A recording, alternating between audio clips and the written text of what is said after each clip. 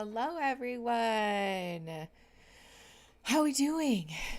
Happy Friday. Happy Love is Blind Day. How are things? Hello. I saw somebody say snammily earlier, and that's my new favorite word. How are we doing? Hi, Discord. Let's see. Oh, can you not hear me in Discord? It says that my little thing is working. Unless I muted it. Hello. Hi, Whoosh. Hi, Rainy. You don't hear anything either? Discord, what the hell? Why are you this way? Okay, how's that? Is that working now? Oh, good. I thought it was my speakers. What? Can you guys hear me on YouTube? Hi. Oh, Punkin, are you in the chat already? Simpin first, not I, Punkin. Okay, hold, please.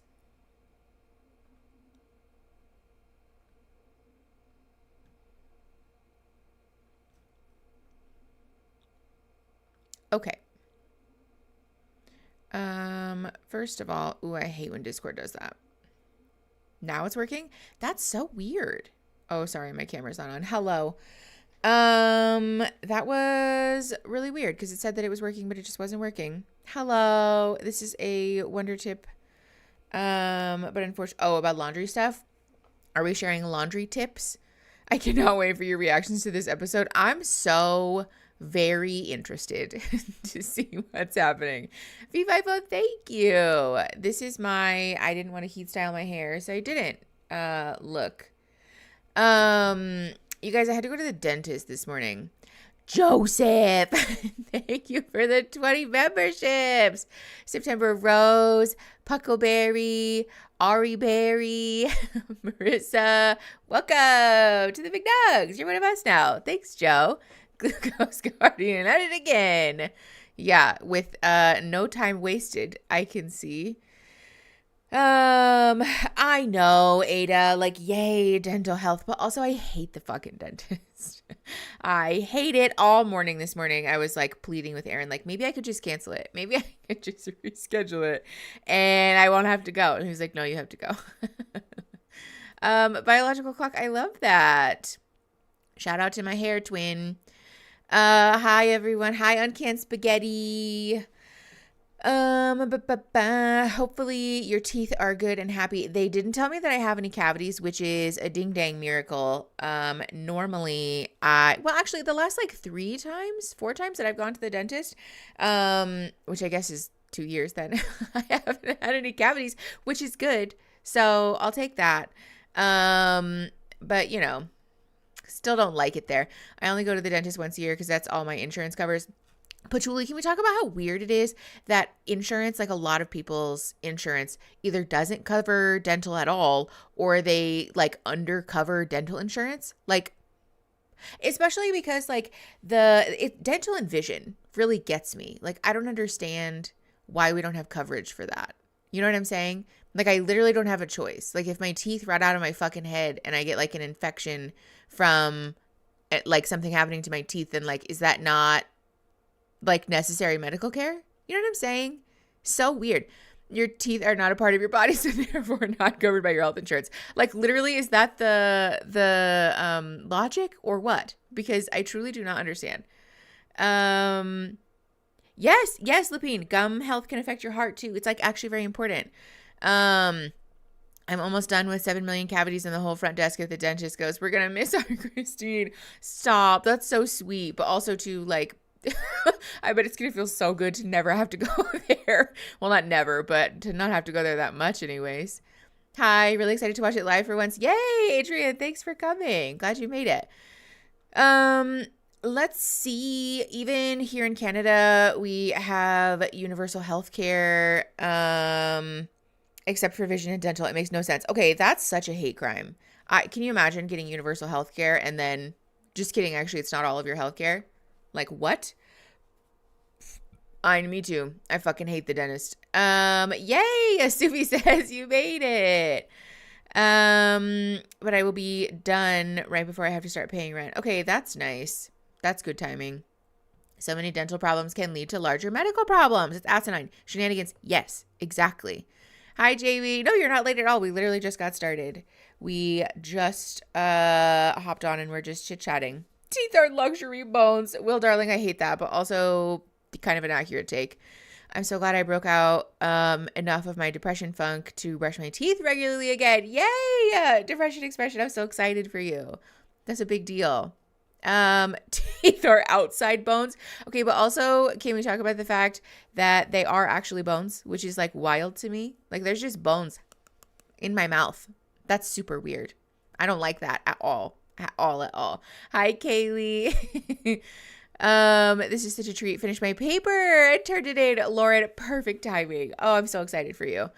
It's like we don't need our glasses and contacts. Yes, Zoe. I was telling the optometrist when I went for my most recent eye exam that like I'm literally a danger to myself and to others without my contact lenses in. So like, tell me again why this is not covered by my health insurance. And also that like most vision insurance is also ass anyways. Like the coverage that we get for contact lenses is like so bad. It takes like $100 off the top. So every time I go buy contact lenses, I'm like, we're spending money out of savings because like I truly like, where am I supposed to get all this money from? Who can afford that? Like, what is that? Are you on live chat? No, Christine. Thank you. You're such a beautiful human being inside and out. You too. Thank you for the reminder about live chat. Hold on, I'm switching it. Live chat. Let's see. I only want to see bones at the taxidermy shop. Miss Mothman, that is such a take. But also, you're not wrong. Did you see Dave, aka Bethy and Dave, aka Girl Define, revealed he has been, yes, deconstructing from Christianity and no longer considers himself religious. I did see that. I am planning on talking about it. We just haven't gotten around to it, It's Love is Blind season. It's busy. I'll get to it when I get to it. Yes, exactly, Reese. Like, you don't need to see, but if you want to, that'll be $1,000. Literally. Allie. Mickey's showing us their bones. Hi, Ratty. I'm excited to watch these episodes. Hi, Gabby. Thanks for coming. My spouse and I are in debt from him needing emergency dental work. We have dental insurance. See, that's what I'm talking about. Stay snazzy. Because also, too, like, if you have, like, a serious problem, then, like, what are you meant to do about it? You know what I'm saying? Like, you can't not get it fixed. You can't not, like, address it. You just have to, like, I don't know, find money from somewhere imaginary. Lapine in Discord said Puritan culture, but you get slut shamed for showing your wet mouth bones. Too real. I'm going to the dentist this month. Oh, Isabella, I hope that it's good and easy and quick and that it's like, something you just like don't even notice. It took me a sec to notice the sarcasm. Me always. Will you be covering Seeking Sister Wife? I've heard of this, but I don't know. I mean, I guess it depends. Like, I'm probably going to put a poll up after we finish Love is Blind. We still need to address what the fuck I'm going to do about couple to throuple. So, TBD, question mark. Yeah, my partner needed serious surgery for his ear and they tried to consider it cosmetic. Teresa, that's ass. That's so annoying. I'm so sorry. But I think too much about teeth. I think about the horrific Teen Titans Go episode. Oh no. Depression expression. That's so cursed. Imaginary money is what I call the change I find in my purse. Aaron and I call cash Monopoly money because we never have cash because like neither of us work a job where we get cash anymore. And so now anytime we do have cash, it feels like fake money. It feels like Monopoly money. We're like, hee, free stuff, even though it's not. And that's silly. It feels that way. I'm so happy for this stream. Highlighted my Friday. Captain Quesadilla, that's so sweet. I'm glad you're here. Becca, we just got started, so you are hardly late. 10 minutes of it is the pre-stream stuff and Aaron's kick-ass music, and then me vamping. So don't even worry about it. Is it okay to acknowledge, hold on, I missed it, what happened in the Sister Wives universe this week? So Amanda, like, I don't want to tell people that they're not allowed to talk about it, obviously, because I know people are going to have feelings about it, but I do also want to be very careful.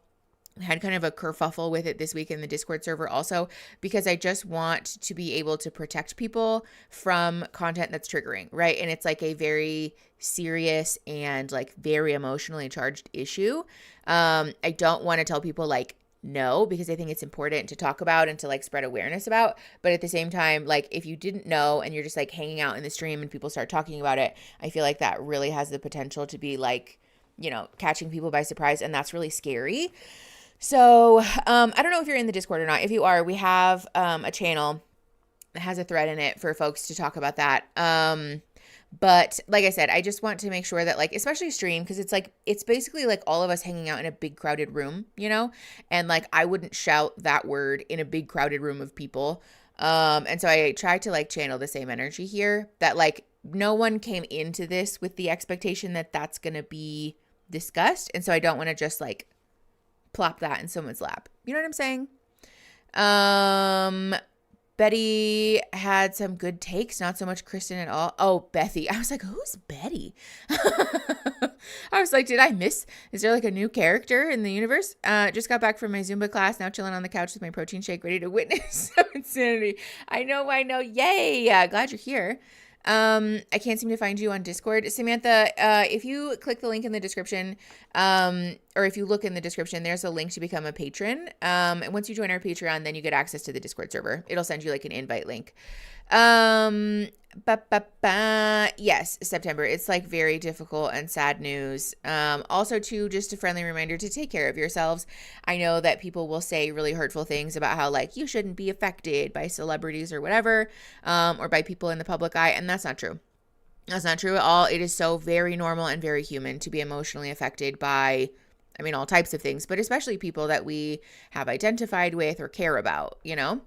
Briley, thank you for the $4.99. Pass the nugs. First time I've made it in real time. You're sunshine. I've watched every replay. Briley, thank you for coming. I'm glad you made the live. And that's also the nicest compliment. Thank you so much.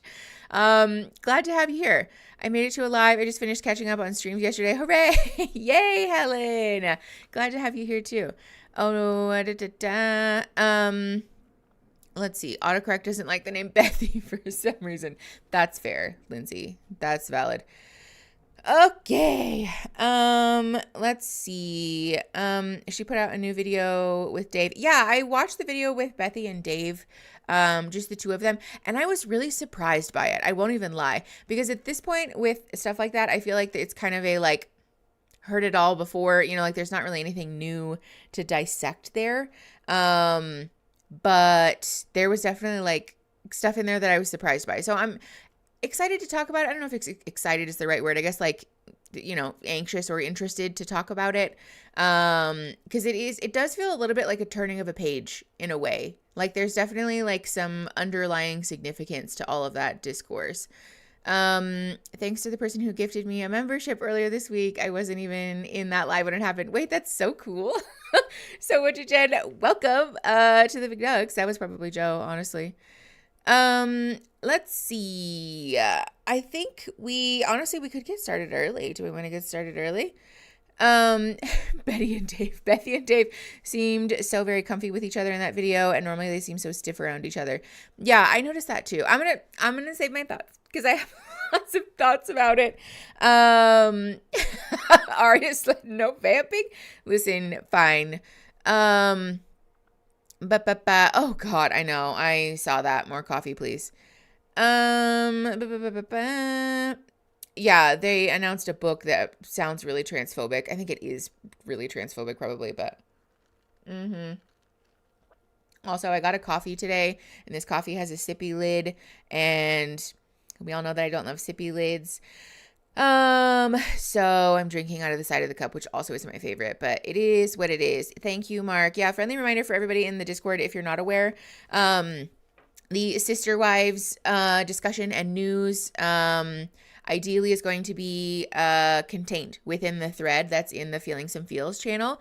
Again, so that we are making sure that if people are being made aware of that news or that discussion, it's because they've made the conscious choice to enter a space where they are aware that that's going to happen there, and they've like consented for that to happen, basically. I know, Daphne, I want more coffee. But also, real talk, my mouth hurts. Like, getting my teeth cleaned, my fucking teeth feel like they're going to fall out of my head every time. And I know that that's probably bad because it just means that I have bad oral hygiene, but like, it's true. Natty said, my sister found out I had gallbladder disease through a Snapchat of me in the hospital. Oh no, with the caption, hot girls have tummy issues. Natty, iconic and really funny, but also, oh my God, I hope that you're okay. Are you feeling better? Hi, Jess. Also, can I address the class briefly? I took a lot from last week's conversation about astrology and the conversation about it being okay to move through modalities that aren't 100% science-based. Oh, Tungsten's mama, I'm so glad. That's encouraging. Thank you. I was just super mad that I missed my midterms. Oh, that's so frustrating. So happy that I'm not crazy though. Okay. So real though, especially when people have been subjected to like medical gaslighting and things like that. You do kind of get to a point where you're like, is it me? Or like, you know, you can feel like it's hard to trust yourself sometimes. So I'm glad that you got that validation, because gallbladder pain is like truly the worst. It's really, really awful. It got me thinking a lot about my history with witchcraft, and I'm working on moving back towards my nature witch background that I've left behind for years. Toksh's mom. I'm excited for you. I hope that that feels fulfilling and life-giving. I truly am like such a proponent of people finding outlets and like, you know, just like any, like, not spirituality necessarily, because I don't think everybody needs a spirituality, but I do think that like when we're able to engage with something like that healthily and safely, that can really be like a benefit, like a compliment to your life, you know? That's true, Stay Snazzy. Hot girls do have tummy issues. There is that Venn diagram is a circle. So, you know, write that down. Just got your thanks for the gifted membership. Mountain, welcome. Or Crystal, sorry, welcome. You're a big dog now. Thanks for coming. I should probably make some coffee for myself. My ADHD meds. Oh my God. You got, thank you, Reese. Oh my God. I'm sorry that yours are on back order. That's ass. But I did just remember that I need to take mine. Be right back. Hold on, everybody. Just talk amongst yourselves. Just say nice things to each other. Be right back.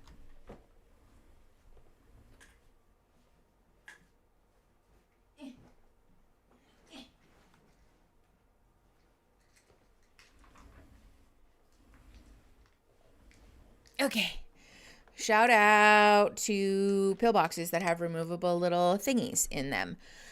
This is also a friendly reminder to take your meds if you haven't taken them yet today, or if you forgot, because they're important and they're good for you. Joe, thank you for the 5 memberships. I love that one of our mods just got gifted a membership. Iconic. Okay, hold on. Meds.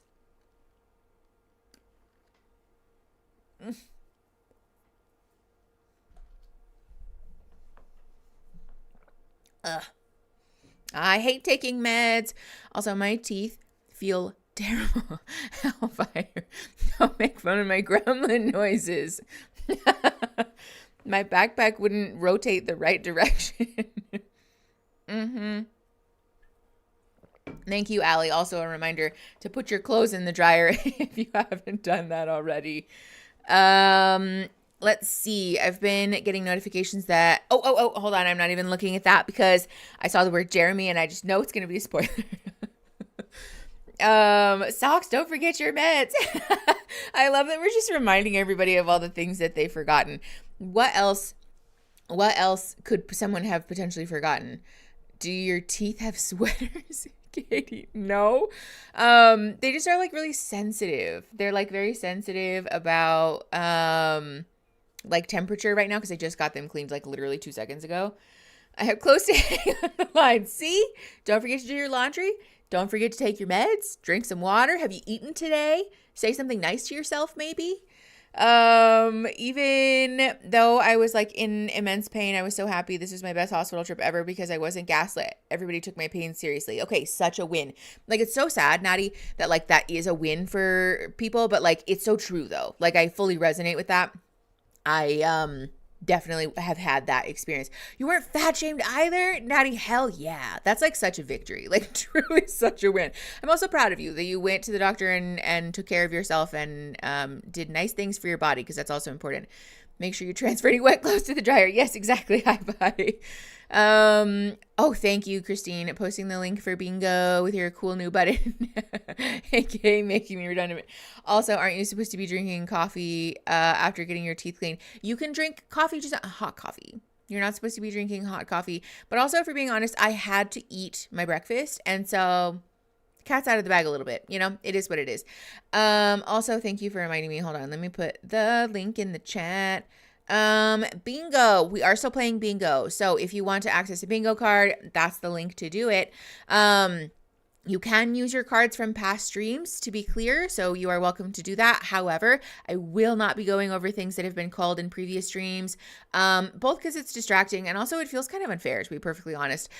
So first of all, because there's lots of repeats in Love is Blind, you're likely to get a bunch of the stuff that was called last time anyways, but also this one is the biggin. It's the biggie. It's the finale. This is your last episode, except for maybe the reunion. Do we want to play bingo for the reunion? What are our thoughts about that? Please sound off in the chat.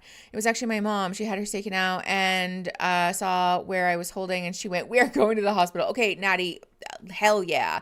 Shout out to your mom, because that's truly the support we all need in our lives. I had so many tummy issues recently. I took some pills to help with diarrhea, but they gave me constipation. And then after several days, I took laxatives, and back where I started. No, the like tummy troubles cycle is so frustrating. I'm sure I was already subbed, but I've been dying to get into the chat to say that my teeth are actually tightly packed and calcified. Teeth are tightly packed and calcified hair strands? Please don't tell me that. Please don't tell me that, Professor Guy. Put those words back in your mouth. I refuse. I refuse to take that feedback. Also, you could probably just watch the replays and do your bingo card that way. Yes, but anybody who is playing bingo and wants to play for a prize can only win while we're live. So there's no like prize winning happening from replays. Because the reality is you could sit and like binge the streams, and then win like 8 prizes, which like is fine, right? Like they're just stickers, but I do feel like it's kind of unfair to the people who are in the live and stuff. Your tree tattoo that is your left inner wrist. Wait, what about it? Yeah, please tell me that's not true. I refuse to believe that. Put that thing back where, yes, Max, exactly. Put that thing back where it came from, or so help me. I refuse to acknowledge that existence. I'm not doing that. Yeah, Travis, exactly. Reunion bingo, Vanessa redirects contestant talking about triggered trauma to show how the show helped someone work through their trauma. Oh, God. So do we want to do a separate bingo sheet for the reunion then? Or what are our thoughts? Do we want to just continue with the same bingo all the way through the reunion and then we'll do the big prize reveal? Or do we want to do new bingo squares for the reunion specifically? Specialized for the reunion would be great. Okay, yeah, new squares. Love, love, love. It's the upcoming company play. New bingo. Okay, great. Hold on. I've been thinking if it isn't too much work, it would make sense to make different bingo rounds for while they're in the pods and while they're out of the pods. A lot of these spaces are only applicable to in-pods activity. We did think about that. Also, to be clear, I can't see your username because Discord truncates them while I'm streaming. So all I can see is an A. So I feel like I know who you are, but I don't want to call you the wrong name. But we did think about that. But the thing is that like managing bingo is already kind of like mentally fatiguing, to be perfectly honest, and especially because the mods bear the brunt of like, you know, did that get called, or did this get called, or like, you know, mark that off on the spreadsheet. I didn't want to put them through the ringer because our mods are lovely volunteers who share their time with us purely because they like being here. So we tried to streamline to make it as easy as possible. I know the baby stuff for the reunion is going to be just awful. Oh, it's going to be terrible. Yes, exactly. Be nice to the mods. We love you. Yes. Ooh, Lapine. That's so much cat money. If you guys haven't played Pal World with us, by the way, if you're in the Discord and you haven't played Pal World with us, like, what are you waiting for? Because we be doing the most. We're just like having so much fun playing in our silly little server. We are planning on starting a new one too, actually, of a like easier, like a beginner server, so that people who want to play with us that haven't played before don't feel like they're drinking from a fire hose with all of us who are like level 45 and 50 now. You are now Christine. Oh, I hate that. Saying that out loud. Christine is so bad. I literally love it. I feel like that type of tree has a deeper meaning than I learned once. Oh, thank you. Tell me why I just had to check my arm. I don't know if you can see it really because it's like backwards. Also, you guys, oh my God, I booked a tattoo appointment. It's official. I'm going to go finish my sleeve. Because the farthest that I got was like this cute little lady down here and my little fried egg portal. Oh, also, have I showed you guys my lizard astronaut? Is he not the cutest? I love him so much. Yes, Professor Kai. So the Discord you'll get access to in your welcome email when you join the Patreon. I know, Max. He's so good. I have so many ideas for the bingo. Someone says I've grown so much and did therapy. Oh no, Corolla, that's a good idea. Here's what we'll do. So we're going to make a crowdsourced bingo sheet for the reunion specifically. And then anybody who wins that will also get added to the big prize pool. Because the way that we're doing this time is that I see you guys asking for a tattoo tour. Let me finish my other sleeve. Because I feel like every time I do a tattoo tour, it's when I'm like literally in the middle of doing something and then I'm going to have new stuff that people are going to ask questions about. So let me finish my arm and then we'll do a full tattoo tour. You guys can see it. There is one up on the Discord though, or the Patreon, I mean. What I was saying though, is that we are doing the small prizes. We're playing for sticker pack. So today we're playing for sticker pack B, by the way, which is the big dog sticker. I don't think I have very many of the pack B on my water bottle. But it's the big dog sticker, maybe it's the hydrate or die one. And then echelon, I think, is the pack B. But we will be playing for sticker packs alternately for every stream. And then at the end, anybody who has won bingo in the entire time that we've played bingo will get their name put on a wheel. And we're going to spin the wheel. And then we'll draw for big prizes. We have 2 sets of Love is Blind wine glasses that say Champion of the McNugs, and I love them. And then we also have 2 tote bags that say There's a Lot to Unpack Here, which, of course, we also love. So, hi. Yes, CM, we can see you. I'm a bit behind watching 2 times speed, but on the topic of tummy issues. I'm a sonographer and pain is often related to pathology of the liver, GB, and pancreas. So I definitely recommend getting an ABD ultrasound. Oh, what is that? Hi, Nugget. Thanks for coming. The chat is really fast. Yes, the chat is really fast. Thank you, Natty. I'm really excited about them. I posted pictures of them in the bingo channel on Discord if you want to see, because they're great and I love them. Hi, Jessica. Excited to be here too. Thanks for coming, my friend. Let's see. Yes, Mark, I agree. Draw for prizes should be a reunion activity because I want to do it live. We will have to take a brief break, probably after we finish the reunion, just so that I can get everybody's name on the wheel. But, you know, I agree with you. Just got out of my meeting. So happy to hang with y'all. Lenny, yay! Not being in a meeting sounds this sounds much more fun. The abdominal ultrasound. Got it. That makes sense that if you're having issues with things that are in your abdomen, you should get an abdominal ultrasound. I probably could have put those pieces together. You posted the bingo link, but forgot to pin it. No! All right, hold on. I'll post it again. That's true, Christine. My meds have definitely not hit yet. Because also I feel like my chest or my heart's going to beat out of my chest, when my meds do hit. So, which is probably not good, but you know, take it up with my psychiatrist. That would be fun live. I think so too, Jess. We love not being in meetings here. Yes, we do.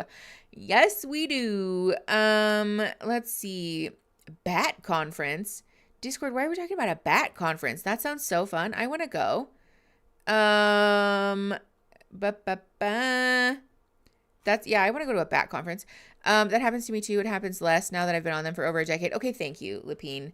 I was like, maybe it's just because they upped my dosage, but it is going away. Like over time, it's getting less severe. So I was like, that has to be a good sign, right? I finally got alive. I'm so excited. DT, yay! Thanks for coming. What's a polite way to tell my downstairs neighbor to play their guitar more quietly? The repetition of the noise is breaking my brain. I mean, if you have their phone number, you could just text them, or you could like leave a little note, or something. Oh, Loaf, did you like it? Because the Liquid Death, Dead Billionaire is so good. So good. I want to go there. A bad conference it is. That's what I'm saying. I want to go to there. I face planted today, in case anyone is still wondering if gravity works. Arwen's Rose, R.I.P. Ow. Face planting is like truly, there's just no good way. That and tripping, there's no good way to come back from that. Search makes me feel better. I'm glad. Also, we do have a new emote, by the way. I feel like I put it on here. Hold on, let me check. Let me look. We do definitely have, oh yeah, I made a money laundering emote, because Discord bullied me into it. So you're welcome for that. Yeah, Stephanie.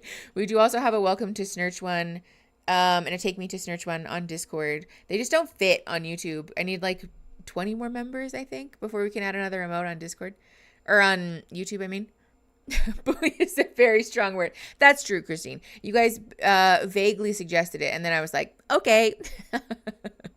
Your Patreon tiers are so cute. Oh, thank you. I'm gonna get my broke college coins together. That's so kind. Thank you so much. But also, I've said this from the beginning, and I will say it until the end of time. The Discord and channel memberships and all of that stuff, it's extra. It's like bonus stuff. Please know that I am just as happy to have you here, engaging with our free content and hanging out and just like being a part of our little community. I think that's just as fun. And I only want people to spend money on stuff that's like, you know, that like feels okay for you. Live, I know. Yeah, I think Christine's right. Bully is probably a strong word. It was a mild suggestion that I was like, okay, if you say so. I love coming to Snurch on Fridays. Also, hi, Raspberry. I didn't see you come in. Thank you, Jessica. That's very kind of you. I know. Look at our little Gustafer emote. I love him. Also, you know what else I learned today? The dentist, you know how when you go, sometimes they're like, oh, you need to fill out this paperwork. And you're like, okay. I filled out that paperwork today. And one of the questions was, have you started any new medications? And I was like, funny you should ask. I have. And so I wrote down like my little Adderall and whatever. And they were like, oh, are you experiencing dry mouth? And I was like, actually, now that you say something, like a little bit, because I had noticed it like probably a week or two prior. And I was like, huh, that's really weird. That feels like my mouth is sort of dry and my mouth is not normally like that. And apparently that's like a side effect. I don't know if it's a side effect of Adderall or guanfacine because I'm on both of those, but it's a side effect of one of them. So if you have dry mouth, maybe that's why. Blink 3 times if we should be concerned. Well, now I have to like make sure I don't blink. My meds dry my mouth out a lot. Yeah, this is the first time that I've ever experienced that because that's like new for me. Oh, probably the Adderall. Okay, thank you, Lupine. Normally the dentist actually like comments about how annoying it is that my saliva replenishes itself so fast. When I go to the dentist, they like, you know, they have the sucky tube. Normally they say something about like, wow, I really am like, oh, well, I need a lot of suction, don't you? So, I feel, yes, Melly, it is like weed mouth. It is like weed mouth. Yes, that's exactly the feeling. Oh my God, that's so funny. Can we talk about bras real quick? Yesterday, my shoulders were sick of my bras, but my boobs were like, give me a bra. It was so uncomfortable. Glass colors, I am sending you so much love because it's truly the worst. Like truly, truly the worst. The like simultaneous discomfort of like, I feel like my boobs are hanging off my chest, so I want to put a bra on, but also I hate wearing a bra and I don't want to put a bra on. How about not getting kink shamed by the fucking dentist? Christine, put those words back where they came from. We're so healthy. Oh, yes, Kenzie, why do they complain about things that I can't control? Like, what do you want me to do, dude? Like, I'm sorry. That's a good idea, Hi-Bye, a medication channel on Discord. I'm open to that if enough people want that. Lots of saliva is good because it helps your outside bones recalcify. Wow, I love and hate that. Oh my God, Kat, thank you for the $5. Them commenting on your saliva seems kind of phobic. Thank you, Kat. I think so too, but also thank you for the $5. Thank you for hanging out with us. I appreciate you. Hold on. Let me see whose birthday. Mags, it's your birthday. Oh my God. I hope you have a fabulous birthday. Sending you so much love, my friend. Dry mouth is a common symptom of ADHD meds as well as cavities. So make sure you're going to the dentist. Oh no, don't tell me that. If I get cavities from having dry mouth, I'm gonna riot. They did tell me about this mouthwash that I could buy though. So I think that's probably on the to-do list. Hold on. I saw somebody talking about their breast reduction. Nugget, my breast reduction is 6 years healed and my life is so much easier. Oh, I feel that. I feel that so deeply. I think I'm just now like about 6 months out, but like not really having to wear a real bra is life-changing. Like I basically exist in just little cami bra things now, and it's so nice. Truly the best. Titosaur, thanks for coming. Glad you made it to the live, friend. I loved Concerta, sorry. But I'm allergic to meth. Oh no. Okay, glad Vyvanse exists though. That's also good. It's been already 6 months, just about, I think, because I got it done in October. So November, December, January, February, March. So 5 months. Yeah. I mean, but maybe we should start soon. Yeah, that's probably true. I get cavities all the time, but I have for my whole life, even if before I started meds. Okay, Katie, same. I didn't have access to like regular or good quality dental care for for some of my life. And like, that's not my fault. So, also I had a wicked eating disorder for like 10 years, probably like a really long time. So it is what it is, things with xylitol help with dry mouth. Just keep it away from pets. Thank you, Upset Baguette, because that was literally the first thing that I thought. I was like, isn't that poisonous to dogs? Because people talk about that all the time in peanut butter.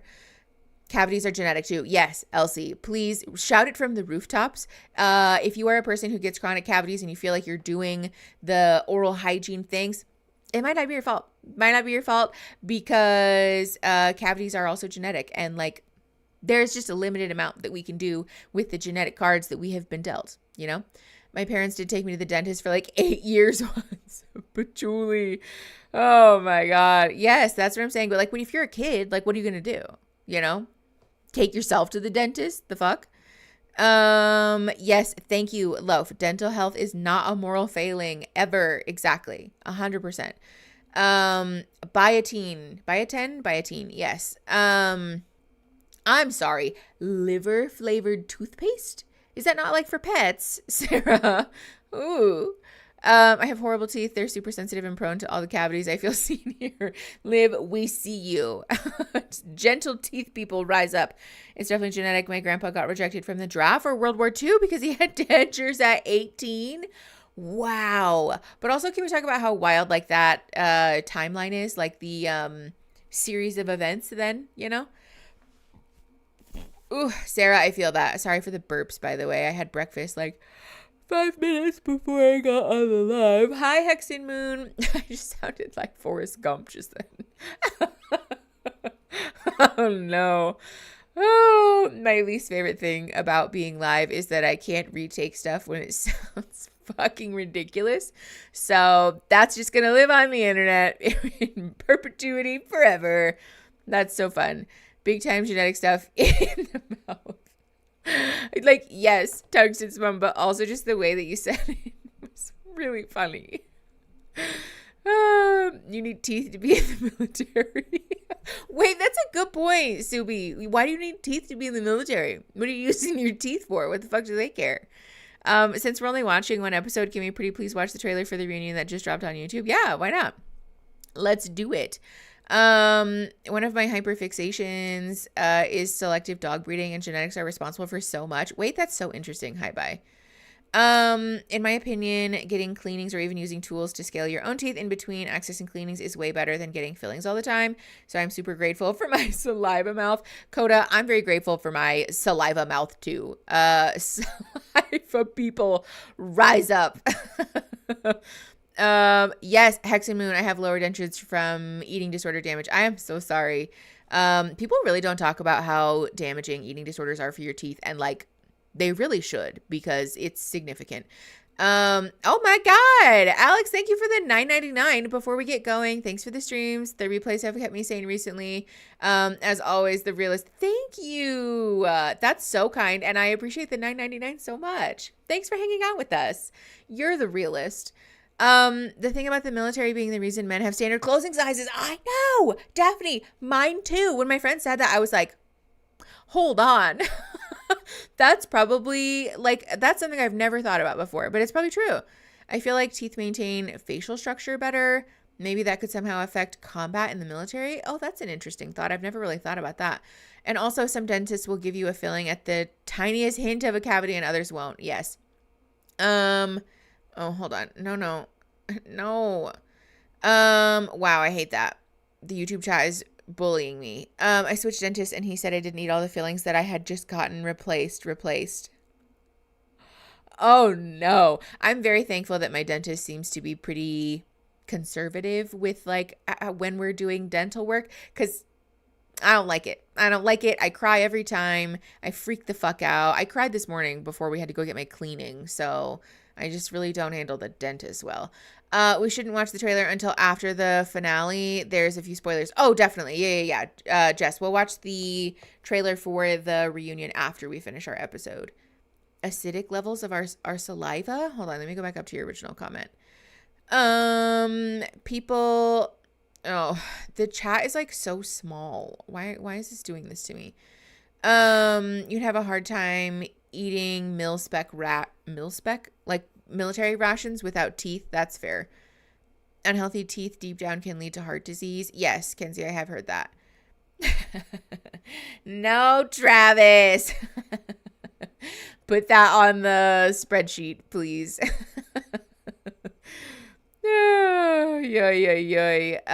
Not to be a conspiracy theorist, but I think when dental businesses find out I have government insurance, suddenly they find a lot of cavities.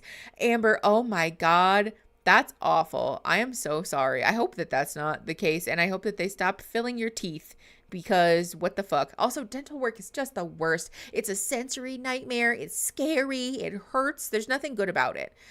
Can you pop out the chat to make it real large? Yes. Except that I have like 5 windows open.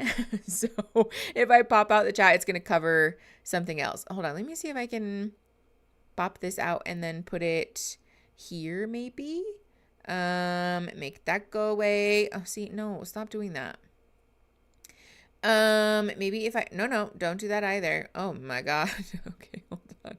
I'm going to get it. I'm going to get you. Okay, there we go. Oy. That's a little better. I'm not mad at that. Mil-spec military rations, hardtack, especially during, Elizabeth, that's a good point. During World War II when they were eating that hard ass bread and stuff. That's probably true. Happy. Sorry for the vamping.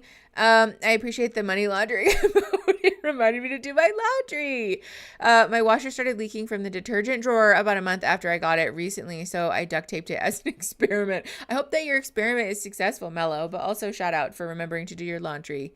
Yes, Tinosaur, earplugs make it louder. Like, earplugs do not help. Music does not help. And also, too, for me, there's an aspect of anxiety in having one of my senses cut off, where like now I feel like I can't hear things. And so I feel like I can't like perceive my surroundings appropriately, which makes me even more anxious. And so I have no choice but to just like sit through the noise of someone grinding what is apparently my calcified hairs inside my mouth. Also, yes, we can get cat cam. Look at that baby. Look at that little baby. She's so cute. I know the mean girl to nurse pipeline is so real. To be clear, not every mean girl or not every nurse was a mean girl, but there's a high crossover though. I don't care what the reason is. I'd take any free pass to dodge the draft and dying for imperialism. That's what I thought too. Free Palestine. Okay. I'm also anxious and want to watch, but I'm going to have to leave. I'm sorry, Abby. We do kind of do this though, to be fair. It has been about an hour though. We really probably should get started. I know. Isn't she so cute? I love her so much. Let me see. Hold on. Are you still accepting cat cam videos? I forgot to upload mine a couple weeks back. Yes. I think it's still posted in the announcements channel on Discord. If not, somebody remind me after stream and I'll post it again so that you guys can see it. And if you want to send me, cat cam footage, pet footage, duck footage, what have you, feel free to send it to retransfer. Although I don't know, just like stay tuned because I'm going to have to download it after you send it and make sure that it worked. Because last time, like almost all of the files were corrupted and I don't understand why. So, I hate the idea of being unaware of my surroundings, all those horror stories about what could happen under anesthesia. Yeah, Zoe. But like, I'm just like that generally too, though, and like just out in the world, it also gives me anxiety. Hi, Hattie. We are watching the finale today. So I think this is episode 12. Yeah, episode 12. Hearing about your guys' expensive ass dentist shit. I just got so glad I live in Norway where dentist care is free from age 0 to 18.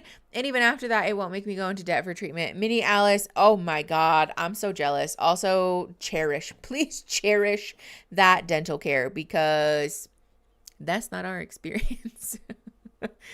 Let's see. I guess I'm moving to Norway. Yeah. Word.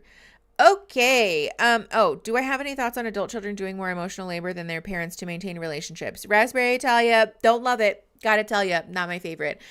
We've talked on the channel before about how, in my opinion, the work in, especially like a parent or being a parent is, maintaining the relationship with your children, right? Like your kids should not be the people who have to be continually reaching out to you and maintaining a relationship with you. Why am I running over? I'm running something over with my chair. Oh, it's just the carpet. And so if you are having to do all the running around and situating and all the stuff just to maintain a relationship with your parents, that's not really fair and like potentially not a great sign, Okay. Yes, Christine. They are so cute and I would love to share them with the world, but it was corrupted. It literally just said like, I don't remember what the file type was. It was really weird. So if you want to send Bunny and Kaylee footage again, please do. And I will double check it and then make sure that it gets either fixed or addressed or something. Oh my God, Morgan, your cat is so cute. Okay. Mm-hmm. Isn't it so funny how our hands do weird things? Because anytime I hold my cup like this, my finger wants to stick straight out. And I don't understand why. I like try to fix it so that it doesn't do that. But it's like a weird, it must be the way that the tendons are in your hand or something. Okay. Anyways, let's get into it. So we are watching episode 12 of season 6 of Love is Blind today, which is called Meet Me at the Altar. What an original title. We are going to be watching the episode at 1.25 speed, first of all, because I have ADHD and also everybody else here likes it. So That's what we're doing. I also have the overlay over the footage because I have to. I literally don't have a choice. But if you want to watch it without the overlay, you can watch it in our Discord stream room, and you get access to the Discord by becoming one of our patrons. The link to join our Patreon is in the description as always. But also please be aware that the episodes will not be available without the overlay for replays. So if you're not watching it live in Discord in the stream room with the overlay gone, you can't watch it anywhere else. There are no replays available without the overlay. I am very sorry. Listen, I tried. I really did. It didn't work. And actually all it did was crash my OBS. And I had to uninstall it and reinstall it. So, that said, I will have the overlay scooted up a little bit so that you guys can see the subtitles and also the timestamps, which I will be announcing as we press play and pause. And so if you want to sync your own device at home to watch along with me, then you can do that too. I do that with my pinky and I feel very silly all the time. I can't help it. Thank you, Liv. I don't know what it is about my little fingies that do that. Meet Me at the Altar is actually a really good band. Highly recommend. Oh, I've never heard of that, Lou. Thank you. Also, hi. I didn't see you come in. Not me being somewhat on time. Hi, guys. Maxilla, welcome. YouTube is so stupid with the copyright. I know. It should count as fair use because it's transformative content. It's educational content. It's not like I'm simply uploading just straight footage of the show for people to watch. Like we're literally watching it together for the purpose of talking about the problematic patterns and behaviors and how we can improve that in our own relationships. But fuck me, I guess. Just wanted to say that I did your content. Keep up the good word. Thank you, Ronwise. Ronwise Gamgee, stop. I love your username so much. And also, thank you. That's such a nice compliment. I mentioned my family's new puppy last week, and now he has a name. His name is Sunny. Autistic frog. That's so cute. Lou, yes, you are. We could see you. Give Sunny the puppy lots of love from the McNugs. Yes, please do. Okay. Let's get into the show. We're going to fast forward past the recap because quite frankly, I don't care. And also we've suffered enough. So we're at 2 minutes and 28 seconds. That they have almost 2.5 minutes of recap is truly so rancid. Hi, Eric. Okay. 2 minutes and 28 seconds. We are press and play in 3, 2, 1. So loud. Jesus. How's the volume, by the way? Mine is too loud, but I can turn it down to my headphones. I have no doubt in my mind that you're my person. But are we going to get married? Because I haven't even got a grasp of where you're at. Hold on. Also, before we go any further, I want to make formal predictions so that they are recorded for posterity. There is a person, I did make predictions in my own private life. If you're watching this, that person, you know who you are. I'm changing my mind, which I reserve the right to do. I think Chelsea and Jimmy are going to say yes. I think Clay and AD are going to say no. And I think Johnny and Amy are going to say no. But I think it's going to be Johnny that says no to Amy, and it's going to break her heart. So those are my predictions. What did you change? Is the audio fucked up? Please no. Just a heads up, there's no shortage of music in this episode. Great. Love that for me. I should work on my classwork more. How I switched the chat? Yes, Mackenzie, I did. Oh, that's so annoying. I switched it earlier, but I think when I popped it out to do the little pop out chat. Well, because I made predictions in my private life, and I'm changing my mind now. Do you think that both Clay and AD will say no, or just one? I think it's going to be Clay who says no. Yeah, because I initially said that Clay and AD were going to say yes, and that Chelsea and Jimmy would say yes. That Johnny and Amy were going to say yes, but that Chelsea and Jimmy would say no. And I'm flipping and reversing it. I think it's going to be the opposite. I've said it before. I'll say it again. If you're not 100% sure that the person you're marrying wants to marry you, you probably shouldn't marry them. Amber, yes, exactly. That's the whole crux of why this show is the worst. Llama, yes. Professor Kai, no, I wish it was live. It's pre-recorded footage, but that is my baby. That is my little kitty cat. We used to have live cat cam back in the day because Echelon would love to climb up on my desk. But we have since moved the streaming setup out of my house because it's just easier without 2 dogs and 2 cats and a husband and Amazon running around making noise. So I think Johnny and Amy are going to be the only yes. Nope. I am going full cynical. I think that Chelsea and Jimmy are going to be the only ones that say yes, and it's going to be like such a hollow and sad yes, because they are just like saying it to say it, basically. Yes, exactly, Maggie. That they'll say yes but not be happy, and that the other 2 couples are going to say no. Did I say cuppers? We're done. We're moving on. Let's keep going. 3 minutes and 1 second. We're pressing play. In 3, 2, 1.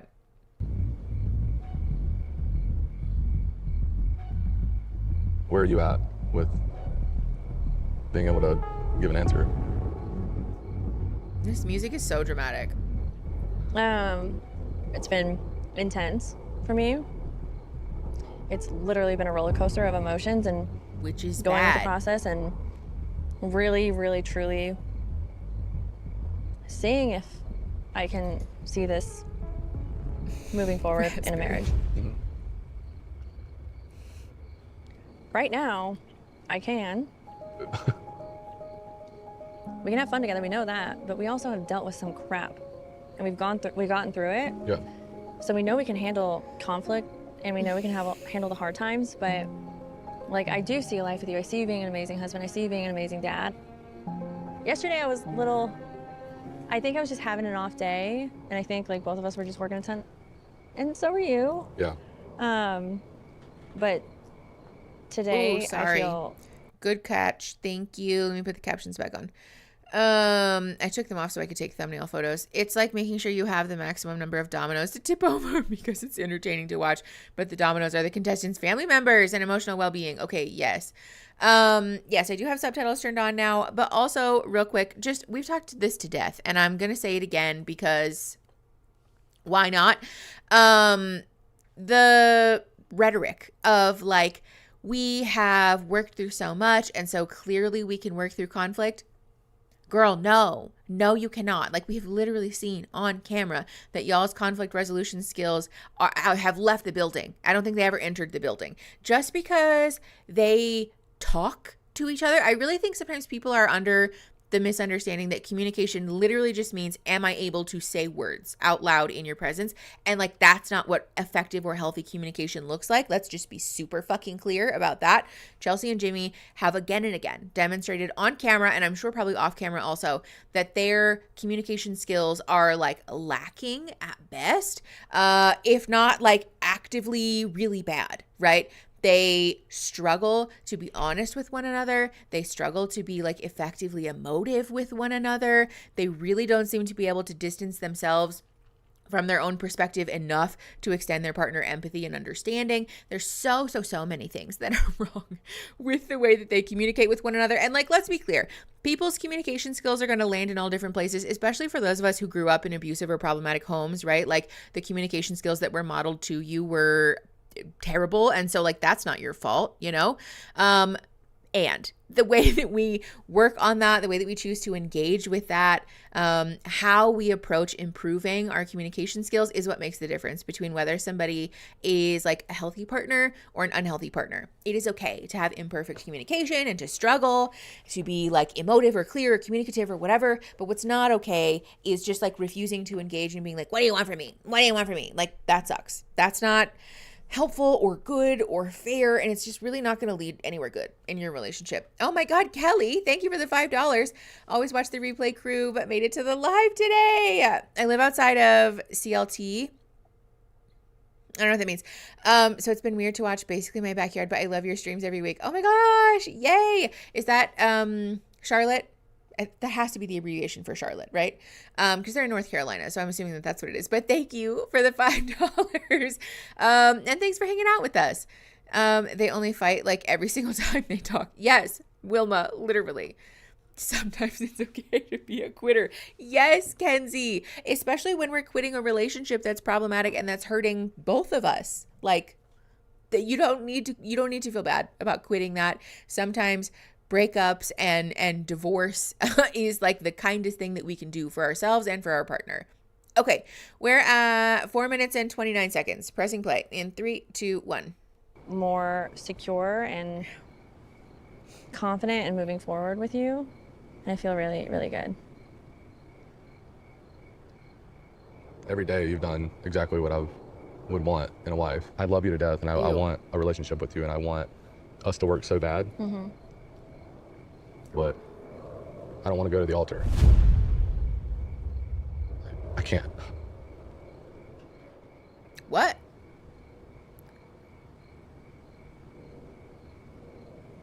Okay. The day before.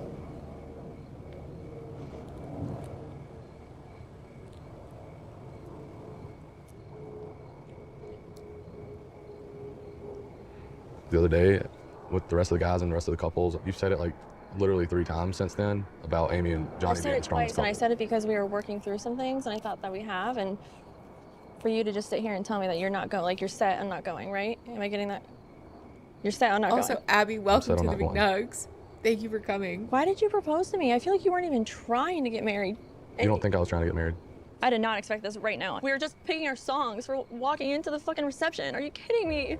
Why did you treat me like you did today? We had the best day today. Why didn't you tell me then? Why did you waste my time coming here? Because you just wanted to do this? The only opportunity is to tell you when I feel it. I feel like you've known you were going to say no this entire time, and you just wasted my time. You told me 2 weeks ago that you thought that I didn't love you. And then I took a step back and said, I'm willing to try because I love you that much. Like, I love you. I love you too. When you know, I do you love know. But you saying like, I love you, but not enough. I'm not saying I don't, I'm That's saying, what it sounds like. I'm not saying that it's, I love you. I think the world of you. I was so optimistic when I started this process that if I put myself out there, I would find my person. That led me to you. That's the greatest thing I've ever done single-handedly. It was hard, but it was the greatest thing I've ever done. And before that damn argument, I was so set. Oh my gosh, Kate, before you lied to me, before you did, just called me clingy, before you did everything to me that I've gone through the ringer for you, I'm like walking on eggshells with you. I can't tell you things that hurt my feelings because you get so upset. Like what? That's not true. Okay. Like, you're so set on not going because of our one argument. I'm just like, that is blowing my mind. It's not. Okay, we are condensing it down to one argument, but it's like 5 or 6. Both of these people are driving me fucking bananas, dude. Wait, can you guys not hear me? Is my mic not working? Also, my eyebrow's all red because it's itchy as fuck and I cannot stop touching it. For real, what is this? What is this? The fact that she is like begging him to stay is like, first of all, so, like, girl, stop. Like, please stop doing that because there's no good reason for you to be in a relationship with someone that doesn't want to be with you. Like, we are at this point, who just gifted memberships? Eves. Oh my God. Thank you for the 5 memberships.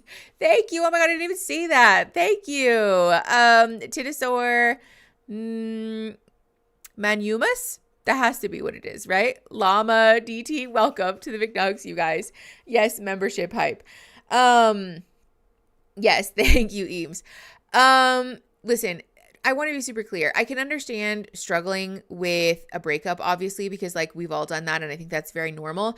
But again, I just want to be clear. If somebody's made it obvious to you that they don't want to be with you, the last thing that we need to do is be trying to convince that person to stay, right? Like, this is what we saw them do the last time that they argued, where it was like the writing on the wall was very obvious that Chelsea and Jimmy are like not compatible, but also just like, I don't think very happy. And for them to continue trying to resuscitate this like dead body of a relationship is just really painful for everyone involved. Like, let it go. Just let it go and like accept that, grieve that. But like, truly, we really don't need to be doing this.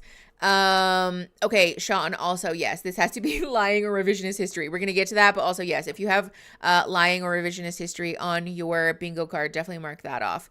Lupine, I saw you tagged me in something. Hold on.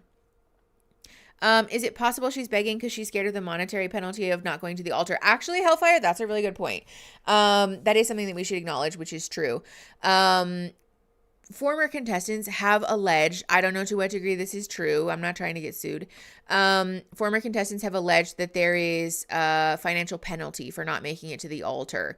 So it is entirely possible that it's that, right? I will say, I think I have slightly less of a like benefit of the doubt attitude towards Chelsea because we saw her do this last time. Break binaries, welcome to the McNugs. Thanks for coming, my friend. Glad to have you. So I think Chelsea's track record here sort of precedes her in that regard. Was it Dead Bones? Alexandra is both. What day and time are the regular streams, please? I found Mickey through a BetterHelp video, binged your channel, and apparently didn't sub. I didn't know about live, my ADHD brain. Thanks to you. Hi, Professor Kai. Well, again, we stream every Friday at noon. So besides this, besides the like, please don't try to latch on to someone who obviously doesn't want to be in a relationship with you. The fact that Jimmy did take her on this whole date and do this whole thing is like so cold-blooded. Like truly, I do not understand or resonate with that attitude or choice to just be like we're playing a game all day and like lulling her into this false sense of security only for a smackdown to happen at the end of the night. Moose, that is true. It's entirely possible that production put him up to this or that there were producer expectations in regards to their activity. However, I have said this from the beginning and I stand by the fact that if there is like a breakup looming and you know that you are going to say no, the kind thing to do is to try to leave some warnings, right? Like anything, something, send a text message. Like I know that these people are being filmed a lot and like to a degree their privacy is being violated, I would say most of the time. And also I do think it's possible to give some kind of a like, I don't know, advanced warning, right? I just really disagree with this idea that him playing along and like doing the happy family thing all day isn't his fault, right? Like I don't love that. Melly said he was really hoping she'd dump him first. It does kind of come across that way. Yes. Hold on. I lost your username again. We've said before that Chelsea and Jimmy are like very much the match made in hell thing. Yes, literally 5 minutes ago, he was saying he was 100% sure that she is his person. That's what I'm talking about. Like that kind of shit is so fucking cold-hearted and mean. This is mean. It's one thing, like, I don't think it's mean or cruel to tell someone, I don't want to get married. I don't want to do this. Cause like, let's be clear. I don't think anybody should be saying yes at the altar on this show. Cause the timeline, in my opinion, is just too fast. But again, there are kind and compassionate ways to handle that. And I really don't think that he's doing that. I can't help but feel so bad for Chelsea because I can empathize with her anxious attachment. And I know she's in so much pain. This doesn't excuse at all her actions, but I hope she gets help. Gabby, I think that's actually a really helpful point, which is that a lot of Chelsea's behavior is really consistent with what we know about anxious attachment. I want to be clear, we can't speak definitively about Chelsea's attachment style because like we don't know the woman. And like I'm a therapist, but I'm not her therapist, right? Like that's inappropriate for me to be like saying that. But when we talk about anxious attachment, generally speaking, there are a lot of these behaviors that can lean towards paranoia and like a desire for repeated validation, this feeling of insecurity, this feeling of fear, this like sort of constant assessing of like, am I safe? Am I going to be abandoned? Right. Which is morally neutral, right? That's not your fault. Usually attachment issues are because your parents or whoever your guardian was, were not good caregivers to you, right? And the work in becoming a safe person for others to be in relationship with is in acknowledging what our wounds are and making an effort to work towards healing, right? So like it isn't her fault if that's what she's experiencing. And also it's still important that we like acknowledge that in ourselves and like still work on those things, you know? It's a really complicated conversation about like simultaneous victimization and like perpetration of harm against others. But I do think it's important, like I said, to be like open to hearing that feedback about ourselves and like making a continual effort to work on it. People on Love is Blind Reddit act like Jimmy is this calm, nice man. Chelsea, don't even get me started, because I appreciate the Love is Blind subreddit like once every 100 years for a well-placed meme, but a lot of the times it's just really, really obviously misogynistic. I saw the other day that somebody drew a cartoon of Chelsea intended to make her look obviously like deformed and so ugly, and like everybody was laughing about how funny, ha ha ha ha, like what a terrible bitch Chelsea is, and just like, are you guys okay? Like, do you need fucking help? First of all, like, this is fan behavior that you guys apparently hate her so much that you're taking all of this time out of your day to draw a comic of her just to shit on her with your imaginary internet points. But also that like we are just continually caught on the like Megan Fox thing. Like Aaron and I have talked about this on the pod. It really irritates the fuck out of me. The like Megan Fox discourse, because it's so obviously misogynistic and also like not useful, right? Like Chelsea has done a lot of things on the show, I would say, that are worthy of critique and feedback, and that are useful for us to dissect and learn from in regards to our own relationships and our own selves. None of them have anything to do with her physical appearance. Like, there's, like I said, there's just like a whole world of things that we could discuss about Chelsea that don't have anything to do with her appearance, and we're just like choosing to not address those because we hate women, I guess. I don't know. It's just really annoying to me.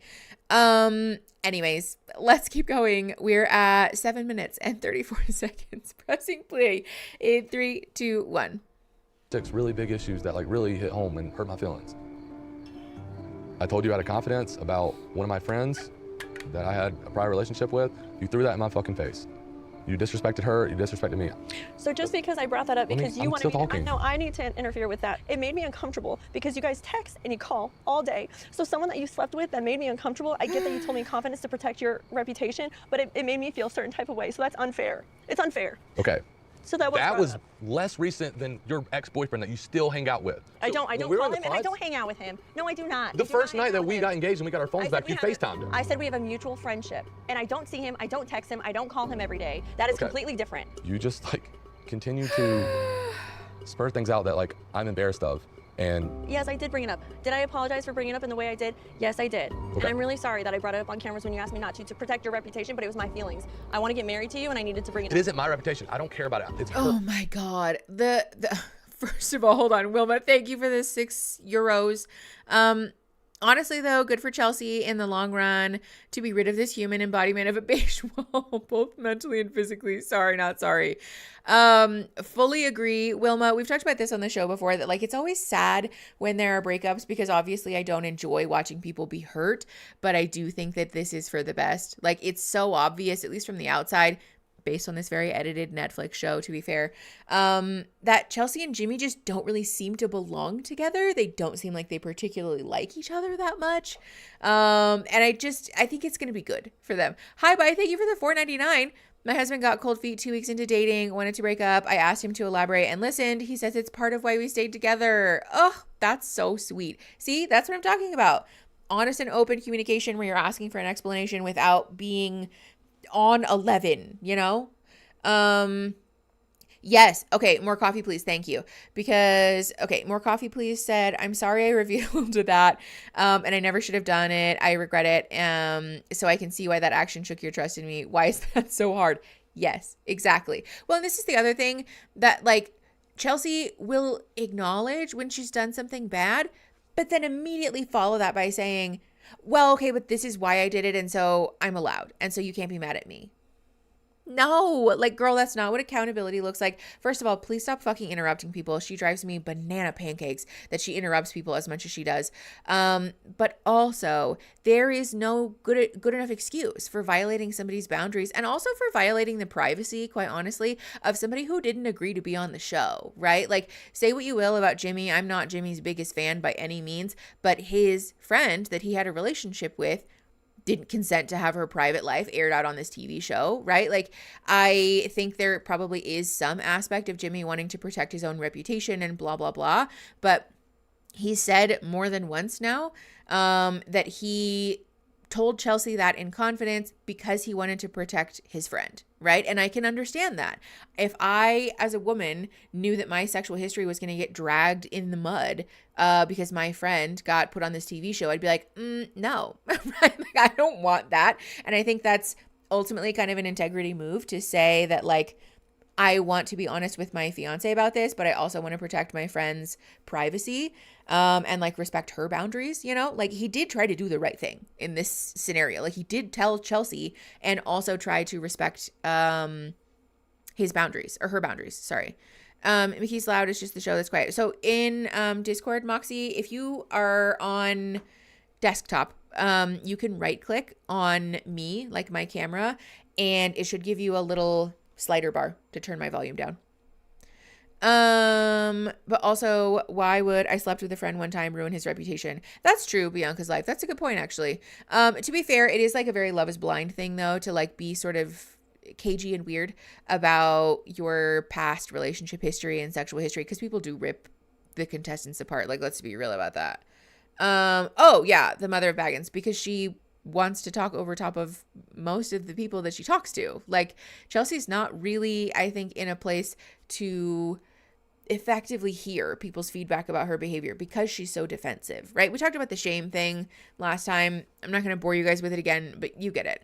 Hi, said we both had to go back to college and would have to be long distance. He freaked out thinking we'd break up later and he'd hurt me more. And I told him that we might break up. We might not. Hi, bye. I'm so glad you guys had that conversation. It may mess with her. She might be private or in a relationship or something. Yes, Jess. Exactly. Yeah, I know, Mark. Discord on desktop is great. Discord on YouTube is, or on mobile is not very good. Okay. I bet Jimmy slept with a friend just the one time while drunk in college. From my understanding, he did indicate that it was a one-time thing. Like, they didn't have a relationship. It was just a sexual encounter, and that was that. Okay, let's keep going. 8 minutes and 47 seconds. Pressing play in 3, 2, 1. That I care about. That's messed up for any future guy that she has anything with or anything she wants. See, there you you go. guys had a little secret little love triangle. Exactly. Like, that makes me reluctant to tell you things, and that's a true problem. And that's what you keep bringing up. So keep going. What else do I do that you can't see yourself marrying me for? Because all I'm saying is that night was such a big step back that I can't fathom marrying you after that. I tried. you know what I think it is? I think it's an excuse. It's not an excuse. So you calling me clingy, you saying that You were being clingy. We're getting married. So over the last couple days. With you the day you called me clingy, Yes. or to say that you didn't want to have sex with me anymore, and I was the one pushing it on you. When did I say that? Really? When did you say that? That you wanted to pull back because I was the one who always wanted to have sex with you, and you didn't want to do that? A disrespect. When did I say that? The night you called me clingy. You got drunk and said that I do not want to be here. You throw in the towel with one issue? That was not one issue. That's marriage. That's marriage. That was not one Marriage issue. is not easy. You broke my trust to the deepest degree. You broke my trust. I didn't so tell the world bad. your deepest, darkest secrets. Your deepest, darkest secrets is fucking your friend? Okay, continue to throw it in my face. Continue to remind me why I'm making the right decision here. It's already, listen. I was so hopeful for us.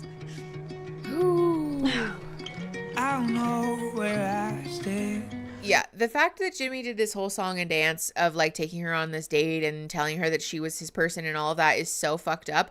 But also, again, I just want to highlight the fact that there's like, if she's talking about all of the problems that she has with him and all this shitty stuff, why are you trying to convince him to get married to you? Like, I can understand feeling sad and feeling hurt and wanting to like even the score and all of that, but like, this is grief that needs to be handled privately, because there's no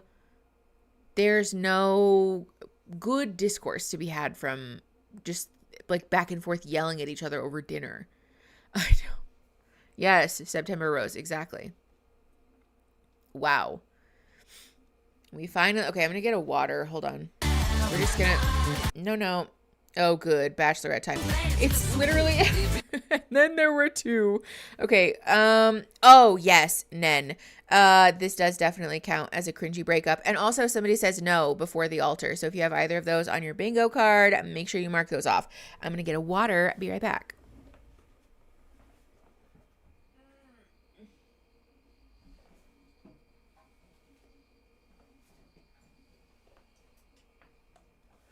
No.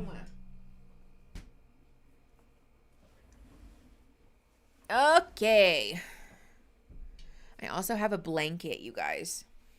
It's rainy and wet outside, so a blanket felt only appropriate.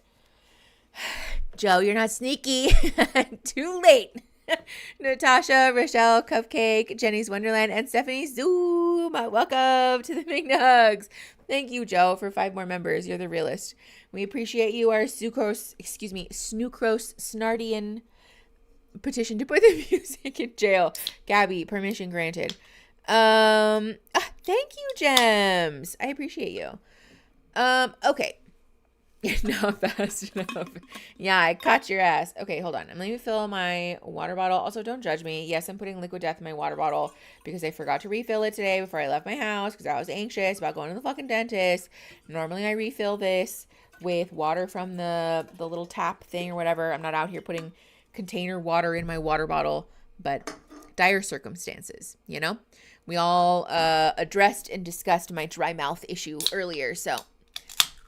I need Mickey to mute kissing sounds or I'm afraid of being vulnerable for bingo. Okay, duly noted. I feel like that's probably definitely coming. So, brief rundown on being cognizant of this. Maybe I struggled on this a lot. Oh, yes. Okay, hold on. 1 second, Mark.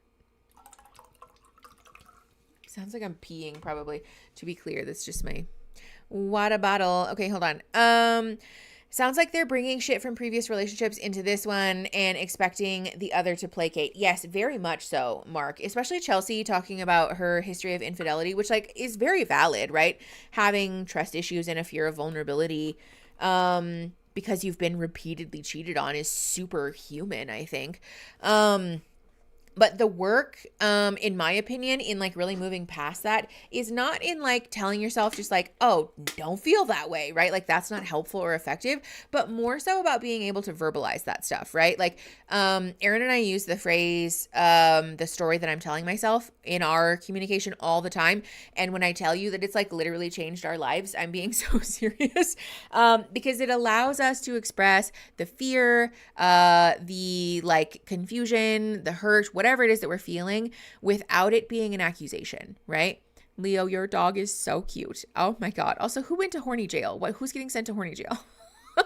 Travis, what did you say?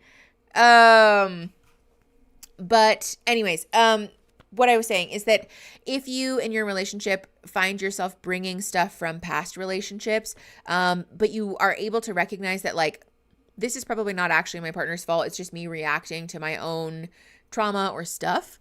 Yes, Dr. Barry. Brene Brown, I think, is the one who popularized the phrase. I lost my train of thought. Hold on. If you're able to verbalize that stuff to your partner, though, without saying it in an accusatory way, it creates a dialogue then, right? You're able to say, this is what I'm feeling without like finger pointing. And then you and your partner can have like a really lovely, wonderful conversation about your emotions, about your vulnerabilities, about your fears and all of this stuff. Without it being a like, nuh-uh, no, I didn't, or no, I'm not. So if you find yourself struggling with that, definitely recommend, because again, it's more so about opening the dialogue and about creating space for that to be like allowed and okay. And like to talk through it without making it our problem or our partner's, problem in a, like a specific accusatory way. Hold on. What's happening? Anyone scared of snakes? I wanted to send a bad photo. Clussy, you were like, you're so kind for asking that. Thank you. Are there weird mic sounds? I hope not. Okay, the Judge Judy meme of... oh my God. I am not saying that out loud. Huckleberry. I have a break for the next 40 minutes before my last 2 clients. Yay! Dr. Barry, thanks for hanging out with us. I love when you're in stream chat. Okay. Okay. All right. Let's get into it. We are at 11 minutes and 22 seconds, and our last 2 brides are doing their bachelorette parties. So pressing play in 3, 2, 1. No, I don't want that. Thank you. We don't need music. Pass. Tonight, bachelorette party. I'm excited to live it up as my last night as a single woman. Yes. That shit irritates the fuck out of me. There it is. He's so silly. I can't. I miss him. Dunston's mom. No. Wait, I gotta see it. Girl. It's beautiful. Your hands sit heavy. Right. Like, Listen, we're gonna have to schedule an appointment to the chiropractor because you can walk like this. That's me. I'm like, I just can't put it in my pocket, honey. Okay, unproblematic. You're having fun. That's nice for once. This is actually the last ride. Yeah. Hey there. What's going on? You know why we're here. That's funny. Thank you very much. All right, we're in, fellas. Hey. Yes, sir. Cheers it up. Service us all night. This is y'all's night. Hey, repeat after me. I ain't above you. I ain't above Two you. whole I ain't people. below you. I ain't below you. But I'm right here with you. I'm right here with you. Yes, Let go. sir. Okay, that was a cute little Wait, what is cheers. this guy right here? Look at I this. think they got The something. groom to be. The groom to be. Oh, man. Groom To to be. be. Cheesy t-shirts. Baby. Let's go, baby. Girls to be. I'm really happy that I it's me and know, you, though, Wilma. man. Me too. So what the girls doing? I saw AD. She has some shaking ass pants, so I feel like they got. So does Amy. So does Amy. Who knows where they at? I was like, I don't want to leave right now. I know. I want to see Pussy, that. more like your snake is so cute. Perfect, I'm flawless. Little I'm danger fire, noodle. the hottest. A woman, Okay, no, don't need that. Getting a chance to dance and let my hair Okay, down. cute. I've been waiting for this moment for so long. Scorpio queen. I'm ready to be Mrs. Grave Sandy. They are so drunk. This is my last night as a single woman. I'm having the best time. Listen. I'm about to embark on a huge milestone, and the fact that I'm gonna get married to Johnny is absolutely insane to me, but I just feel so good. I'm so ready to be a future Mrs. Cortez McIntyre. Listen, I'm glad that they're having fun, but the bachelorette parties are always so awkward. We're getting what we need to. I'm just getting married. Who would have thought? Let me tell you. I just This didn't is no think Johnny would strippers. be. He's very terrified of having kids. Okay. Like, hard no. And that's fine because same. I don't want kids until like. So you're not on birth control? No, I'm not on birth control. Are y'all having Listen, sex? listen. We're waiting it out a little bit. That's having on the a great bingo. If you have on your bingo sheet, yes, Lapine, thank you. Couple that hasn't had sex. Lapine, you got bingo. Congratulations. Make sure that you post it in the channel, and then you can message me or you can message one of our lovely mods. I think we already have your address, Lapine, so wait, your cat is so over it. I love that. It looks like they have a little half mustache. Oh, so cute. Yes, AD is definitely blasted. I think her and Amy both, honestly. If does somebody hold on, let me pull up the spreadsheet. Love is Blind bingo. No, not the bingo wins one. There it is. I'm pretty sure there's a square about like super drunk or drunk party or something.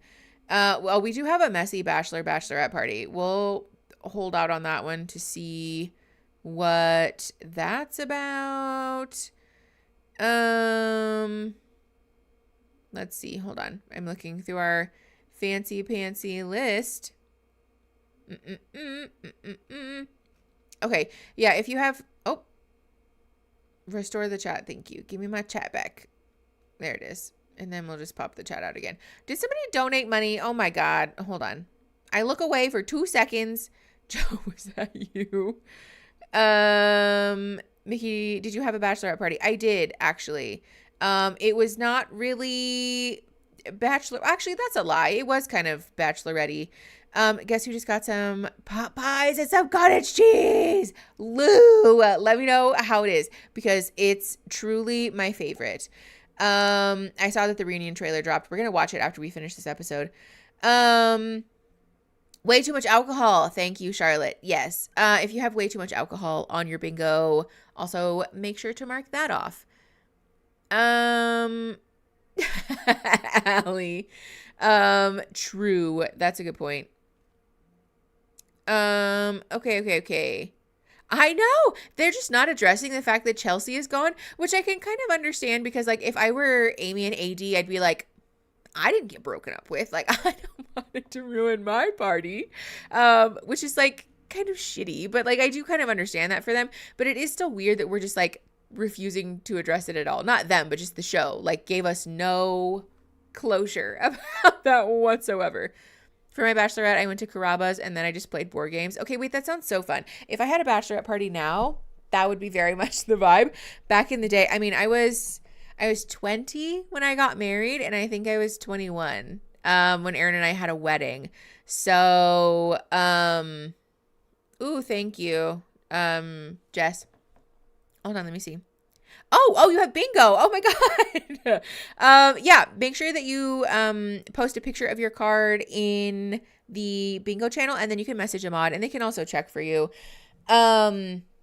But when I was, my bachelorette party, I was like 21. So I had people over to my house. Actually, you know what? I might have been 20 still, because I don't think I could go out drinking yet. No, I was 21. I was definitely 21. Because we had a like little, it wasn't a dinner, but it was like drinks at like a bar here in Tucson. And then I had a house party where we had all of the penis shaped things and all of the silly bachelorette things. It makes me wonder the timeline and when Jimmy and Chelsea actually broke up. That's a really good point, DT, because I wonder if it happened well before the bachelorette parties. And so by the time these two women were having their parties, they were like over it. It was like old news. You know what I'm saying? I didn't do a bachelorette party because I'm not about that, but my husband had a surprise bachelor party and they built Legos. Jessica, I love that. Aaron actually never had a bachelor party, and I joke with him all the time that we should throw him a late one because I feel like it would be really funny. Yes, Gabby, I know a gay couple who had a bachelor party together and they went to a drag show. That's incredible. I love that. Okay. Let's keep going. 14 minutes and 39 seconds. Pressing play in 3, 2, 1. We're having fun, but we're being careful. So you're gonna buy the car without the test drive? Love. Listen, That's love. it's deeper than love. I mean, And I love that man, and he loves me As you too. should. You don't gotta pretend with me. Ain't no way. That girl is too spicy. She fucking that man. But hey, deal. listen, God. I'm not buying a car if I don't get a test drive. So good for her. But she fucking that man. Oh my God. Love you, Amy. She's so One thing about Johnny, he gonna eat you up. He loves you. He loves you. Because the thing is, if they were to say no, What are you doing? the way that I would cut Johnny. What do you think? Johnny, I don't think 100%. Like, he's gonna say 100%, yes. yes. 100% yes. I told her, I was like, you better tell me, but I'm scared. Like, I'm like 2% scared, like barely. But I'm scared that like once you're actually present in the moment, 100. You feel 98% yes. I'm ready for this. All right, Johnny, throw this out. Oh, I'm so ready to get my heart broken. Hi, Sam. Hold on, I'll give you a link. That like we're closing a chapter 1 book, and we're starting the next chapter together. You could press that link if you want to join the McNugs. I really can't wait.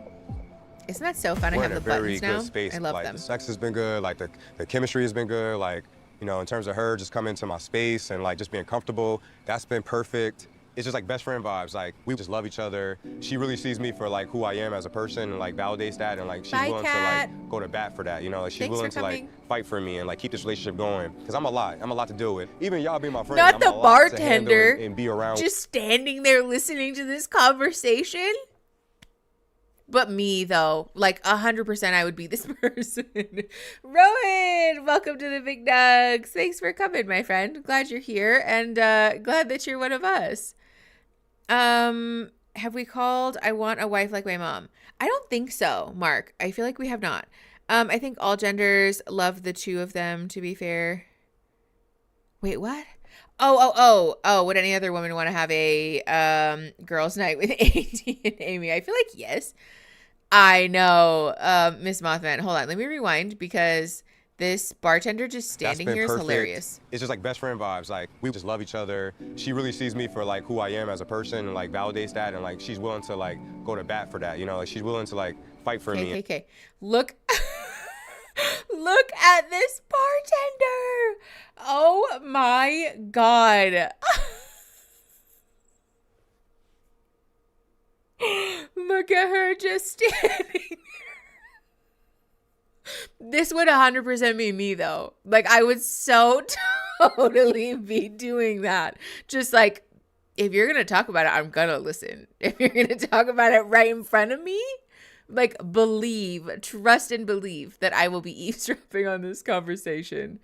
Also, if you have eavesdropping on your bingo sheet, make sure that you mark that off. Yes, Gems, exactly. Okay, that's fair, Allie. They might have wanted the bartender in the shot so it doesn't look abandoned. But still, it's just weird. But also, too, if they really did want her in the shot, couldn't they have told her, like, just turn around and look like you're pouring a beer or something? Just, like, pretend to be busy for 2 seconds so we can get this shot, you know? Like, I don't know. I just feel like it's really funny. Yes, DT. Yes, exactly. Arms crossed and I'm staying out of it. But, like, I'm here. Yeah, absolutely. Oh, it's so funny. I love this so much. Okay. It does kind of look abandoned, regardless of the fact that she's standing there. All right, overlays on. We're all good. My eyebrow is still itchy as fuck. Pressing play at 16 minutes and 31 seconds. Pressing play in 3, 2, 1. And like keep this relationship going, because I'm a lot to deal with. Even y'all being my friends, I'm a lot to handle and be around with on a daily basis. Anybody that's willing to fight for me, I'm willing to fight for them as well. So. Thank you for the $9.99. My neuropsych testing got moved up from October to April. Oh my God, hype in the chat. That's wild, dude. I'm so excited for you. Yay, I hope it goes so good. Being in the service industry is so much eavesdropping on customers. You can't help it. Yes. No, you really cannot, Teresa. Christine, I'm so excited for you. And thank you for the $9.99. You're the realist. I appreciate you. Okay. Also, Sean, so real. Forget the contestant speaking out. I want one of the staff members to go public about the show. Real. Also, how I feel about it, because I just know that they would have such better insights than the contestants. Because people who observe you objectively oftentimes have much better observations about what is going on. Okay, let's keep going. 16 minutes and 55 seconds. Pressing play in 3, 2, 1. To me, it's like I'll go to war with AD because she's willing to go to war with me. I do love AD, and to me, to love someone is a big deal. Even though I have a lot of my flaws, I never had a woman be comfortable with my flaws, and I cherish that fully. I can tell she really loves me. Okay, I can tell. And everybody got their own ideas of what they want with marriage. You know, I want to be the best father. I want to be the best husband. I feel like she deserves the best. You know, going through this with you, just been seeing growth, you know what I'm saying? Yeah. Over what? The 3 process weeks? is actually working out the way it's supposed to. With me and AD working out, like when the wedding day comes, we could do that for the long haul. I'm grateful that I was able to look at myself and challenge myself and be better every single day. Where I'm able to see myself as, wow, I could get married. It's fucking wild. It's really wild, man. Just me and you, like, that was crazy. I don't even have words to say, like, my emotions and, like, how I feel towards this moment. Cheers to us being the last two, though, honestly, Johnny. I wouldn't have any other way. I wouldn't have any other way either, man. Okay, so it seems like this is definitely old news, the Chelsea and Jimmy thing. But also, I just want to point out that, I know they really did say fuck Jimmy. Hold on. With the new rules, am I allowed to ask what's been called already? Brandy, of course you're allowed to ask whatever you want. Everybody's welcome to speak freely. I'm just not going to dedicate a significant amount of time to going over what's been called in last streams, especially because a lot of it is repetitive. So far today, we've called too much alcohol, messy or cringy breakup, I think. Couple is not having sex. Couple of other things. Yeah, hi, bye. They did. We're going to get there. Yeah, but also, too, I have shit memory. So this is why I'm not going to go over what's been called in great detail. Also, the chat is pretty good about it if you want to ask our friendos in the chat. Some of them might have better memory than me. Okay, let's talk about this little speech here, because a lot of this, there's many things that I want to unpack here. The first of which being that a lot of this is like very idealistic, right? This like, I want to be the best father. I want to be the best husband. Like AD is the best woman that I've ever been with. Like all of this stuff, right? It comes across as a childlike fantasy, like this very elementary idea of what we think marriage is, except that it's like actually pretty far removed from what the reality of marriage is, which is like having to sometimes navigate difficult conversations, right? Having to navigate the inherent difficulty with like, you know, maybe sometimes your partner wanting different things than what you want, or just being in company with a person who doesn't think and feel and believe exactly the same things that you do in the exact moment that you think and feel and believe them, right? There is an aspect of reality that's important to hold in our hands when we talk about marriage, right? Like we talked last time about how the fundy, like marriage is so hard, y'all thing is like not true or helpful. But I do also think it's important to honor the truth of being in a long-term committed relationship, which is that like difficulties are going to come up, you know? And so all of this very idealistic language is like kind of concerning. And also like it feels a little bit reflective of like where we're at, you know? Like these people have known each other for at best 2 months by this point, you know? Like very much honeymoon phase kind of vibes. Also, hold on. I saw somebody's cute little cat trying to play with Echelon in the screen. That's adorable. Thank you. Ah, that's so cute. Your cat wants to hang out with my cat. I love that. A lot of these contestants seem to equate becoming aware of the existence of a problem or a difference of opinion with having resolved it. Yes, Georgiana.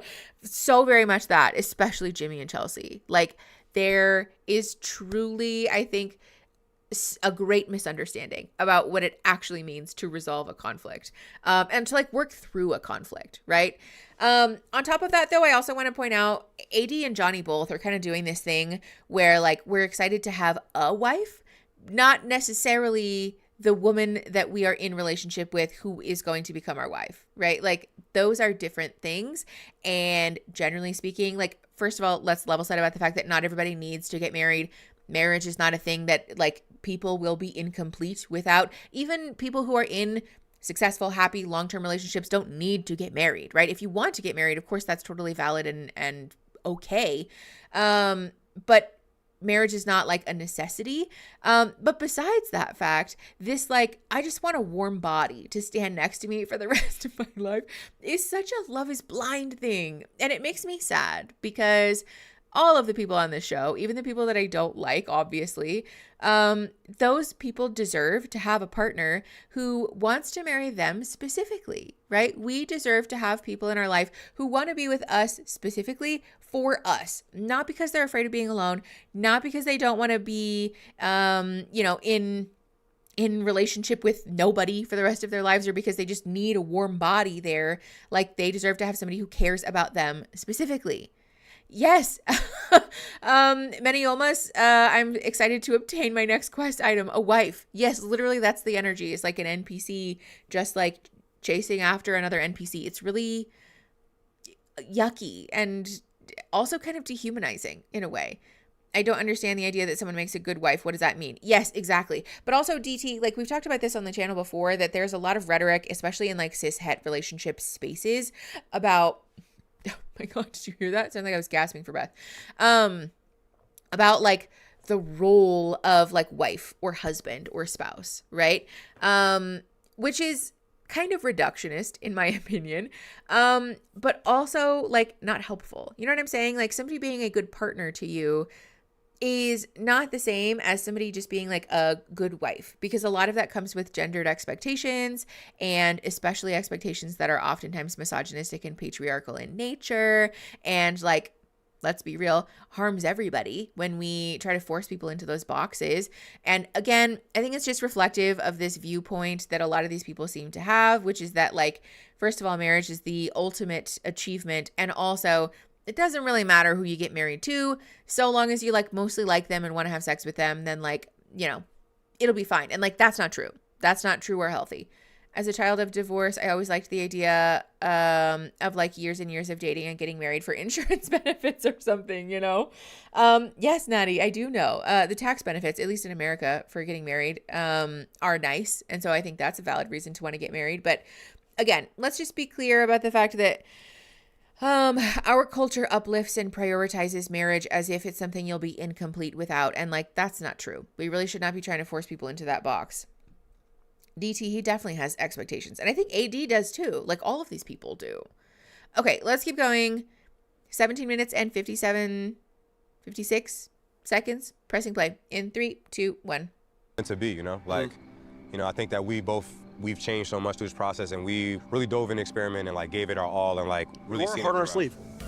I dove 100% into it. That's it. I was never like iffy or whatever. Like, give it 100%, and I like that. I mean, I do want to fight for AD. Like I can see myself married to AD, you know.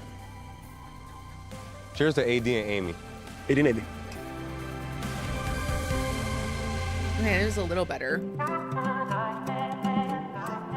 How novel, yes. I'm planning on talking about it. Oops, sorry, no music.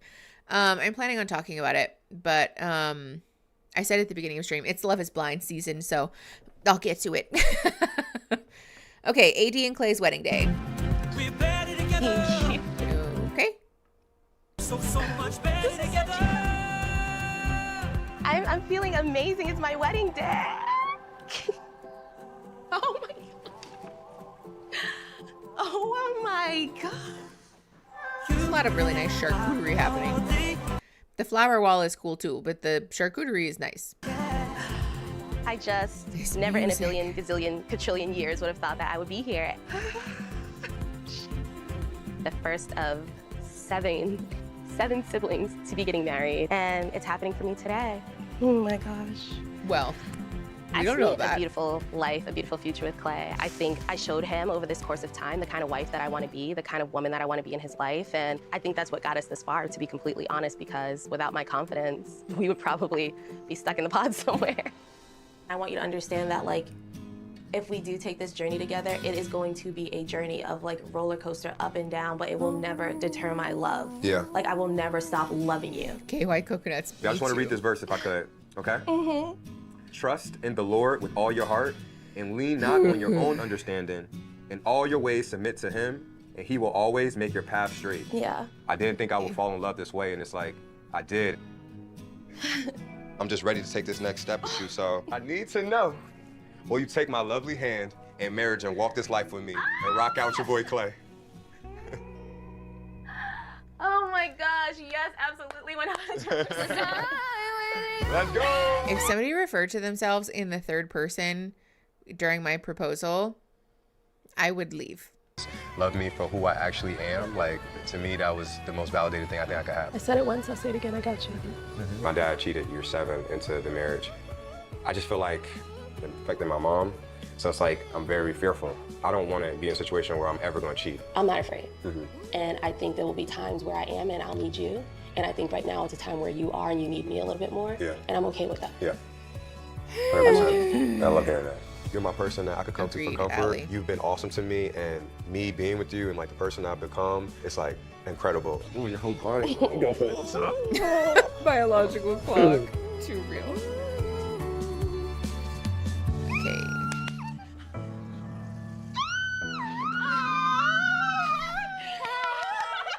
She's so excited. Oh, How are you feeling? this is gonna go poorly. I could feel it. Wedding day. It's wedding day. I'm so happy y'all are What is here. this? This is Clay's ring. Wow. Is that the ring? The ring. Yeah, you're gonna slide it on his finger and then he's your husband. Then he's my husband. I fell in love with Clay If he because says yes. he is just so real. I know, and so Georgiana, raw she and is. authentic, and we just mesh together so well, like almost like perfectly, I would say. It just fits. He makes me feel like I can just be myself. I don't have to be all giddy and bubbly all the time, or however I'm feeling in that moment, I can just be. I mean, you add that on top of the fact that he's so fine and chocolate. It's really a recipe for greatness. Just like that. Just like that. It's happening. Will you be my husband? Okay. The amount of B-roll and pomp and circumstance before we actually do the damn thing, it will never cease to irritate me. Like, just get it over with. I'm happy that I'm here, and AD's rocking with me, and I love her. I'm like so torn. I'm gonna have to make, but I'm ready for it. A little celebration. One of the reasons why I fell in love with her is the fact that she believed in me. She's my best friend. I could ride with her till the wheels fall off. Beauty does wear out as you get older, but who's that person that you're connected with forever, you know? You barely know each other. Oh. Nate. What's up? What up, what up? How you know, bro? Hey, it's real good seeing you, Links. What up, man? My legs came with me. What's up, man? Boy. What up? What up, Good, man? Can't complain, man. How you feeling? Feeling nice, feeling nice. You look good. Oh, yeah, I appreciate it. This is dope. This is dope as hell, man. I'm not a perfect guy, and everything classic about our fancy relationship hasn't barn. been perfect, but it's been right for us. It's been very on brand, and that's what I love. It's a big day, right? Big day. Kind of the biggest day of your life at this point. So cheers to you, your growth, taking that next step as a man. Cheers to that. Hey, cheers, man. Hell yeah. Cheers. Let's get that. Okay. Yeah. Don't start. Yes, Wilma. The vibes of I'm getting a husband. Not like Clay specifically. You look so gorgeous. It's happening. What? You want to scream? She want to scream so bad. I got some stuff in. Yeah, come have a seat. I met someone. You met someone? Who did you meet? Clay's mom. Wow. Oh. I was like, did we not hello? have a good time? I bet y'all did, because y'all are two peas in a damn pod. I know he did. Yes. I know he did. Is she not solid? I told you. That's a good woman to. That's Great who I woman. would have picked to be That's your who you would mother-in-law. I would have picked her. Nothing less than that. I would have picked her because she was real. The way that she talked about you. Clearly, I already knew that, but the way that she talked about you. this is not going to go well. I can that's feel like it. Big, you know, so. Ooh. Do you think Clay will be a good husband? Thanks or a for good future coming. father? I think Clay's gonna be a great daddy. Which I kind? think he's already just like such a protector, such a provider already. Those are the two top qualities that when I'm looking for a husband, you gotta protect and provide. Right. And Clay's protecting and providing. Can we just listen? I know that it's tired. I know that people have dissected this to death, but can we just take a moment to address the I need a protector thing? Protection from who? From what? From men? So why do we need men to protect us from men? Can we the math on that, it's not working. You know what I'm saying? It's just weird and annoying to me.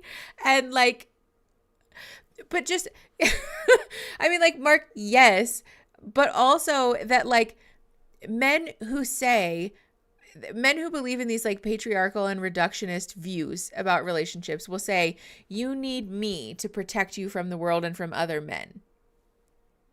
Huh? So we're acknowledging then that you and the rest of your cohort, the rest of your peers are dangerous. But your solution is that you're just going to be one of the good ones to me? Why would I want that? That's just, ugh. Yeah, she's talking about Clay being a protector and a provider. There are so many things that I love about Aaron. But the last thing that I would think when I think about qualities that I want in my partner is a protector. I can protect my own damn self, first of all. But second of all, protect me from what? You know what I'm saying? I just don't if we are faced with an imminent danger, like a grizzly bear or a natural disaster, best believe neither one of us have any concept of how to address that. But also, I don't need a man to protect me from other men. That is so backwards and nonsensical. She wants a man who's going to chase off the daughter's boyfriend with a gun, doesn't she? It does kind of come across that way, Hellfire. It really feels like that. Also, where's the proof that Clay has ever protected or provided for her? Yes, Gabby, thank you. That's the other thing about this protector provider rhetoric. Donde? Protected me when? From who and where? What are you talking about? What receipts are we bringing to the table here to prove that you're a protector or a provider? First of all, you guys have known each other for 15 minutes. But second of all, this man so far has repeatedly voiced that his primary fear in being partnered with you is in cheating on you and hurting you. the great protecting that's happening so far. I don't understand. One time I had a company come to my house and try to sell some home security. I said I would like to discuss this with my husband, and the guy was like, your husband would want you to be protected? Oh, yuck. That's an immediate no. Ew. Ugh. The biggest thing is protect from what? And I feel like people just say these things and don't ever actually take a second to think about what they're saying. Yes, Katie. Joe, thank you for the 5 more memberships. Malia, Julie, Antra, Zeus, Amelia, Rachel, and Vixiana. Welcome to the McNugs. Thank you, Joe. We're glad to have you guys as one of us. And thanks to Joe for growing a little fam. I only want the werewolf kind of protection. Like you'd go feral if someone tried to hurt me and I want to pet the doggy man. Hi, bye. Relatable. Yeah, I feel like, just at least for me personally, I am so much more interested in somebody who is going to be a partner to me, who's going to be an equal to me, and somebody who views our relationship as a collaboration where like we essentially take turns in being there for each other and supporting each other, that we like, hold each other's hand when somebody else is having a hard time, not in these like really reductionist views where like you are always protecting me, but like nobody protects you. You know what I'm saying? Like that's just not healthy to me. Okay, so the whole protector provider thing is weird, but I will say that as a woman, I feel safer when my husband is nearby, when I'm in the dark, because his presence is a deterrent to dangerous people. Valid, Ray. I feel like that's a good point, especially because like, it is true that Joe, what the fuck? Thank you for the 5 more memberships. But no, you're correct in that like, other misogynistic and patriarchal minded people see a man and view that as like a deterrent for being dangerous. And also I think like, again, there's a worthwhile conversation to be had about like the hypocrisy of like one of the bad people protecting you from the other bad people. Like, wouldn't we just be better served by calling for a greater reform of what we view as the concept of masculinity generally? Not like you specifically, obviously, but just like culturally, I'm saying. Like, I think it would be a much better use of our time to unlearn this idea about like men being protectors and rather insist that men view themselves as an inherent risk to people and work on becoming safer people. Is Mickey yelling at people getting memberships on the bingo card? Say no, but it probably should be. I think there is actually like a somebody gifts memberships and also somebody super chat. So if you have either of those in your bingo card, make sure you mark those off. Each husband is there to protect his individual wife from all of the other wives' husbands. Yes, chaotic organized, which is bonkers, like bananas. Captain Quesadilla, that's true. If you have Mickey goes on a rant on your bingo card, also mark that off. Okay, let's keep going. I am going to mute it because there's music playing, but we're at 26 minutes and 37 seconds. Pressing play in 3, 2, 1. Oh, me being quiet as if I didn't literally just say. Are you ready for this right now? Like, I am at peace with, I'm happy of the man that I became, like, through this process. Like, I came from one place of just being like, there's no way that I could even fall in love. Like, I felt like love was just so distant from me. And, like, I found love in the pods. Like, to me, that's a big deal, Nate, because you know me. Like, I'm not that type of guy. Like, you know what I mean? I'm just not that type of guy. You're not that guy. I'm not that guy. I'm not that guy. Joe, thank you for the membership. Anarchy mode. You're one of the McNugs now. You're one of us, my friend. Thank you, Joe. I can understand the protector thing as somebody who could be considered meek. However, Clay is the person that AD needs protection from what we have been shown. Yeah, I think Clay needs to continue going to therapy. All right, 27 minutes and 10 seconds. Pressing play in 3, 2, 1. Yeah, but I became that guy. I became him. Became him. What's up, bro? Yeah. I'm happy to hear that. Just because like, I don't know, me and Langston, we know you. Josh knows you. Josh knows you. Yeah. You feel me? So I can tell you decided to open up more, and more transparent. Yeah. That's a big deal. Like, I wasn't as transparent. I'm more emotionally vulnerable and empathetic. I AD know, has been really, Amelia. patient with me with this whole experiment. That's good, bro. That's and good. I've never been in a position where I chose somebody every day, chose somebody besides myself every single day. marriage, it's a two-man relay. Y'all have y'all strengths, right? Yeah. She may be best to pop it off, and you may be a better closer, finisher. I think that's really how you got to think about marriage and being a team. Despite you being an I person, like you still got to pull your part, but you also have to find ways to depend on your partner to boost Jess. you, enhance you, like motivate, yeah, all of that. No, definitely. It's a teamwork. Yeah, I need that because I can't do that myself. Yeah. AD makes me feel like a man's man, and I can lead her in battle of this game called life.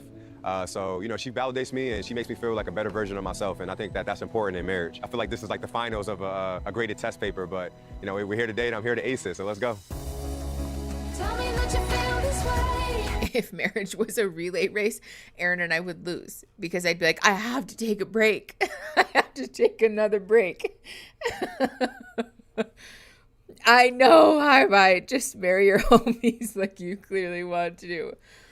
Oy, oy, oy. I think there's a couple of things here. The first of which is the I'm not the man to find love. Like, why did you come here then? Like, what did you think that this show was about? But also that, I love AD because she makes me feel like a man's man.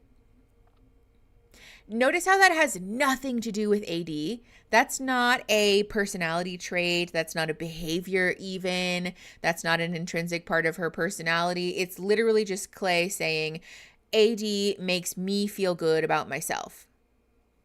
I'm not saying that your partner shouldn't uplift your self-esteem and make you feel good about yourself, but the fact that, if you asked all of these men, if you gave these men, I suppose these two men, a time limit, and you said you have 10 seconds to list off the things that you love about your partner, 85 to 90% of those things are going to be things that they do for me, services that they provide me, not intrinsic parts of their personality, which is such a red flag. Ugh. Chaotic Organized said, I honestly really feel for Clay. He's got all this trauma that he wants to deal with, but he doesn't really understand that just saying you want to go to therapy isn't the actual work. Well, and I think Chaotic Organized also, I agree with you. But I think there's also an aspect of empathy that I feel for Clay because this process very much sells people the lie that in 8 weeks time, you can become a completely new person and congratulations, you're a husband now. And no, right? You don't unlearn a lifetime's worth of trauma or relationship or attachment issues by having a partner who makes you feel like a man's man for a few weeks. That's not how that works. And also, what happens if that goes away? What happens if AD speaks to you in a way that doesn't make you feel like a man's man? Do you not love her now? Do you not feel as though your relationship and trauma issues have been healed now? This is the problem with placing our healing in somebody else's hands, which is that, first of all, it's not fair, right? AD didn't sign up to be your caretaker or your healer or your fixer, but also that work is subject to change then when you put it in somebody else's hands. This is why it's so critically important for the work that we do on ourselves to be about ourselves, right? It's perfectly human to want to heal for people and to want to be better for people. That's totally fair. But there is also a really important aspect of doing the healing for us, right? We're not making it a condition of being in a relationship or something that somebody else is in charge of. We're doing it because it's for me. It's my healing. I want to feel better for myself. And a really wonderful byproduct of that is that I'm able to be better in relationships with the people that I love. Travis, so I can't speed run therapy. Correct. That is in fact what I'm saying. Yes. Yes, Raspberry. AD self-identified as a fix-a-hoe. And also, though, you're right. I think there's definitely an aspect of her own participation in this pattern, which is obviously that would be hers to own. But at the same time, I think there is an inherent power imbalance here, especially for people who subscribe to this patriarchal belief system about relationships.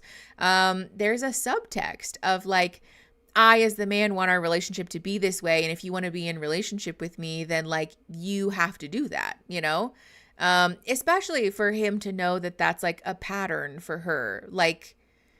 I just don't, I feel they're both sort of their dysfunctions are perfectly matched, which is not a good thing, They do own responsibility on both sides of the street. As individuals, they are both definitely responsible for how this situation has played out, to be clear. But Something to watch while I have lunch at work. Yay, Maria. Thanks for coming. So I had drama of seeing my ex at Main Hall and I was processing my emotions, but today none of that mattered while I was in the hospital. All of the work went back focused on me. Yes, Natty. Yeah, I think that's very normal. Both of them are fostering as she gives, he takes. Fostering a she gives and he takes relationship. Yes, B-Walk. That's perfectly accurate. Okay. Hold on. So much of this is going to go under the radar to non-Black people. That's actually a really good point, Joy. Hold on. I feel like there was another comment that I missed. I can't find it. But that is actually really important to acknowledge, which is that I'm a white person, and so I don't understand the greater social and cultural context of Black relationships, right? And so there's definitely an aspect of this that will elude me, and that's important for us to like honor the nuance there, and to like not necessarily be speaking definitively or like finger wagging at people for cultural norms that I don't understand, and that also are really hard to unlearn, you know? So thank you for that reminder. Joy, thank you. Jay, okay, great, thank you. Oop, hold on. Don't mute anybody. I wish that you could click in the YouTube chat so it would like show you that person's last comment like it does in Discord. Okay, I lost it. But I will take your word for it. Thank you. That's what I said. The racial dynamics are there. I don't have the energy to explain. That is super valid.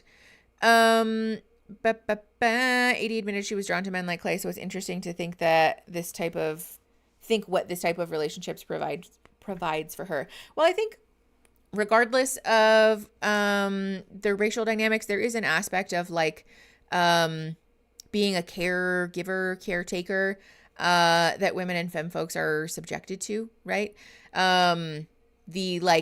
It's a virtue to care for and fix people is a really common issue in relationships, that people get sucked into that pattern, usually because one of their parents needed caretaking or fixing. A lot of Black relationships and culture can involve the church and conservative norms. It's definitely stressful. That's actually useful context, because a lot of what they've talked about too is religious in nature, but they don't seem to be like overtly like churchy people, if that makes sense. So it would make sense that that's more of like a cultural thing, as opposed to like a fundy thing, you know? I gave Clay a lot of grief, but in his very small defense, he's been very honest about his fears, flaws, and overall not being ready. Love AD, but she's ignoring all the red flags. Okay, that's a good point, Sadie. That's very true. That AD is like, at this point, she's had a lot of opportunities to push the brakes and she's chosen not to, which is definitely like a her thing. Especially, CM, especially Black women. The like caretaker fixer thing, you mean? And sometimes Black women are meant to carry the entire community on their shoulder. KY coconuts, yes. That's actually a really good point too. And Latina, I'm sure, being adjacent to some experiences. Yeah, CM, that's what I was thinking about when you were saying that. That like, as a person who grew up in a Mexican family, I'm very familiar with that dynamic. I think there's definitely some similarities there. Okay, let's keep going. 28 minutes and 41 seconds. Pressing play in 3, 2, 1. No, not the music, please. The little Mr. and Mrs. sign is kind of cute, though, I won't lie. This was my grandmother's, and she gave it to my mother. My mother gave it to me. Oh my gosh, what a delicate little thing. It is her jade necklace that she had. Wow. And yep, beautiful. It's so cute. That's really nice. That's really special. Thank you, Mother. Tell me that you feel this way. I want you to feel the same. Clay's dad showing up on the show after Clay's character assassinated. What's good? Man, I didn't think I was gonna even see you. Hey. What's up, baby? Hey, what's up, man? Good seeing you, man. Good seeing you. Yeah. Yeah, you're looking good, man. I appreciate it, man. God damn, Dad. God damn, you gotta outshine me. So help me with my tux. Sir. Yeah, no problem. Yeah, you told me green. Yeah, I like that. Dang. You know. Drop your other hands before you pull that up. Okay. Go ahead, put your hands in. Good. This way it comes up evenly. Nice. Yes, sir. How you feeling? Feeling good, man. Good. I got your watch. I'm gonna put that on. Sorry, do you guys want to see the necklace? You can't super see it, but I'll show you guys. Hold on. Let me rewind. Rewinding. Okay, here we go. Yep. Hold on. It is her jade necklace that she had. Wow. And Yeah. Wait, show me. It's like a split second. Hold on. it is her jade necklace that. God damn it, Netflix. I pressed pause. All right, hold on. We're just rewinding again. Oh my gosh, what a delicate little thing. It is her jade. Okay, hold on. You guys want to see the necklace? You can't super see it. This is it right here. It looks like it's a large flat stone. Okay, hold on. CM said, thanks for mentioning that. Sometimes feels like a sidebar, but it's very much a big ass chunk of the oppression involved in the show. Life in America, life in the world right now. Which part, CM? Hold on. Oh, about Black cultural norms in relationships. I think we're gonna see the necklace later, Michelle. Yes. Oh, thank you. Sarah in Discord said, trigger warning for this next conversation: emotional neglect in childhood. If you had an emotionally absent father, it's really sad. Thank you. So heads up, if you have a contentious or absent relationship with your dad, this next section might be a little button pushy for you. So please take care of yourselves. That burp escaped my body. My God. Was it Clay's mom or AD's mom who gave her the necklace? I'm pretty sure that's AD's mom, right? I got the vibe that Clay has to treat his dad like a friend. I was curious about that too. No, you're fine, CM. Just because of the delay, and my brain is like managing so many things at once. I was like, "What did I say?" But no, I'm happy to talk about it. I think it's really important, and also too because like I don't have a cultural understanding of that because I'm not Black. I think it's really helpful to learn about it from people who have the spoons to share about it, you know? So please feel free to share all of the things or, you know, to whatever degree you feel comfortable to do that because, like I said, it's a blind spot for me. So I'm all ears. Clay's dad does not make me feel good at all. It's ick. Okay, I'm very nervous about this next section. All right, overlay back on. We are fast forwarding. All right, we're at 29 minutes and 36 seconds. Pressing play in 3, 2, 1. Damn, you gotta outshine me. So help me with my text. Yeah, no problem. Yeah, you told me green. Yeah, I like that. Dang. You know, drop your hands, drop your other hands before you pull that up. Okay. Go ahead, put your hands in. Good. This way it comes up evenly. Nice. Yes, sir. How you feeling? Feeling good, man. Good. And that, you know, I got your watch. I'm gonna put that on once right in a moment. That's what's up. Yeah, That's what's up. I can't believe this suit is too clean. Man, I'm like you looking sharp, man. Well, I appreciate it, man. Yeah, He does gonna talk to his dad like a friend. What? Before you got into track and field, right? Yeah. When I took you out running, the first time I beat you, right? Yeah. I'm talking all this stuff, you know what I mean? You got to do this, you got to do that, right? And then one day you Bye, beat me. Paige. Thanks so for bad. coming. You were waiting for me. I couldn't believe it. I felt good, like, okay. Yeah. Like, damn, I must be getting better or dad's out of shape. I wasn't out of shape.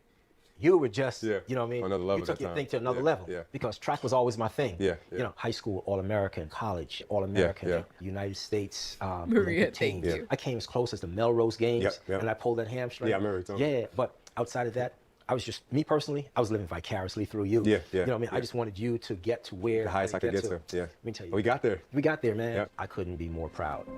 It's every father's dream, you know, to have kids that are successful. And I don't even have to say anything about you. Yeah. You know, but Yeah. But you know, I got to tell you this. Okay, a lot of what I was sharing with you guys, and with sincerity, I didn't get from my father because my father wasn't. I mean, he wasn't present. He wasn't present. You know, he was doing his own thing. Your grandmother was present. Yeah. She was there. Even though I've never seen any other man but my father. Right? He came into the house. He was just like, you know, he was in his own world. Yeah. They weren't bothered. But for me, here's what your grandmother always said to me: treat your wife well. Be good to your kids. Yeah. Well, she didn't have to tell me to be good to my kids. Yeah. That came natural. Yeah. You know, when it comes to right and wrong, you know, it doesn't matter. It doesn't matter if everybody else is like in your ear telling you, oh, do this, do that. You got to trust yourself. Yeah. Me and my dad haven't really had too much deep conversations. Like in terms of words, that was the most important to me my whole life. You know, my dad was married to my mom for 25 years. My dad used to take me with him when he used to cheat on my mom. My mom never knew that. I want to know, were you in love the whole time, you know, because I've seen him from a different perspective, and there's a gray area when it comes to marriage, and I'm just so big on that gray area, and I just don't hear too many men articulate that gray area. A couple hours, man, it's gonna be the big stage, you know, but you know, one thing about me, Dad, I'm used to big stages. I'm used to the pressure, so yeah, it's nothing that I ain't used to, you know, it's a great thing. This is true, yeah. I feel good, I feel at peace. You know, that I've grown so much through this process, and I'm so happy with that. And, you know, AD, you know, she was an amazing person that I connected with through this process. But in this moment, it's just like so surreal. Like, so much things are going through my head. So I'm just kind of like over. Okay, hold on. A couple of things. The fact that Clay said that was like the deepest conversation that he's ever had with his dad is so sad. But also I saw somebody in the chat say that you can see Clay's inner child coming out for validation. And I feel like that is accurate, but also explains a lot, right? Like Clay, a lot of the things that Clay is saying to his dad are so very much like a bid for approval, right? That like, you know, oh, you know, I'm going to be, you know, in a few hours, it's going to be the big stage, but you know me, like I'm used to that and I'm good at that. And like, you know, like looking for an attaboy from this man, like so desperately seeking validation and like care and compassion from this man. And I think this is also, again, like an important moment to pause and talk about the fact that, like, again, I am not a person who has any lived experience growing up in a Black family or in a Black culture because I'm not Black, right? But like this conversation that they're having about like their familial norms and all of those things is important for us to honor that like this conversation doesn't exist in a vacuum, right? Lots of people have issues with like absent dads and things like that. And that's like very valid and human and real. But there is so very much an aspect of like generational trauma that exists in families like this, where like, especially when parents are not present because they haven't been given the tools or they didn't have the opportunity to be there for their kids, right? Like this is something we talk about a lot now too with like, you know, the late stage capitalism issue. In the sense that like when parents have to work multiple jobs and don't have the spoons and time to be as present with their kids as they would ideally want to, that like that impacts their children and it impacts their relationship with their children. But it's not necessarily because they're like bad people, right? Like I think this is a nice moment to honor the nuance in regards to like generational trauma and like how that shows up for people, right? Because like it obviously is really frustrating to see this man talk about like, you know, my mom told me to be good to my kids and good to my wife, and like, you know, being good to my kids wasn't hard. Except that your son just acknowledged on camera that like you guys have never had a deep conversation like this. And that wasn't even really particularly deep or poignant conversation, you know? There is like an aspect of frustration there. And also I think there is like use in zooming out a little bit to acknowledge that like there are a lot of people who have family systems like this, not necessarily because somebody is just like a garbage human and like you should, you know, throw the whole man away. But also because there's like a constellation of factors that landed this entire family where they are, you know? Yeah, I think it's important. Well, and especially like from a cultural aspect, it's important, right? But like also too, when we talk about greater trauma healing, don't get me wrong, I'm not the person who's going to tell you that you have to forgive your family in order to move forward, because that sucks. And I hate that. And that's not true in my opinion. And I think it is helpful to contextualize generational trauma and to be mindful of that in like the later stages of healing mostly. Because it gives us, I think, a greater perspective and like a slightly easier time humanizing the people who have wounded us, right? Like our parents mostly is what I'm talking about. Being able to humanize that is sometimes the vehicle through which people are able to move forward, right? So like, again, I want to be clear. I'm not telling anybody that you need to forgive your parents in order to move forward, or that like that is a necessary part of being a mature or self-actualized person, because that sucks. And if it's something that calls to you, if it's something that feels attainable to you, it is very much work that you can do with a therapist to like have that conversation, ideally like an intersectional therapist, to have that conversation about generational trauma and family norms and all of those things, you know? Clay's dad being essentially a tough love track coach is reminiscent of Clay telling AD a good personal trainer will push you hard to get back to the gym. Oh, yuck. B-walk. I didn't even think about that. By depression expression. Oh, bank stuff. I hope bank stuff is easy. I think Clay at least has, or is at least more aware of how fucked up everything was and wants to do the work. He just can't put it on AD. That's probably true, Gabby. I feel like the late stage healing piece is key, and I'm so glad you specified it. Thank you. Hi, bye. I think so too. Yeah, we've talked on the channel before, about how a lot of the early stage healing stuff, with parental trauma especially, is sometimes actually getting in touch with like a righteous anger about the fact that somebody should have been there for you and they weren't, right? So like, please understand, being fucking mad at your parents is sometimes really clinically appropriate and also good for your healing. Don't let anybody sell you the lie that being mad at your parents is not okay or won't help you, because sometimes it literally will. Sometimes it is literally the thing that we need to do in order to get to a place where we're able to like heal and feel better, you know? This is making me think about that viral TikTok about the breakdancing dad. Wait, KY Coconuts, I feel like I've not seen that one. I've been trying to be on TikTok less because I feel like it's bad for my brain, and I think it might actually be helping a little. But also that means that I don't understand some of the jokes, and I'm really sad about it. Also unrelated, speaking of viral TikToks, have you guys seen the Who the Fuck Did I Marry series? Please tell me I'm not the only one. I know I'm not the only one, obviously, but please tell me you guys are aware of this. Because I am absolutely transfixed by, the series, like the whole thing. I've watched all 50 parts and some of the live streams. Yes, because reading is absolutely yes.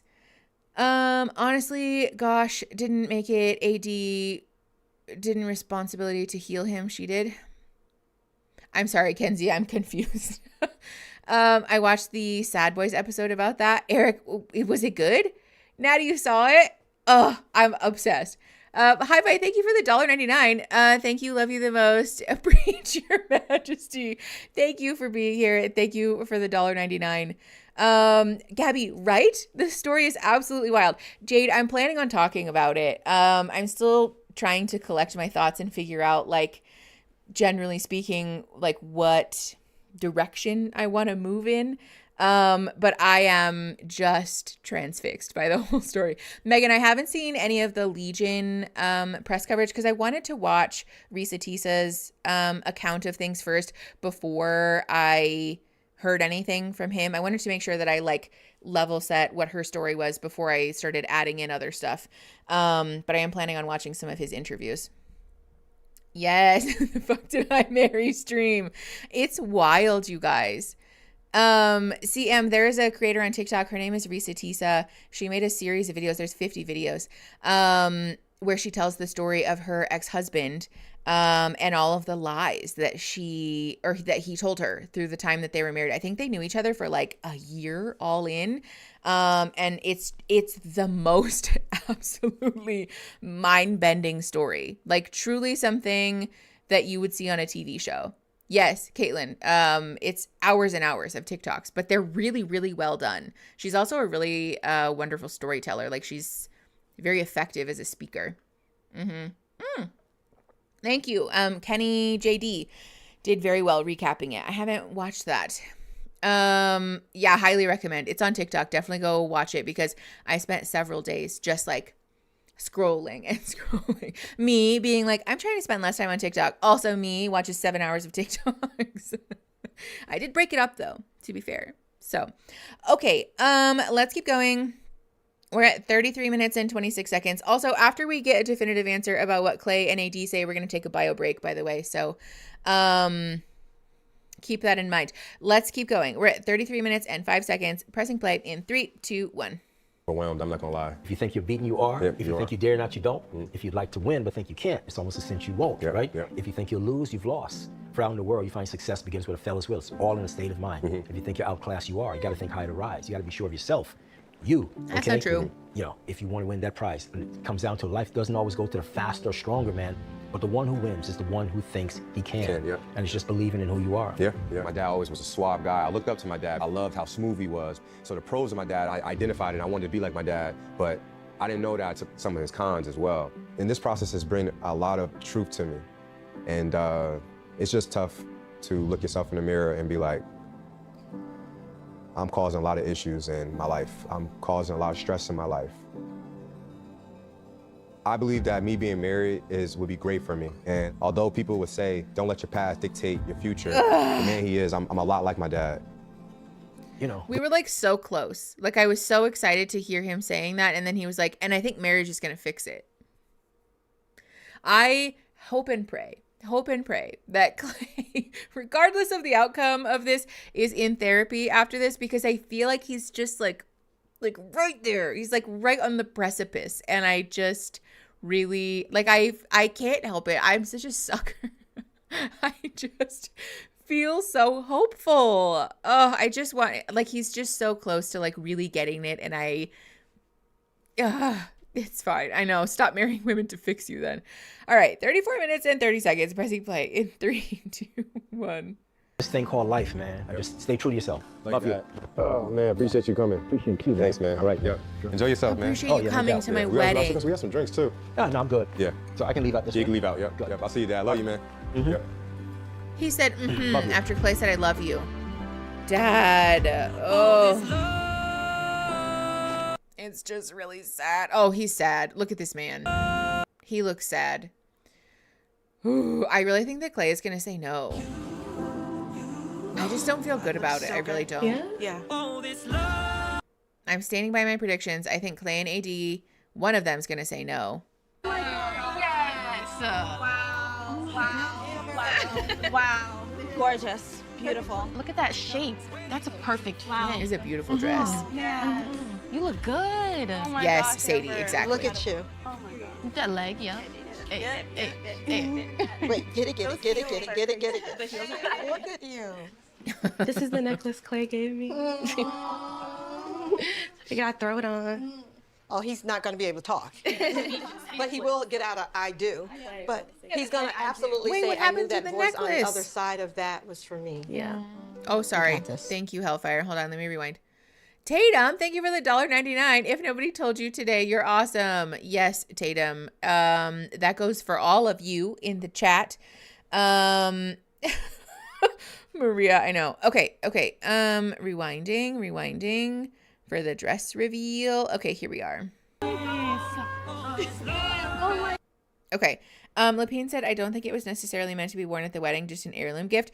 Fair, but also with the like something new, something borrowed thing, I was assuming she would wear it. This is AD's dress. AD looks fabulous. I think this is the dress actually that she picked at the dress fittings. Greek goddess. That's true, Sephi. It is kind of giving Greek goddess. I agreed really hard with Clay when he said he didn't understand why the timeline should be so important if you love someone. Did he say that? Or is he going to say that? Yeah, she's wearing the necklace that he gave her. That's true. Okay. Eames, yay! Yes. Steal time on the clock. Okay. Overlay back on. Beep, boop, beep, boop. 35 minutes and 21 seconds. Oh, no, wait. We're going to fast forward because we've already watched all of this. Fast forwarding. Okay. We're at 36 minutes and 1 second. Pressing play in 3, 2, 1. You see all these women and young people behind you? We are family. We're here. Thank you. Go out there and enjoy your day, your moment, and fly. Just. Oh, man. Love you, Jack. Love you more. AJ, wait.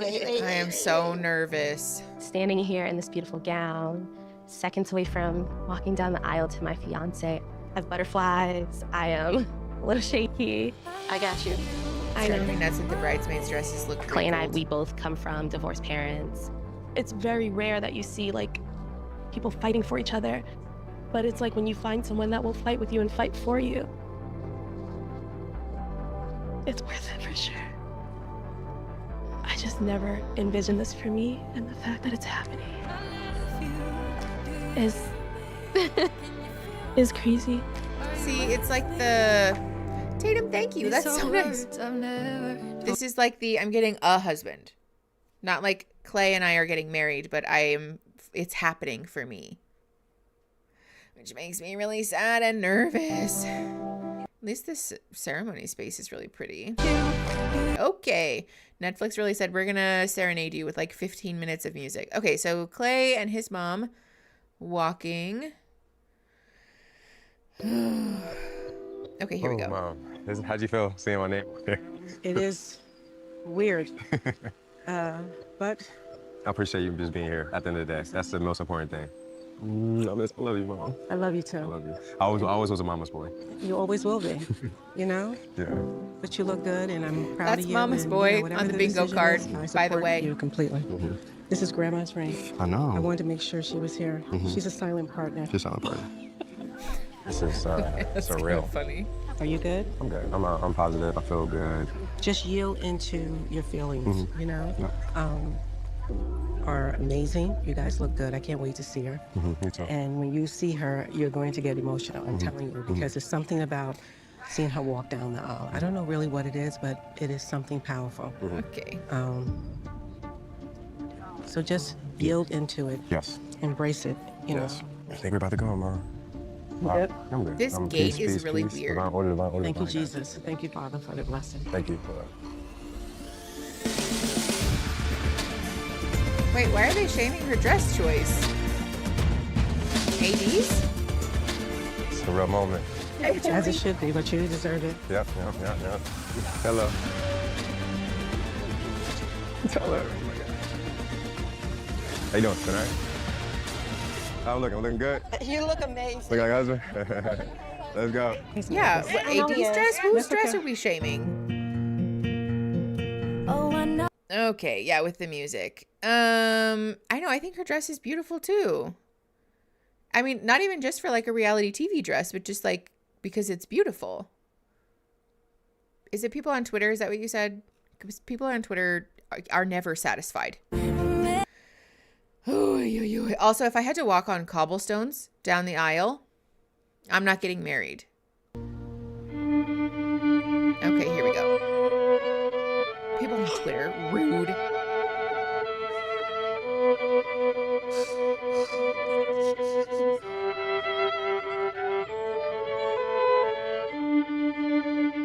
She looks so nervous.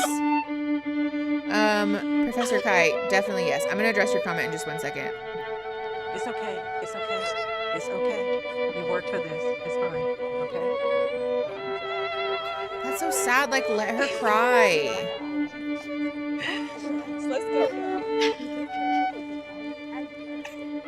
Let people be emotional. Okay, Yeah, this look buddy. looks great. Oh my You okay? no. Oh my god. Oh, you look good. Look at you. Got that shit on. But also, okay, hold on. First of all, there was a comment that I want to address. Professor Kai said technically Clay's experienced psychological abuse in some form, especially depending on the age he was. If he was in his teens, surely he'd be out chilling with a friend at night. I think this is a good point, and also, like, again, helpful context for his view of relationships potentially, right? Like, a lot of our ideas about attachment and secure relationships are formed by the way that we see our parents interacting with each other and with us. And so, like, him literally witnessing his dad cheat on his mom did very much probably do a number on his attachment and like relationship norms and all of those things, right? And like, there I think is a nuanced conversation to be had about like where exactly the line is between like neglect and abuse and all of those things. But I think it's fair to say that the experiences that he had as a child were at the very least really inappropriate, and like at worst potentially abusive. Also, can we talk about who, like, I don't know, I'm not on Twitter really, so I wouldn't know, but are people shading AD for her dress choice? Like, can we let her live? My husband said, okay, body. Upon seeing me walk down the aisle, I'm turning around. Claire Valid. Not a wedding march, but okay. Subtitles. Yeah, kinetic content said close enough. I don't know. I think it's kind of sweet though. Like I wouldn't want somebody to say that to me necessarily, but it comes across as them sort of like, I don't know, like look at this. I just like, come on. There's like a playfulness, you know? It was too sexy and inappropriate. Okay. I didn't know that the Amish used Twitter. The fuck? Like, let people live. Jesus. I'd love to go 1 second in this show without AD being sexualized. That's true, Claire. That's a valid point. Yeah, same. I thought it was cute. I don't know. I feel like people should just like let people live with the wedding dress thing. Like, I don't know. Yeah, see him. I want my partner to be crying though when they see me. I think that's totally fair. Okay, to speak culturally on top of the tough love dad trope, I easily imagine Clay being threatened with an ass whoop if he told, even if it was extremely unnecessary, emotional turbulence. That's actually a really good point because there were probably very much like retribution or like consequences if he spilled the beans, which is way worse to like have to keep a secret from one of your primary caregivers. Well, what with the Amish? Like, who's losing it at an attractive woman making an empowered choice to wear a dress that makes her feel attractive? Like, I don't know, especially because like weddings are personal, you know, and if you're a person who feels most confident in a dress like that, then of course you're going to wear a dress like that on your wedding day. Like, that would not be the time to wear something conservative and all covered up. Like, I don't know. That's what I'm saying. See him, his little cheesin' face is kind of cute. Like, I don't know. Yeah, he just seems really excited to see her. I still don't feel good about it. I think somebody's going to say no, but we'll see. All right. 41 minutes and 37 seconds. Pressing play in 3, 2, 1. Look at you, dang. You all may be seated. Oh my God. Okay.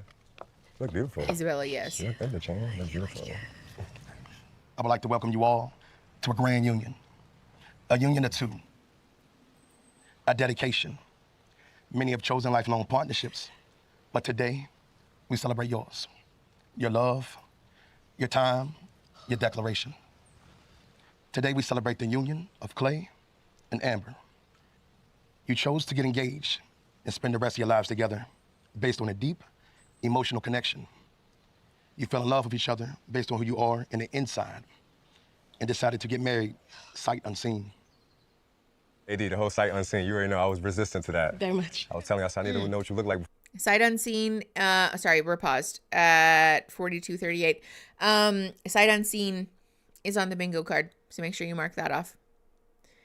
Yeah, people do love to have opinions on weddings, but like also listen, as a hater, as a person who is a self-described judgmental asshole, like let people like what they like, you know?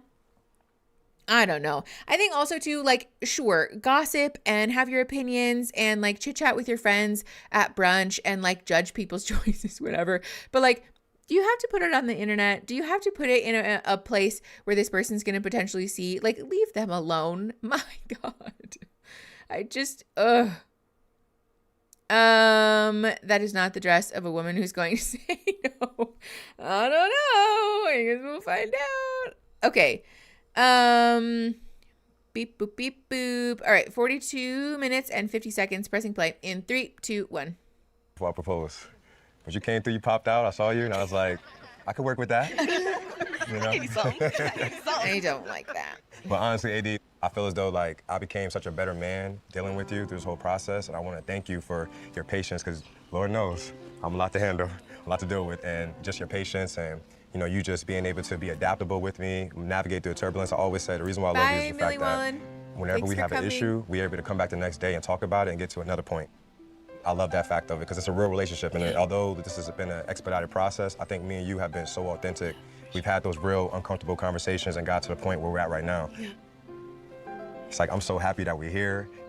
The mental fortitude that we have to go through Talk about together, and it just shows that we are a fantastic team. So, if anyone has to describe the 8 weeks leading up to marriage as requiring mental fortitude, then we need to back it the fuck up. Like, we're not in a position to be getting married. Yeah, Isabella, what did I say? Clay's vows are all about him, how she can put up with him, nothing about her beauty or her personality. But, like, we talked about this earlier. What did I say? That, like, so much of the praise that these men have about their wives is about the service that their wives provide them. Not about them as people, not about them as individuals. Like, don't get me wrong, I am all here for acknowledging and being grateful that your partner will sometimes push you to be better, right? Or that you want to be better for your partner. Like, that's very sweet, I think. But that there were almost no, like, statements about AD's individual personality is telling, in my opinion. He likes her because she helped him grow and she put up with him. What a glowing commendation. Thank you, Clay.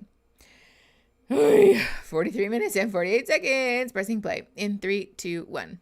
Shout out to you for just looking out for me, man, for real. See? Thank you, Chris. This is crazy.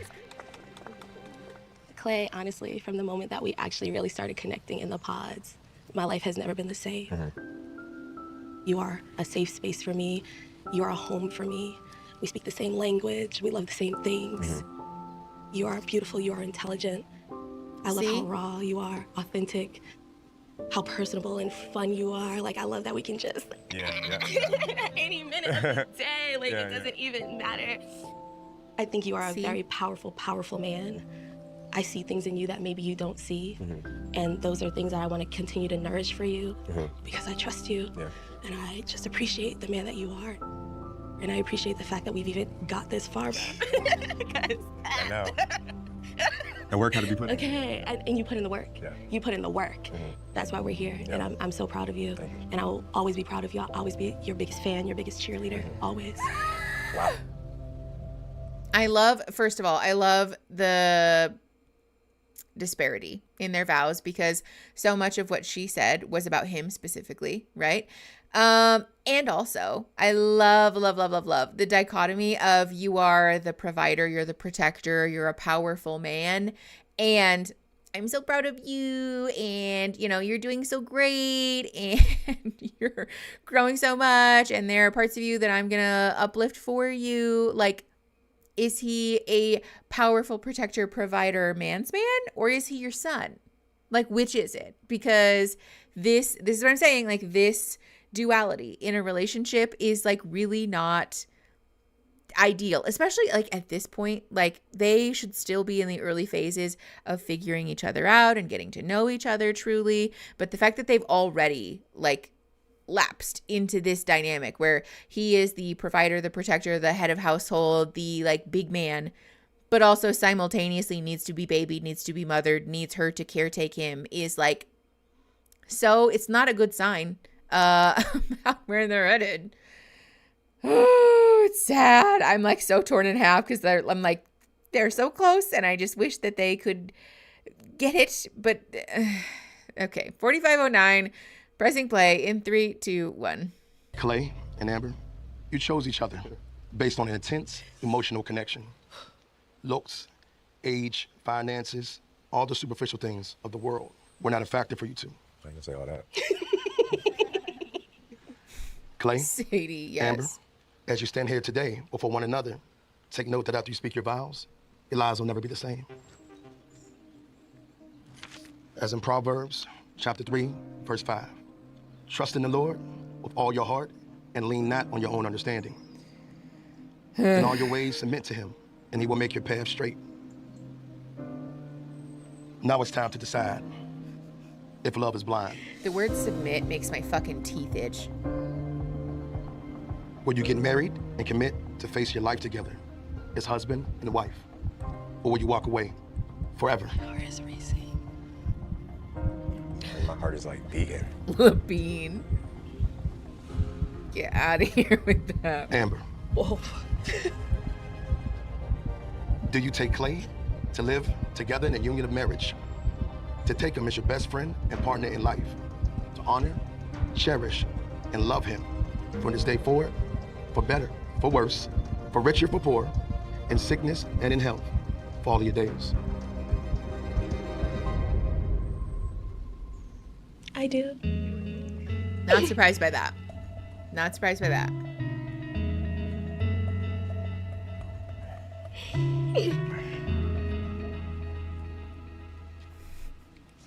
Wilma, too real. Clay. Oh, he looks Do you sad. take Amber He looks sad. to live together in a union of marriage? I know the heartbeat. To take her as your best friend and partner in life? To honor, cherish, and love her from this day forward, for better, for worse, for richer, for poor, in sickness and in health? The heartbeat is giving me All your anxiety. days. Please make it stop.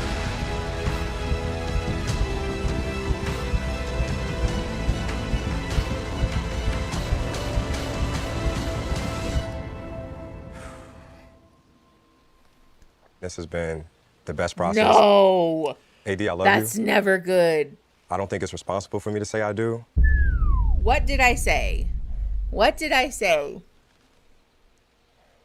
But I want you to know that I'm rocking with you. I just don't think it's responsible for me to say I do at this point when I still need work. I still need to get to the point where I'm 100% in.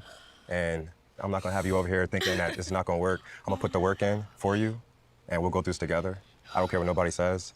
I know fully I'm not ready for marriage and you deserve the best. And if I'm not ready to give that 100%, I won't go there with you when I'm not ready.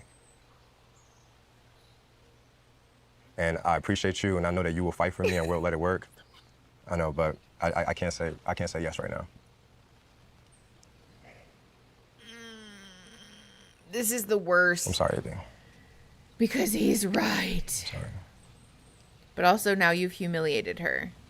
What the fuck? But why does it matter, like, with the time? Why does that matter? Clay, don't do that. Mm. Okay. We good? They said fucking goodbye. Thank you. You're so very welcome. Ooh. Thank you. Yes, Patchouli, I feel like I'm eavesdropping on something that I shouldn't be privy to. If there's somebody for everybody. Ooh, what did I say? What did I say? But also I agree with Clay. I agree with him. I think that they have further work to be doing. I don't think that they're ready, and I think he especially is not ready. But the fact that he humiliated her in front of all of their family and close friends is just cold-blooded. I'm good. I'm good. Wasting my fucking time. I'm so confused.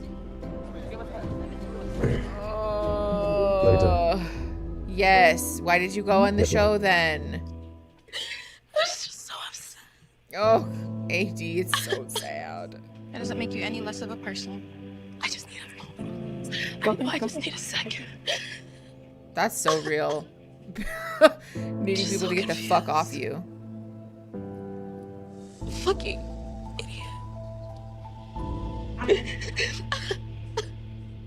I want to make sure we're crystal clear with what I'm about to say. Your dad and I were married for almost 24 years. Oh, no. You do not get to this point and think that you need to be forced with the I do. Yeah. Because at the end of the day, it's what's in here. And if you're not 100% sure here, don't ever cross that line. I don't want to like bash him, y'all, because I love this man, but I just don't And we love him for understand. I'm just never enough. Like, it's never. You're always enough. The other person is never enough. The other person is not enough. Amber, you just haven't met your person yet, and unfortunately, we thought it was gonna be Clay, and he fucked everyone over.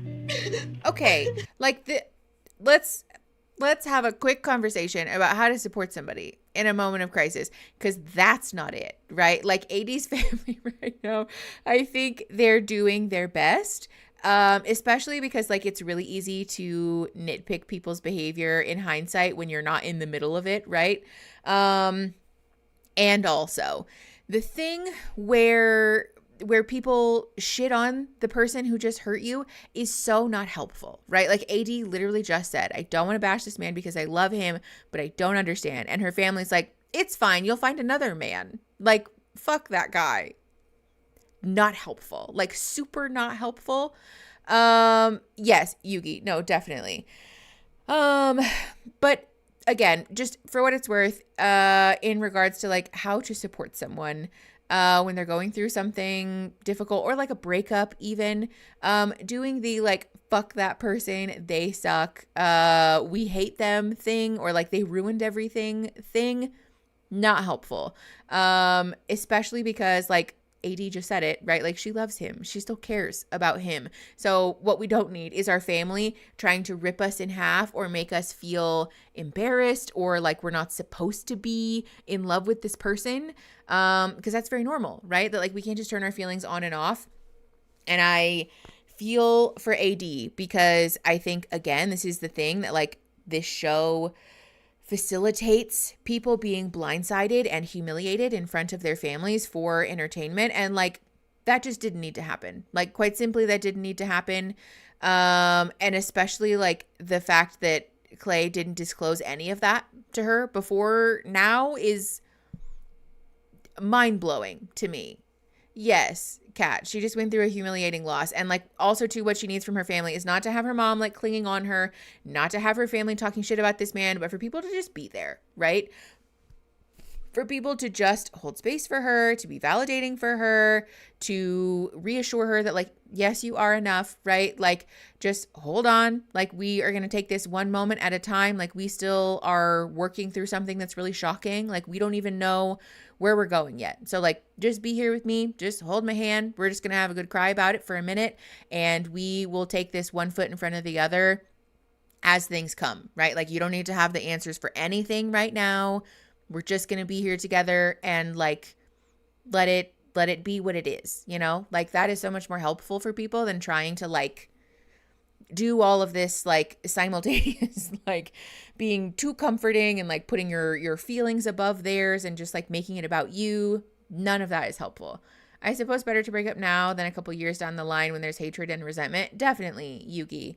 But again, this is why I hate this fucking show, because the truth is that Clay and AD could be a good match if they were able to, you know, at the end of the show say like, we're going to move in together, or we've decided to get engaged at the end of the show, right? Not like, we're going to get married, or I'm going to humiliate you in front of all of our close family and friends and the entire world on TV. Like, that's terrible. He did sort of bring it up earlier, but she said that, but hold on. But that she didn't want to date if it was a no too. Yes, that's true. But again, I just wish that there had been some kind of like heads up that he had given her, because she's clearly blindsided, right? And like, she said yes.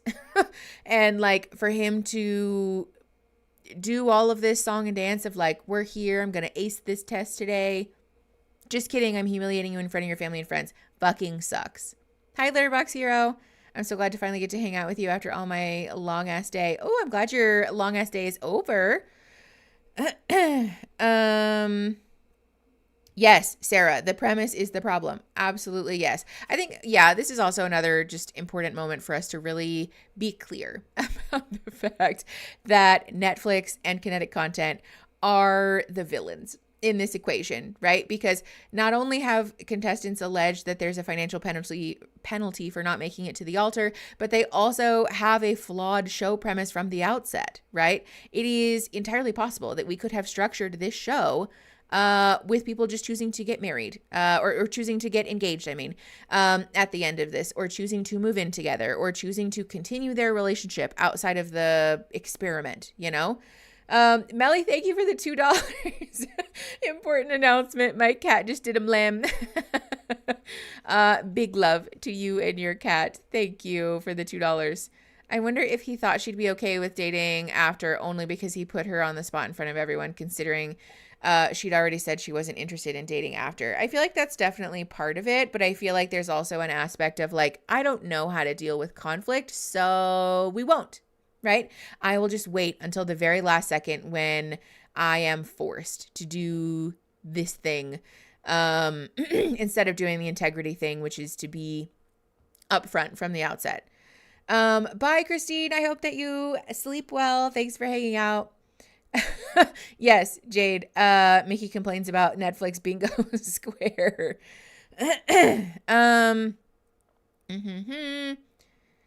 Yes, that's why the real title of the show is Emotional Torture for Clout. If they do the following them from the engagement to the wedding, they could have drama about, oh my God, I'm starting to lose it trying to plan this wedding and I don't even know if it's worth it. But also, Mello, that like, I think that's just a lot more interesting, to be perfectly honest. Like seeing these people actually interact in real life and like getting check-ins or whatever would be so much more, I don't know, like real reality TV. But instead they do this weird experiment where they isolate these people from their family and friends, and then they isolate them from their real life, and then they force them to either get married or break up. Like, that's not fair. But then we wouldn't have an excuse to rope in all the family and friends and get their reactions. Yes. Yeah. Well, and also, the truth is that the stakes being as high as they are is good for ratings and drama. You know, it's just inherently cruel, which is the issue that I take with it. I think so too, Claire. I personally really enjoy like a little docuseries style moment. And even if that meant that they could only follow one couple a season or two couples or whatever, like, let's be honest, that's kind of what we're doing already. But I really think that that would just be a better and more ethical way to conduct this experiment. But we all know that Netflix and Kinetic are not going to do that because they make money hand over fist by exploiting these people and traumatizing them to the dickens. Okay, Biwak, that's actually an interesting point. I really think his dad got to him in the last minute. Like, if you don't see yourself as XYZ, then you won't be successful as XYZ. In the end, he couldn't see himself being the husband that he wants to be for her. Possible, but I think also, you know, for what it's worth, I agree with his decision, right? Like, that's the hard part about these shows, which is that I don't agree that they should have both said yes and gotten married. That's not the healthy or safe decision to make, you know? And I think the way that he went about it, because the show forces him to, is still shitty, you know? I'm sad I missed your commentary on Chelsea and Jimmy. I'll have to watch the beginning of this stream later. It was such a roller coaster of emotion provoked. Viewers are interested in the follow-ups too. Just consider the reunions. Yes, more coffee, please. Exactly. I agree with him saying no, but I'm also very sad for AD. Me too, Tori. It's just heartbreaking. Like, it never gets easier watching somebody be humiliated and heartbroken in front of their family and friends too. Okay. I think they need to be tailing right now. I don't know what that means. They should have been addressed before the wedding. Well, yes, Yugi, definitely. Okay, let's keep going. 51 minutes and 53 seconds. Pressing play in 3, 2, 1. I know these poor kids being like, So you good? I'm good. I'm good. I think it's a lot of emotions going on. Yeah, just breathe. You know what I mean? Yeah, You're good. It's just like but you know what though? Let all that stuff go. Yeah. Let all Because that stuff go. I feel good about my decision. Yeah, Like I feel yeah. like I chose. I'm not ready to be married. We're good with whatever decision you decide to make. Yeah, and don't second guess yourself. At the end of the day, you got to do what makes Clay comfortable. Because if you do it for any other reason, you're not going to be happy. If you thought long and hard about this, guess what? That's the decision you live with. Yep. And I'm proud of you. Yep. Okay. It's maturity, man. And you're showing maturity. Yep. Come on, baby. Yep. Come on. You know what I'm saying, right? Yep. I understand. Okay. Good. Good. he's sad. Let him be Listen, sad. Listen, guess what? I love you when you were born. I love you today. Yeah. Nothing has changed. Yeah. Okay? Yeah. I'm proud of you. Yeah. Okay? Yeah. And that's going to stay that way. Yeah. All right. Interesting. Me and Eddie have a great relationship, Say but it more wasn't about enough that. where I felt as though that this is the person I'm about to marry. Should I go talk to her? Yes. Yeah, you can. You know what I mean? You definitely don't want to appear to be indifferent. Marriage is a unity of self, it's a unity of finances, it's a business decision. You know, I think there's still stuff we should have built on. A lot of the work that needed to be done was my emotional empathy side. I think the finances, I kind of looked at it, brushed it off, but finances is huge to me, and I don't really understand her finances like that. Because at the end of the day, eternity is forever, and if I'm gonna be something forever, I wanna be locked in 100%. I looked at myself in the mirror and said, am I a husband? And the answer was no. Am I deeply in love? The answer was no. Those are two things. If you can't say yes to those answers, why are you getting married? Yes, Megan, where was this energy beforehand? And also, where was this energy when you applied for this fucking show? Hey, D. You okay? bizarre question to ask someone. Yeah. I'm sorry, dude. It was a game time decision. Like, I thought about everything, AD. Like, I really was fucking struggling with everything this whole time. It's no world that exists where I don't understand that, Clay. But I'm saying, like, it's irresponsible of me to say yes in this time when I'm not ready to give you 100%, and you wouldn't want that. You wouldn't want me saying yes and being half-assed with marriage. You wouldn't want that. And I'm saying I'm not ready for that. And, like, I'm feeling bad because I see you crying, it's hurting me. It was a game time decision for me. I want to reconsider everything. And it's just for me to say off a great 2 weeks, this is going to be my wife forever. I could not make that decision to you today. And it just breaks my heart seeing you like this because I love you, I really do. It's like, me saying no was not to you, AD. Like, I'm not ready. And that's hard for me to look at myself in the mirror and say that shit. You are a perfect girl.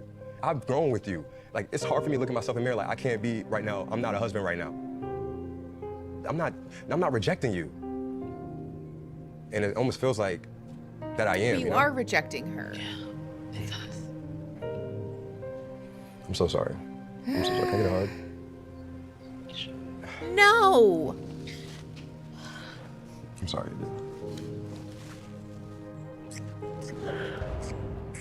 This is so fucked up. True.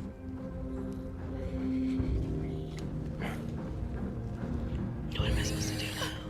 What do you mean what am I supposed to do now? You think I'm leaving? What are you supposed to do? I guess you gotta run away from me. Stop. Oh my God, seeing you so sad is breaking my heart. That was just a fucking lot. It was a lot. But AD, I'm telling you, like, I'm gonna put the work in. I'm gonna go to therapy, all that stuff I said, you know? Why is he doing this? Let's be clear about a couple of things. The, like, seeing you cry is so hard for me thing, like, don't say that. Even better, don't be a person who prioritizes your own emotions above everybody else's, so much so that when you hurt someone, you can't even acknowledge that you've hurt them. Like, and they like, well, can I get a hug? No, you just humiliated her in front of her family and friends. And at the very least, you owe her a thorough apology. Like, again, I agree with the decision that he made, but the way that he's going about this is so off-putting. The like, me thing. And just like, well, you think I'm going anywhere? Like, you're gonna have to run away from me. You're not gonna ask her, do you want to be in a relationship with me still? I want to be in a relationship with you, and I am here to put in the work to prove to you that, like, I can be a good partner to you, blah, blah, blah. Do you want to be in a relationship with me? No, we didn't want to ask that. Like, just, it's so self-centered. It's so self-centered. Oh, I dated someone like him, and I'll say it now that she ain't done with him. She's gonna go back. I mean, probably, but still, it's not. I think there's also an aspect of this, though, that's worth discussing, which is like the betrayal piece, you know?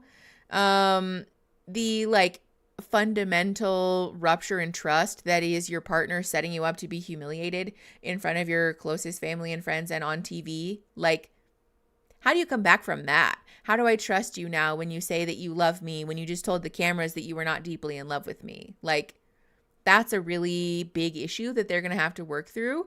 That, again, even if they are compatible and they do have the capability to make it work, like, now we've further complicated this issue because, again, Netflix put them in the situation, but also ultimately Clay made the choice to violate her trust and destabilize her faith in the relationship by ripping the rug out from underneath her at the very last possible moment. Like, it's just all bad. It's just all bad. I think any compatibility that they had before this is like now on even shakier ground, because besides the fact that they're going to have to work through the relationship issues of being rocketed into a partnership that they should not have been pushed into in a timeline that's not safe or healthy, they're also going to have to deal with trust and betrayal issues and like all of the side effects of having walked through this shitty experiment. Just ugh.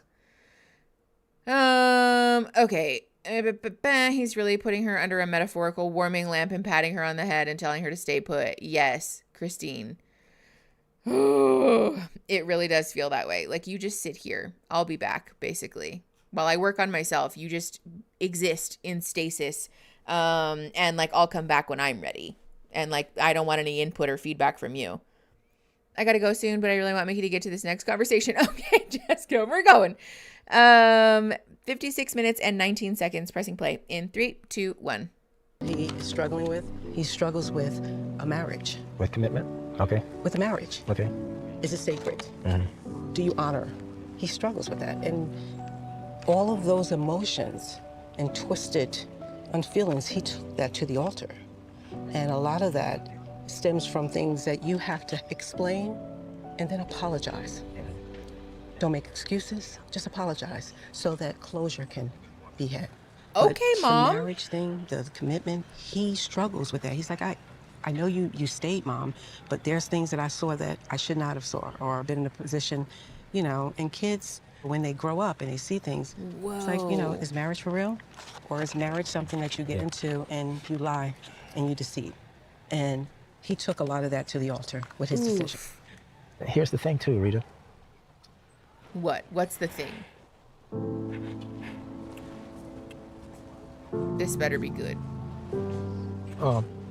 I didn't necessarily have the best role models in my life. I know. You know, I can't ever remember my father ever being a part of my life. And listen, I've always told you I forgave you. But there are things that had came out in the end that I did not know about until this experience. I was hurt. Again, I'm divorced from you, but things that he shared with me that I did not know. So that's why I'm saying he took a lot on his back. And although we came from broken families, that doesn't mean that we have to pass on that brokenness to our kids. absolutely, you stop the bleeding, stop the cycle. Right. Your past and things that you witness is part of your DNA, it's part of your inside. And if you don't get freaking help, you bring that shit into the next thing. So the fact that he did this process, he wants to be in a long-term relationship. He wants that. Tell me somebody like you. Huh? I met you, you know, tell me meet somebody like his mom. Yeah, but you met me, but you wasn't good to me. Yes. Okay? So, we won't talk about that anymore. Okay? Wow. First of all, fucking good for her because she's right.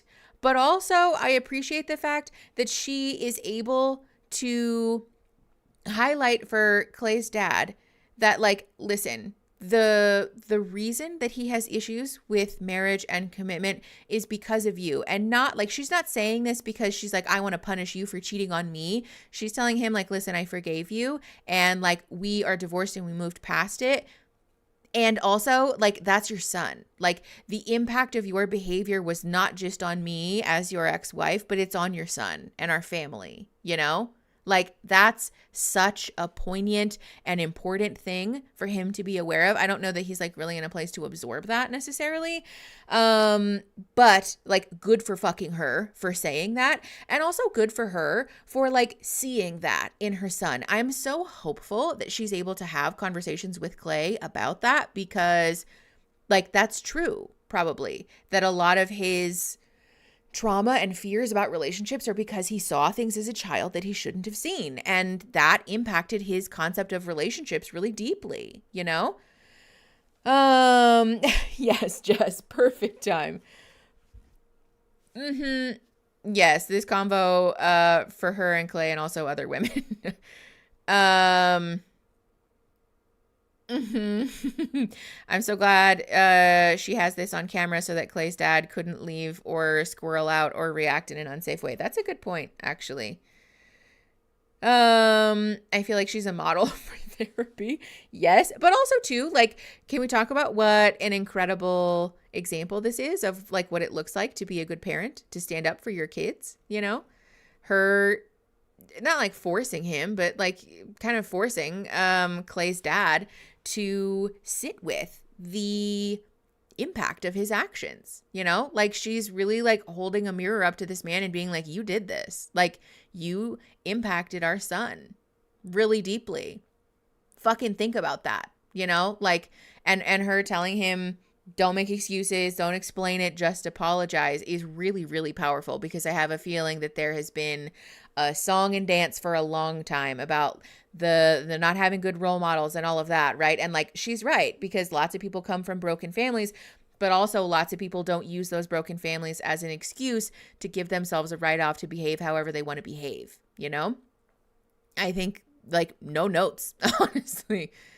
Yes, Gabby. Gabby said, as much as Clay gives me the ick, I feel bad for him. He has been traumatized. Absolutely. This is another one of those moments where, like, the people on this show are not people that I would necessarily, like, I think be compatible with in regards to, like, friendships or, you know, like, relationships, but that doesn't mean they're bad people, and that doesn't mean that they deserve to, like, have parents who refuse to acknowledge the ways that they've hurt them, for example. Okay. 59 minutes and 12 seconds. Pressing play in 3, 2, 1. Hi, Josie. Glad you came. In a barn. So sorry. Oh, yuck. I feel like a piece of shit. I really do. She's like, well, you are, so. You did. I did my fucking best. You did. Do you think it wasn't good enough? No. So everything I'm saying is not resonating to you, huh? It's hard. It's hard to make, you know, like what you say and what I feel. Come together. Yeah. I just feel like I learned so much about myself, AD, and it kind of got scary, you know? I think my thing is like, I should have said it. that, like, I feel kind of like a sacrifice. Like, you learned so much about yourself. Yeah, and, like, I get that. used me to, like, do it. Yes. And you should be mad about that, AD. Do I have to leave you? Yes. He's being so selfish. I'm glad that she finally put into words what we've been talking about, which is that he used her for his own self-improvement. He used her love and affection to work on himself and then left her. Humiliated and heartbroken. Like I keep getting so fucking close. And I keep, like, doing so much for these men and carrying these fucking relationships. And, like, it's just not fucking enough. And I don't know what else to do, really. Girl, go back to therapy. Not enough. It's not that you're not enough. The people you're in relationship with are manipulative. Oh, I feel so bad for her. Oh, AD. I love him. I really do. Not the close-up. I'm really sad that I wasn't enough for him to, like, get right. I can't drag him. I can't force him, and I'm not gonna fucking beg him to fucking pick me. Yes. I'm done. Yes.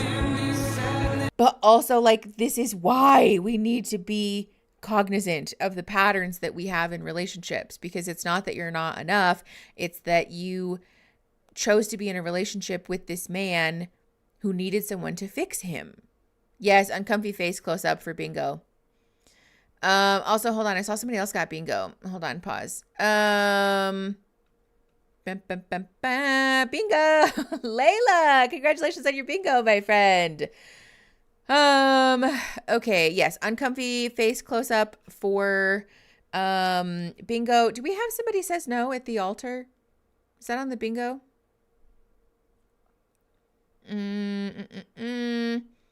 It's that she's too much of a woman for these boys to handle. Well, also too, like, if we have a pattern of picking people who are not ready to be in a serious relationship with us, then, like, that's not because you're not enough. It's because you have a pattern of picking people who are not ready to be in a relationship with anybody, you know, like nobody is enough. This whole thing makes the I'll paint my nails red to match the red flags comment from the pods so much sadder. Wait, yeah, I forgot about that comment. She just needs to not knowingly go for the red flags. Yeah. I don't know where AD's dad was. Okay. I've fallen into this trap so many times and I feel so bad for her. It's a difficult one to break, biological clock, because we tell ourselves that, like, this time will be the time that I caretake somebody the right way, or that I caretake them enough, right? And I think also the combination of her having this apparent fascination with getting married in theory, irrespective of who the person is, certainly didn't help. I think that value sort of set her up for failure. Oh, duh. Thank you, Megan. Yeah, her dad passed away.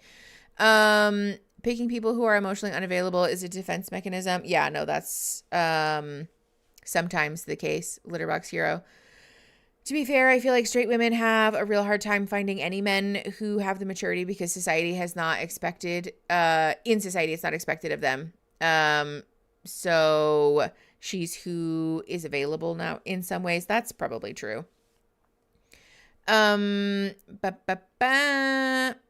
Yes, Teresa, it sucks because she said early in the season that Clay felt like her usual pattern and he proved her right. But also, let's be clear that like Matthew was just as bad, except in different ways. So I'm glad she didn't choose Matthew either, but still. Okay. Let's keep going. We are like really doing the most here. Okay, it's almost time for Johnny and Amy to get married. So 1 hour, 2 minutes, and 8 seconds. Pressing play in 3, 2, 1. Oh, sorry. There's music.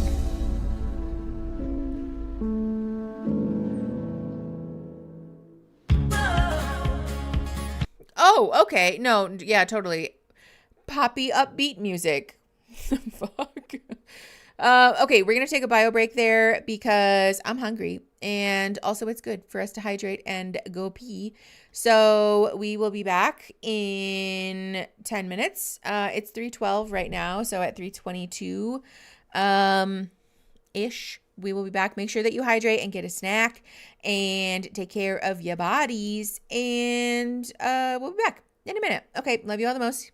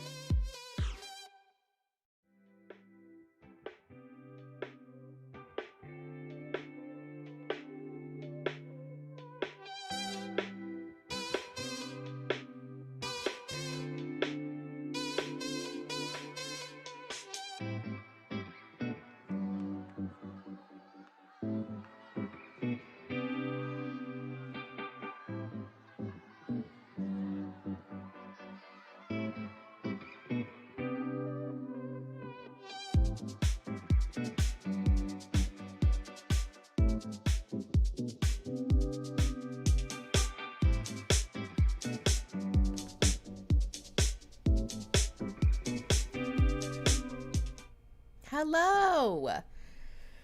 Welcome back from break. What if we made a snurch calendar? Wait, a snurch calendar sounds so fun. Hear me out. I'm having some tortilla chips, salami, cheese, and pita bread. The salami is just a bit greasy, so instead of using a paper towel, I'm using pita bread as a makeshift paper towel.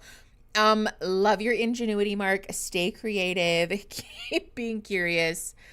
You didn't get jump scared this time. Yay, Allie. I'm glad. The gremlin who lives in the back of my brain is convinced that Google is Skynet and will try to give me bad food if I don't actively look out for its wiles. Honestly, you're not alone. Monkey in Discord said, do you think that Vanessa Lachey will ask about whether Amy started birth control at the reunion? Of course she will. Of course she will. They're going to have a montage of all of the conversations that Amy and Johnny have had about birth control. I guarantee it. Somebody put that on the bingo sheet. Does anybody know a good beginner Indian food to make? I do not, but people in the chat probably do. So drop all of your good recommendations for beginner Indian food at home. I was going to say, how do you say that? Chana masala? What do we do when we walk past someone who is sitting at a table and has money by him? You don't assume he's asking for money or maybe homeless. Wait, what?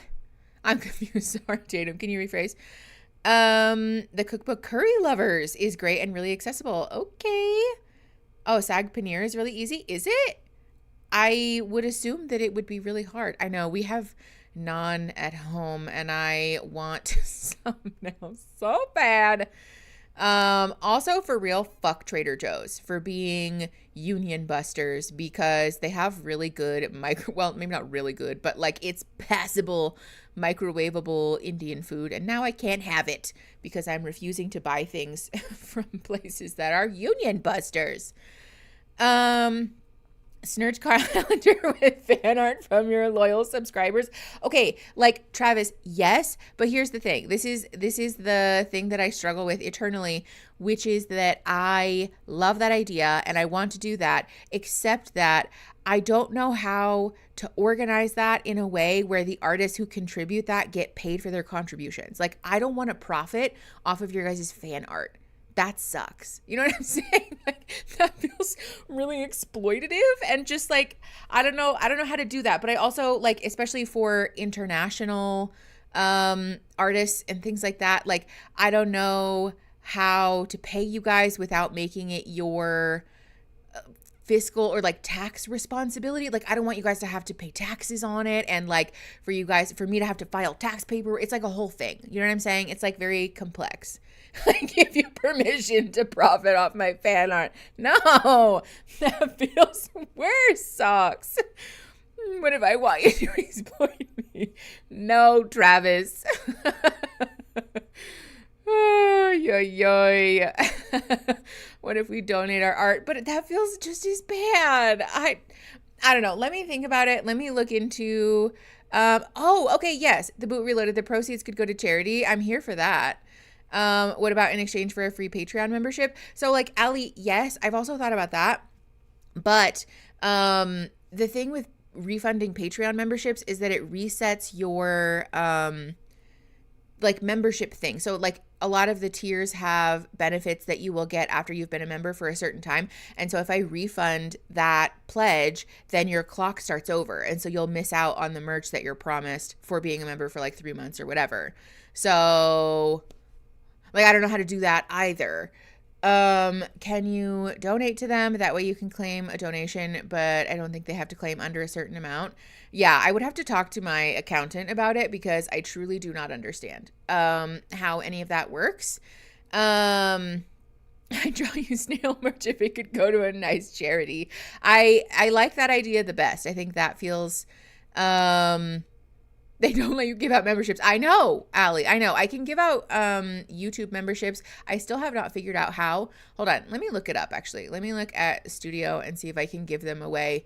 Because I know that I can, but it doesn't give me, like, the option when I'm, like, in a live, which is, like, where I would give them away, you know? Hold on. Let me see. Link to share. No, I don't want that. Is it in here? No, there's no way it would be in that folder. Hold on. Maybe I should just Google it.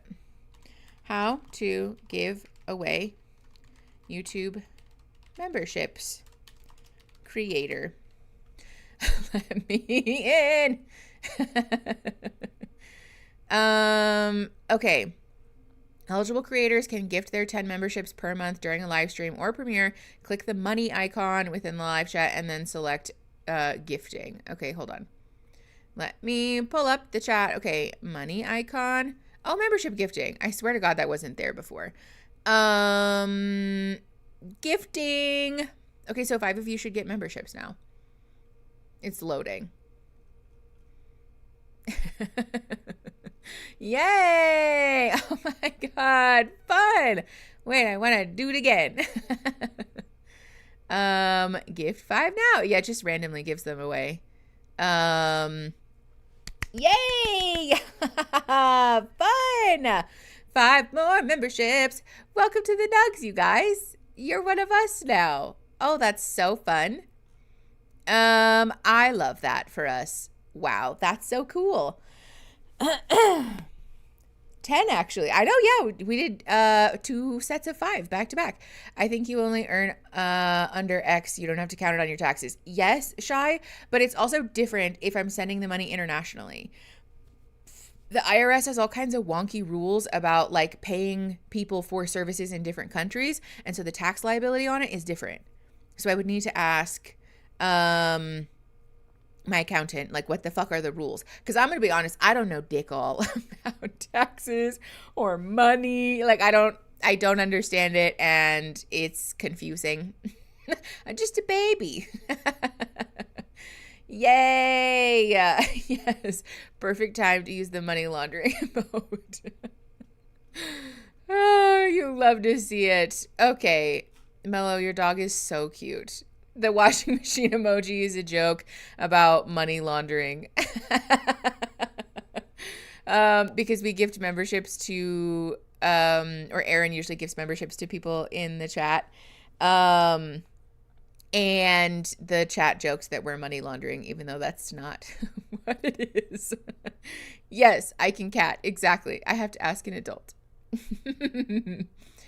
Okay, taxes scare me too, Meyer. They're very confusing, and I don't like it. Also, I saw while we were on break that one of you DM'd me on Discord your address. I saw your DM. I will respond to you just after, I'm not live. And I have more space in my little brain to respond to you. So did see, will respond. Yes, a reminder to everybody, if you're in America, to please do your taxes, because it's important. Like, fuck the federal government, but also, like, not doing your taxes can kind of bite you in the ass. So if you haven't done it yet, highly recommend. Okay. Yes, exactly, Captain Quesadilla. I heard the U.S. tax law is so fucked because companies like TurboTax and H&R Block have lobbied to keep shit confusing, so more people have to rely on them. Absolutely, yes, Katie. That's not even like a conspiracy theory. That's just like 100% true. That companies that profit off of people's confusion regarding tax law have very much lobbied to keep tax law structured in a way that makes them money. Hold on, what did Mark tag me in? Wait, it's so cute. Monkey said, I made a snail. I don't know who saw it, but I love them. It's so cute. You like crocheted a snail. Oh, I love it. Your guys' crafts bring me life. I don't actually know where the link is for current merch. Oh my God, Moose, that reminds me, actually, I need to fix the merch store because I put everything back in it because we had a bit of a kerfuffle with a bingo prize, and now I need to remove it, and I forgot to. So, whoops. Until like the end of stream, all of our previous merch designs will be in the store. So if you want to buy those, go do that because they're going to disappear here in a minute. Dinosaur, yes, the Discord server you get access to in your welcome email when you join the Patreon. It's tax season in Canada too. Yuck. You can file for free in Arizona on the IRS site. It's a pilot program and it's limited, but it's a good start. That is good to know, Rada. Thank you. I forgot I forget money in pockets all the time. Laundering money is an inside joke in my house. That's really funny. Okay. Let's see. What? Oh, I got tagged in something else. Okay. Beep, boop, boop, boop, boop. I think we are situated. Are we ready to watch the second wedding? We're at 1 hour and 2 minutes and 26 seconds. I think that's all of our orders of business. So we're pressing play on this episode in 3, 2, 1. Also, it is muted, to be clear, because music. Yep. Also, can we talk about how jarring the switch from I sad found my best friend that I get to spend the rest of my life with to this? And I'm feeling all the emotions.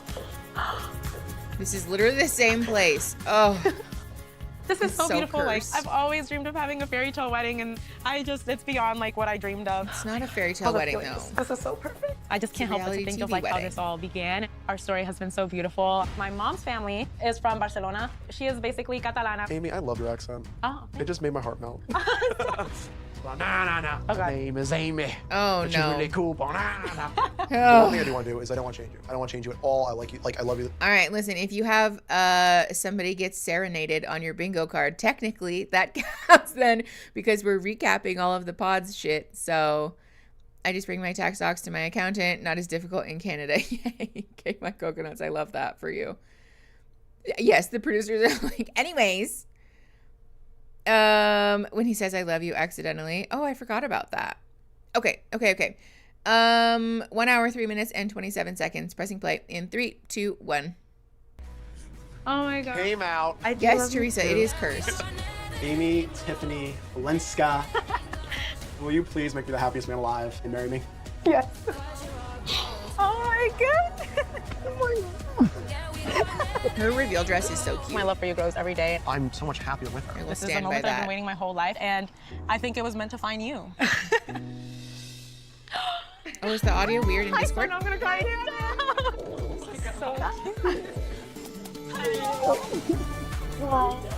Having my family and friends witnessing such a huge milestone in my life, it's important to me. Family's everything, and I thought it would be a beautiful touch to have my future sister-in-law be on my side of the things. Oh my God, that's I'm nice. impressed. Right? It's perfect. So beautiful. I'm so sure that Johnny is the one that I'm gonna marry. I'm ready to get me to the altar. I'm ready. I love you so much. So ready. Last night's wedding leftovers reheated. Melly's so wrong for that. Today, it's Also, gonna be one of the you're days I look probably back on for the rest of my life. Oh, this is nice. I don't know if it's one specific thing that made me fall in love with Amy. She was fun-loving. She matched my energy. Cigar bar. She's something that like we can just joke. Imagine showing up to the altar and your fiance stinks like fucking cigars because they've been living it up at the cigar bar all morning. Meanwhile, you've been getting poked and prodded and plucked and waxed all morning, getting your hair and makeup and every available surface of your body waxed and cleaned for this event. Ronnie, you got bingo? Yay! Congratulations on your bingo. If you're in the Discord, Ronnie, you can message one of our... Oh, the camera is off in Discord? What? Is it? Try quitting Discord and coming... Oh, yeah. If it's not working, try leaving the room. Okay. I was like, what? If your Discord is being weird, try leaving the stage and then coming back. Sometimes that resets it. Beep, beep, beep, boo. I wish they would do an all-star season. That's so rancid. Okay, but also, I was talking about this with somebody. They would never be able to bring people back because everybody would know. Wow. Everybody would know what they look like. Because if you've watched the show before or you've been on the show, they've all met each other for the most part, or they are at least aware of what they look like. So you like couldn't. Lapede, your snail is so cute. I love.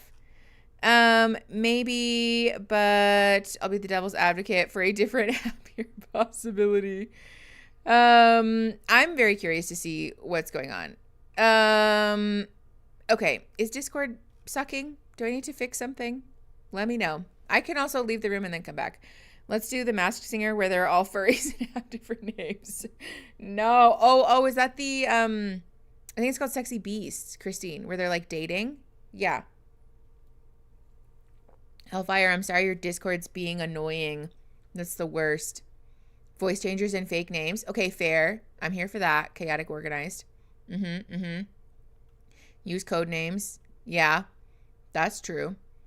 That would be really interesting, having their voices obscured also, because it would make it even more of a reveal. Texting based only. I've seen that. I've seen that idea thrown around for a queer version of Love is Blind, where everybody is just bisexual, so that you can't tell what, or you can't like try to suss out anyways what somebody's gender is based off their voice or their name or whatever. But I don't know how I feel about that. I feel like that makes it even more difficult to get to know somebody and like decide whether you want to marry them. Yeah. Okay. Let's keep going. 1 hour, 4 minutes, and 52 seconds. Pressing play in 3, 2, 1. Around, have an amazing time together, just as Captain people. Like, Quesadilla, she's no, very it's dedicated not. to her career, her family. Johnny. Oh my God. Long time no see. Not a day goes by where we don't kiss or we don't like give each other like a huge hug or cuddle. It's a nice feeling of just that intimacy factor of like, hey, you're my person. I'm not gonna lie, I was a little like, John, what the hell are you doing? Yeah, no, I know, trust me. Tori, yes. But once you meet Same. you guys and see you together, it makes sense. Like it just, it makes so much more sense. Within 30 seconds of meeting her, I was like, OMG, she's perfect. Like, she's so perfect. Like, Did that change from the pods? We got very deep. We talked about everything. Day 7, it was, I slipped on I love you, she said I love you back, and I was like, didn't even mean for it to come out too. Aria. I was like, honestly, I didn't even notice that. And that was really 7 days. Yeah. You might be right though. It was deep conversations about like kids, about like religion, about like what happens if like we have like a miscarriage, what happens if like someone loses their job and goes bankrupt, like just Holy shit. Oh, you know, deep. I've never had those goddamn. No, but like those are things to like really like think about too. Like those like really deep conversations. Like, well, what if this happens? Like, how are we gonna attack this? She's open-minded and like really cares, wants to know like what I'm really thinking about. The other thing was that she's very passionate about her family. Like she loves them deeply. Like it's a huge part of her life, and obviously huge part of my life too. Like she's a grinder. Like she works hard. Like when she walks into a room, like she kind of like commands it, and it's really nice. We flow together like amazingly. She's the girl. She's the girl. Okay, listen. Dude, you love me. I think a lot of this, a lot of these statements are somewhat surface level, right? Like them hugging and kissing regularly, which Aria pointed out was that a dig at Jimmy and Chelsea. I didn't even catch that. It is possible that that's what it was. I'm inclined to think that Johnny's just being genuine here, because he doesn't really seem like this shady type, but who knows? Maybe I'm wrong. And the, we've had conversations about like what happens if we go bankrupt or somebody has a miscarriage or whatever. Not necessarily like the deepest of conversations, which also side eye at his friend or brother, whoever that is, being like, oh, I've never even had those conversations. Like, okay, whatever. But I do want to point out that he does speak about Amy specifically, right? He said like she's a grinder, which I don't love that term, but whatever. That she cares deeply about her family. She's very passionate about them. At least those are all things that are about Amy specifically, right? Not like she's a good wife. She makes me feel good about myself. Allie, sorry, that was probably my wording and not Johnny's. Ayla, thank you for the $2. I love watching your videos. That's so sweet. Thanks for being here. I'm glad you like them. Wear full body costumes full time in the living quarters. Chaotic organized. That's so intense. Can you imagine the B-roll of people in full prosthetics just wandering around the Love is Blind quarters? But also, how do you eat? They wouldn't be able to eat or drink. They'd have to like drink things through a straw through their big prosthetic mascot heads. That's like a whole different, yes, Christine, the torture of being in a costume all day. That's like a whole different type of coercion. Oh, that's so funny. Oh, is that the brother's like 20? Okay, fair. It's hard for me to tell how people old are.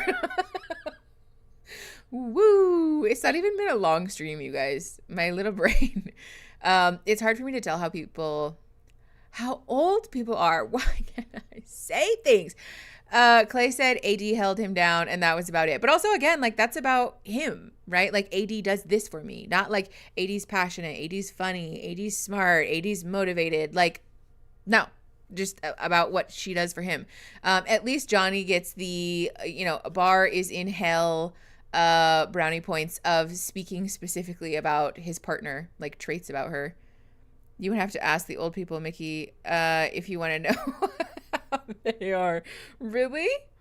It hasn't even been a long string after 4 hours. Okay, fair. That's true. It has been, just about 4 hours. Never mind. I take it back. Okay, let's keep going. Also, I love that we've stretched one episode into an almost 6 hour stream. I love that for us.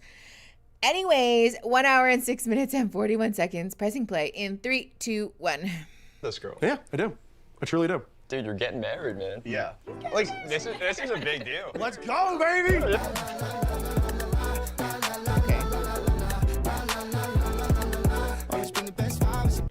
No. Okay. It does seem like he's I think the most sensitive and like emotionally mature guy you've been with. Yeah. No, I'll never be. I love when a man feels. Yeah, me too. I'm so nervous for you. No. Not like for you. No. Like I know this is like, it's gonna be great, but I'm just like, it's a wedding. Who isn't nervous on a wedding? What kind of soup do you have? We both have a huge decision to make. That is for lifetime, and I'm very certain on what I want to do. I'm very excited. I'd like to think that Johnny's on the same page as me, but my biggest fear is that, like, for some reason, him walking down the aisle, he was like, oh shit, this is real, and he just wants to back away and gets cold feet and just doesn't want to go through with it and says, I do not. But I'm really hoping that's not the case. I literally had a dream that Amy called me right after she got engaged, and I saw a man in the FaceTime, and it was a white blonde man. In the FaceTime? Oh my God. I was just like, Amy, I had a dream, and you're with a white blonde man. He's like, actually, it's strawberry blonde. I'm like, it's white, it's blonde. And I don't know, it just felt like very real. And my dad had a dream 2 years ago that he saw like my future kids and that they had like light brown blondish hair, and I'm like, the moment I saw a blonde man enter my dreams, I was like, this is it, this is her husband. I literally had no like mental picture of it. Can I just say really quick, that is such a Mexican family thing. The amount of times that my mom has tortured me with like, I had a dream about this, that, or the other, and also that she's fucking right. Like most of the time.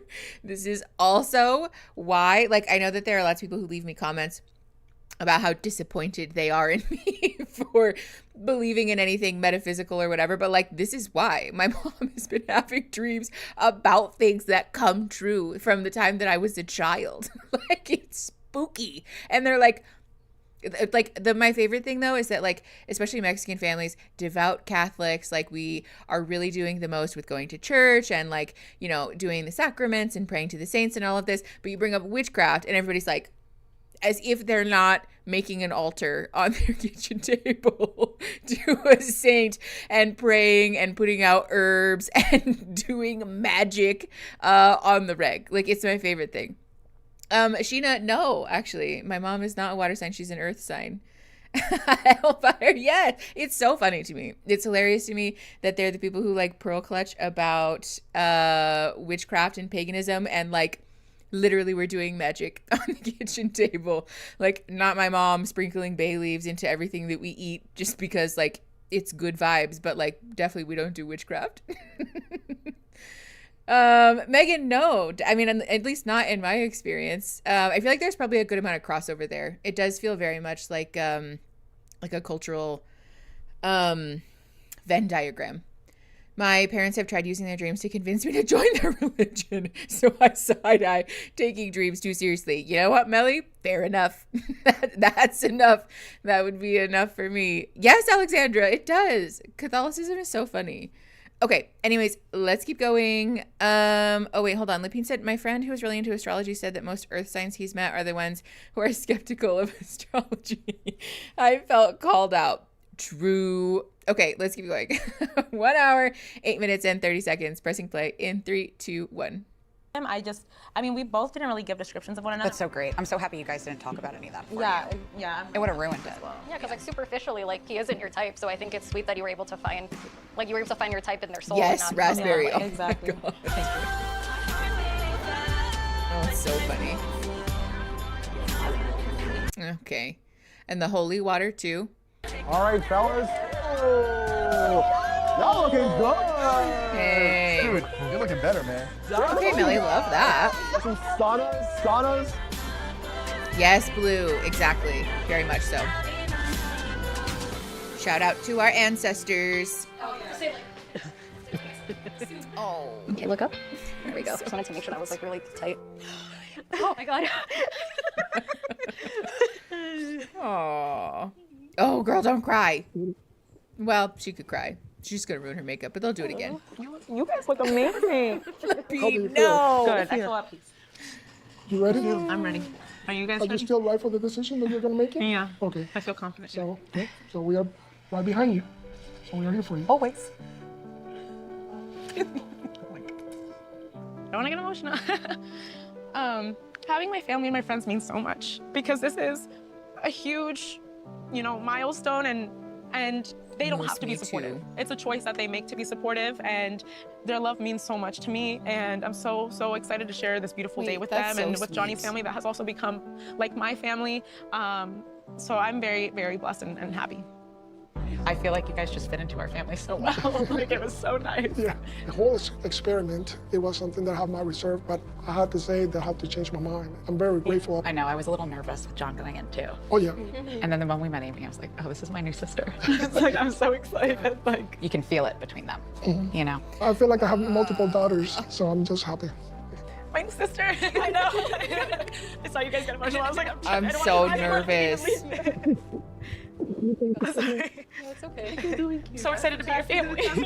We are family now. I love you That's guys so much. sweet. It's Oh, a God, I weird hope thing they to don't say, say but no. it really is from the bottom of my heart. We love you so much.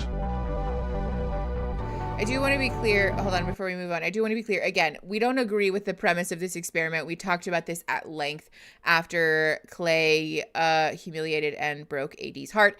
However, I do think it's nice to see a family who supports their loved one during this process.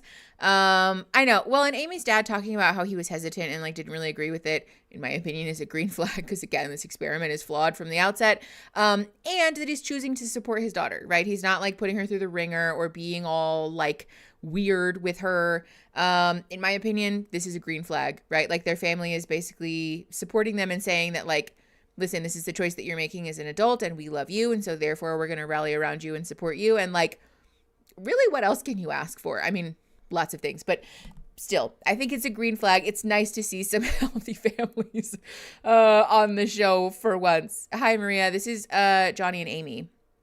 I would love to see all parents of the engaged couples get together and discuss the experiment. Megan, me too. Yeah, Tanya, the parents this season have really not been the worst. Is Amy's dad the one who had the cute little speech a few episodes ago? Yes, Melly, in the little garden with Amy and Johnny. It was very sweet. Okay, let's keep going. 1 hour, 11 minutes, and 32 seconds. Pressing play in 3, 2, 1. We really don't need the music. Amazing. There we go. Good day. All right, buddy. Wonderful. You guys came down. Yeah. I'll sit down over here. Wow, sure. Beautiful. I know. I'd love to have a little man cave like this. Wow. You ready? Are you? Yeah. It's been a lot, but it's been really nice. You learned about her from the inside out, Yeah. which is Opposed to just physical traits too. Yeah, so that's wonderful. What a weird way to do it. What a cool way to do it. Yeah. I think you're making the right decision. How long does it take to fall in love with somebody? Exactly 6 months, 3 days, and 2 hours, or exactly 1 hour and 20 minutes? Got your whole futures ahead of you. I'm excited. I'm excited. So we did it. You can do it. You guys had a great marriage for a very long time, and I want to try the same thing. God willing, you will. Marriage is the hardest job you're going to have. It's the most fun job you're going to have. And today is a wedding day. That's a big day. Day. Here, guys. Group hug. Group hug. No. All right. Love you so much. Thank you guys. Thank you so much for everything. Got it. Carolina, not really. Amy and Johnny didn't really have issues at all, which I think is why we didn't get a lot of screen time for them, because there's nothing really that problematic about them, which I don't know. I mean, yeah.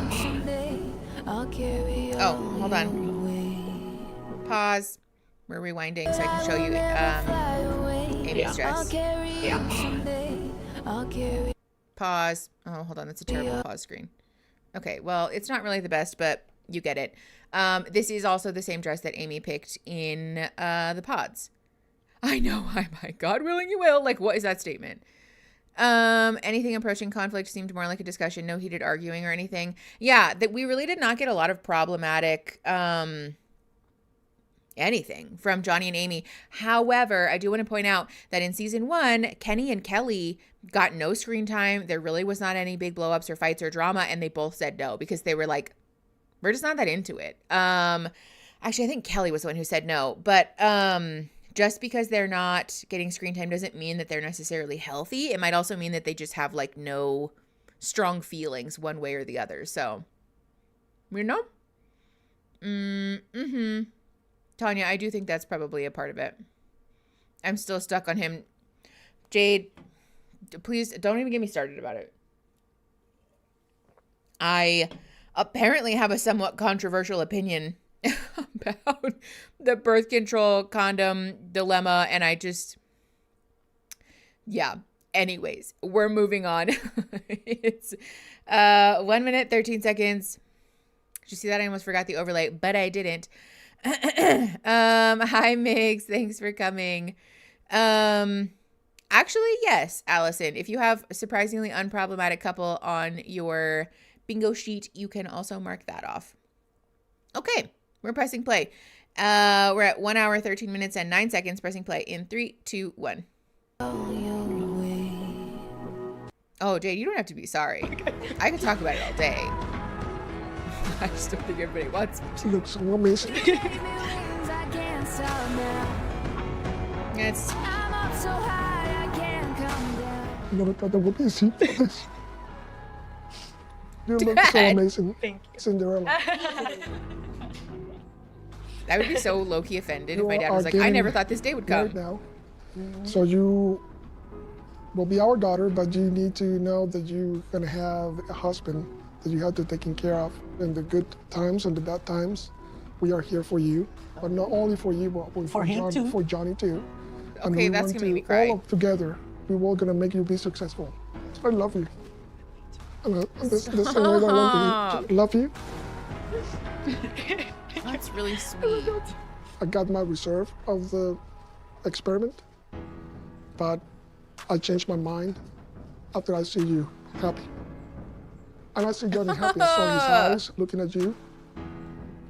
And that's Calling the my dad expectancy that I after want this to trip is look at over. you. To fall in love with you. Ugh. Last Can night. I just tell you guys really quick? Can I just tell you the reason this is making me cry is because this is exactly like my father. This is so very much how my dad is. Ooh. I am so totally not crying at all. It's just really sweet seeing people talk about like loving your spouse as their child. Especially when you have like problematic family of origin stuff. Whew. It's just really sweet. That's something that my parents have said to Aaron, and I just think it's really sweet when people do that. So anyways, I know, Becca. I'm glad this stream is almost over because I'm going to call my dad. He's going to be like, are you okay? Why are you crying? Just reality TV, Dad. Nothing to see here. Okay. I know, Carolina, but also too, like, I'm working. Okay. 1 hour, 14 minutes, and 40 seconds. Pressing play in 3, 2, 1. Couldn't sleep. I don't know you sleep, but I didn't sleep. Because I was thinking. Bye, Becca. Alexandra, it's definitely time for wine. Recollections and memories. And the people that are not here, they're here. Your grandparents are here. They will be walking with you as well. And they're proud of you. I know, Tanya. In reality, her dad's a little cream puff of a man. So sweet. Oh. So are you ready to rumble? Yes, I'm ready to rumble. Aww. It's really sweet. But also now I'm even more nervous. I'm like, what if Johnny says no? I feel like he's gonna. Oh, God. Who the fuck is Cameron? I could use Dada if anyone has one to lend. Nugget, I'll ask my dad. I'm very happy for you, Johnny. You are lucky. And Sheena, she's I very saw lucky. that too. You both are. You know, when you find true love, you have to work for it, but it's definitely worth. It's a gift. Absolutely. Definitely a gift. When you see her walk down the aisle, your heart is going to stop. I know it will. Because I know Daddy said that when I walked down with Papa Joe. Glad it restarted. When you get up there, talk from your heart. The birth control thing, God raspberry. willing, I'll have a daughter-in-law very soon. It's crazy. Oh, got it. Thank you, Monkey. Cameron is Johnny's sister's fiance, but also the official. Okay, thank you. That's enough of a red flag. Also, big love to you if the dad stuff between Amy and her dad pushes your buttons, because it's hard and it's kind of sad. Be kind to yourselves, my friends.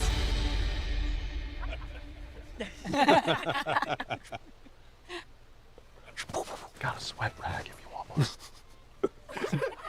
Appreciate you. Oh yeah, it's literally an identical setup. Okay, thank you very much. Okay.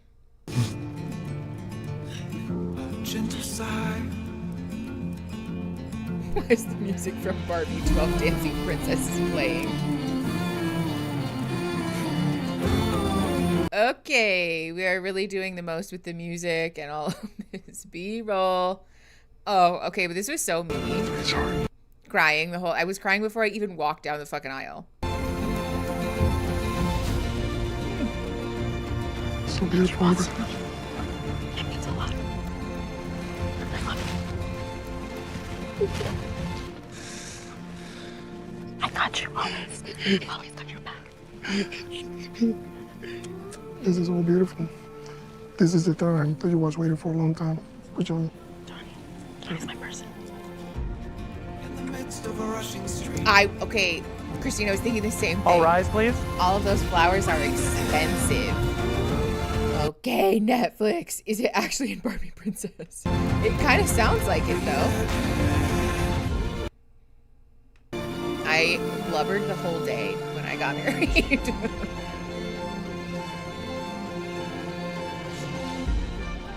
I think Aaron cried a little bit too, actually. I give you my treasure to him. You may take your seats now. Hi, Blythe. Yes, we are.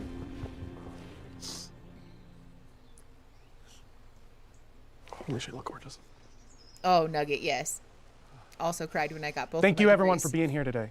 At this moment, both Amy and Johnny want us to take a moment and honor those of us who couldn't be here today.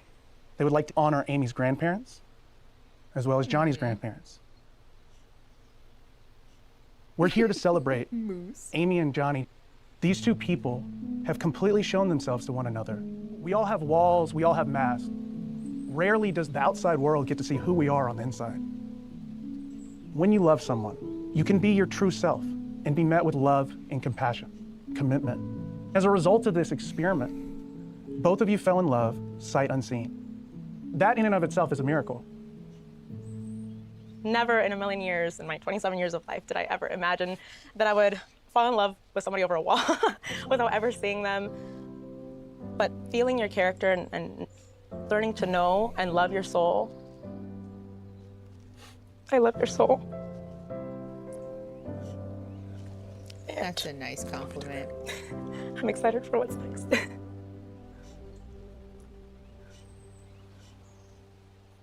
I can't wait. I'm freezing, you guys.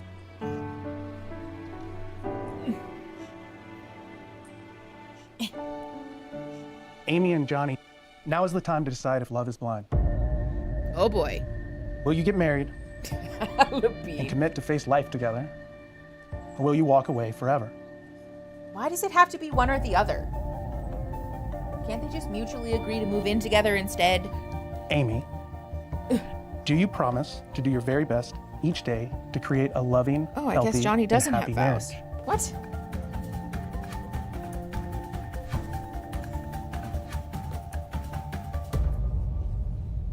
I do. Oh boy. Ooh. Yeah, I don't think Johnny said any vows, did he? Johnny, Were they so good they got do you them? promise to do your very best every day to create a loving, healthy, and happy marriage.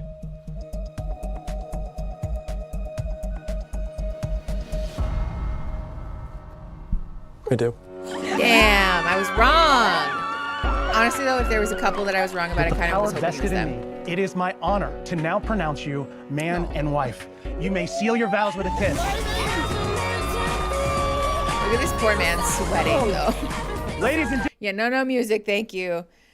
I know, man and wife, yuck. But I am like weirdly happy that they said yes. I do still hate this experiment, but they're just so damn cute. Yeah, he's a person, she's a thing. And also that he's like a real person now that he has a thing. Ugh. I'm not even gonna say nothing. Ooh, just one marriage this season, KY Coconuts. Ew, okay, with the kissing. The only standing couple, literally, the only one. Mrs. McIntyre. Mrs. Cortez McIntyre. Thank you. Damn, you look good. Oh, I'm so grateful to have found my person, my They do seem nicely husband.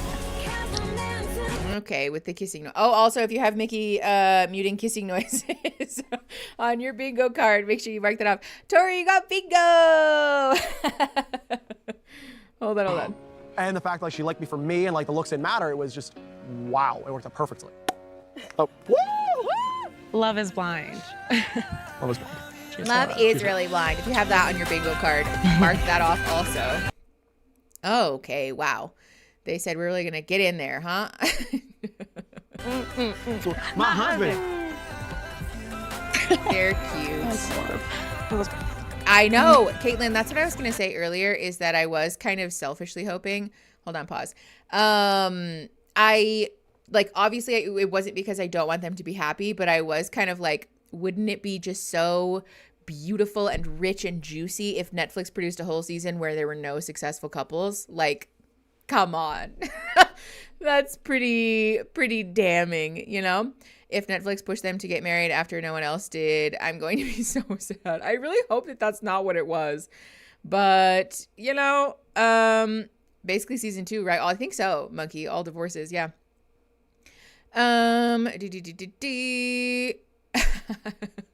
Okay.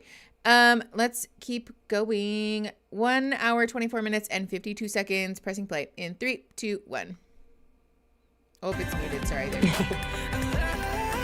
Great. Just in time for more music. I love that for us. Also, if I had to walk through a barn in my wedding dress, I'd be actually really angry. Like, just no. I'm not doing that. Can I please have somewhere nice and clean in my white dress? Oh, boy. Okay, Clay looking pensive with some B-roll. I don't know, man. Royalty-free music, I mean. Emotions are all over the place, especially seeing, I guess for me, I didn't understand the magnitude of the decision. What do you know, mean? I just feel stupid, you know what I'm saying? I just feel stupid, so. I don't know, I just kind of want to get out of here, honestly. I mean, I don't blame him, but also she told you definitively that she would not date you if you said no. It's not her fault that you didn't listen. Like, what do you mean you didn't understand the magnitude? Jamie, my love was blind. Oh, AD. There's nothing that he could have shown me, told me, that would have changed my answer. Oh, that's worse. I don't see myself continuing to date him. You don't want to pick me? Somebody else will. I'm done. My heart is like broken. I stood 10 toes the whole time. I've been strong and powerful, and that's just who I will remain. Okay. I feel so bad for her. I don't know. I just am waiting for it to be my turn.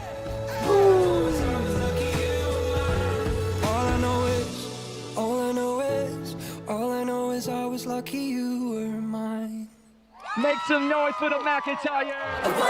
Like, the jarring transitions are so upsetting. These people living their best lives. Meanwhile, Clay and AD. She's kind of cool. Heartbroken. Have you met my husband? He's cooler. I'm cooler. Oh, shit. Actually, I take it back. I was about to say. So today, My daughter is not only my daughter because today I have a son. That's my new dad! Raise your glass, celebrate the new family, McIntyre Cortez family.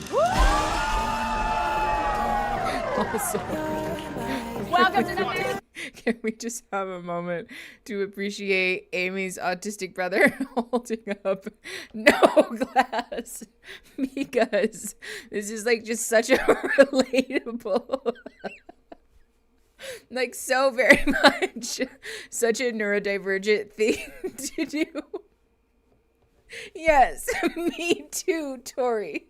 So totally something like I could see myself doing, being like, I don't have one, but oh, I just love it. Hold on. Yes. Yeah, YouTube. This is Amy's brother, the one that she was talking about earlier this season, that he's autistic. But just that he's like not holding a glass or anything, but he's like holding his hand up is like just such a mood. I love it so much. Yes, it's something that I would do 100%. Like, I don't have a glass, but I feel like I'm supposed to do this. So yes, Christine. Blend in. Don't be suspicious. Don't be suspicious. Oh, yes, absolutely. Oh, so good. Oh, thank you guys. That's nice. Biological clocks, and I would do this, and I have done this. Oh, yes, Smokey, it truly encapsulates anyone that doesn't partake in things the group is doing. Like when I pretend to hit a joint to feel included. Oh, yes, Cat K, exactly. Oh, it's just so pure. It's so sweet. All right. 1 hour, 27 minutes, and 51 seconds. Pressing play in 3, 2, 1. The new family, McIntyre Cortez family. Welcome to the family. It's truly a magical thing to see both of our families unite into one, because it truly just that's adds really that, special. emphasis that it was meant to be. Like this just confirms it even more. Amy and Johnny. That's it. It's the only couple that got married. I feel like if you do it the right way and you really, really commit to it, love is blind. If you really dive into the waters, like it's gonna be a little cold, it's gonna be a little uncomfortable, but maybe once you're used to it, love is blind. Yeah. Could not have said it better, honestly. Okay, that's enough. Thank you. No, that's definitely like, I think a lot of luck, right? Okay. Let's see here. Okay, no, I don't want to preview Brooklyn Nine-Nine. The Love is Blind trailer is on YouTube, yeah? I couldn't get this many people to come to my wake. Oh my Kenobi, no. Yeah, so season 1, the couples that are still together. Kat K said Cameron and Lauren, Amber and Barnett. Season 2, nobody. Season 3, hold on. Hellfire, yes, it is giving that energy. Yeah, Alexa and Brennan, thank you. Matt and Colleen, much to everyone's chagrin. Brett and Tiffany, Zach and Bliss. Chelsea and Kwame and Lydia and Milton are still together? No, really? Like now in the year 2024, Chelsea and Kwame and Lydia and Milton are still together. Shocked and horrified by that information. Wow. I forgot about them too, because I assumed that they had broken up. Wow. Thank you. Ishnishan? Sorry. But thank you. This is I took my hair out of braids because I didn't want to heat style it the other day. Yeah, Kat K, they were rough to watch. I think they can sue if you divorce before the reunion. Oh my God. That is so offensive. Yeah, Matt and Colleen is also offensive. Alexa and Brennan were from season 3, I think. Alexa and Brennan and Zach and Bliss are the ones who recently announced that they are having a baby. I can see it suggesting Blown Away as your next show. I'm aware it's super random, but it's a great show. Love me some glass making. Oh, I've watched it. I've watched every season. I've watched the Christmas specials. I love Blown Away. I just haven't watched season 4. Okay. Hi, Red. Thank you. Also, hi, Cobblejan. I saw you come in, but I haven't said hi yet. Okay, so let me just beep boop, and then let me turn this off on Discord right quick so that I can Google the Love is Blind trailer. Let me show you how to reunion. Okay, there we go. Okay. Bam, bam, bam, bam, bam. No. Quit auto-playing things. Thank you. Full screen, blah, blah, blah. Did anybody else see Alexa and bread and seasoning? I did see Alexa and Brennan's seasoning. I don't like Zach, but I like Bliss. That's relatable. I actually think you can unlock them without marriage, but it's relationship level locked for sure. What is it? Blue chickens. Excuse? For, oh, my Stardew wedding. Wait, Coda, you married Shane? Oh my God. What is this conversation? I scrolled back to present in Discord and y'all are talking about something completely different.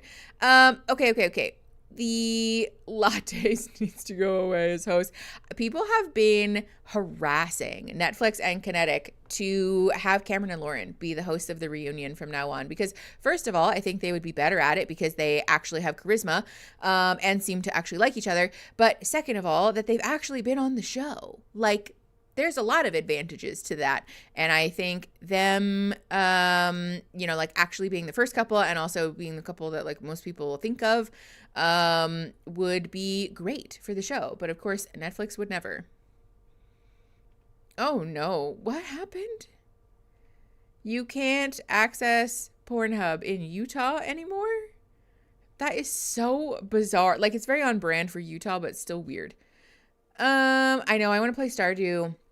Now that are the updates out already or are they coming soon? What is the situation?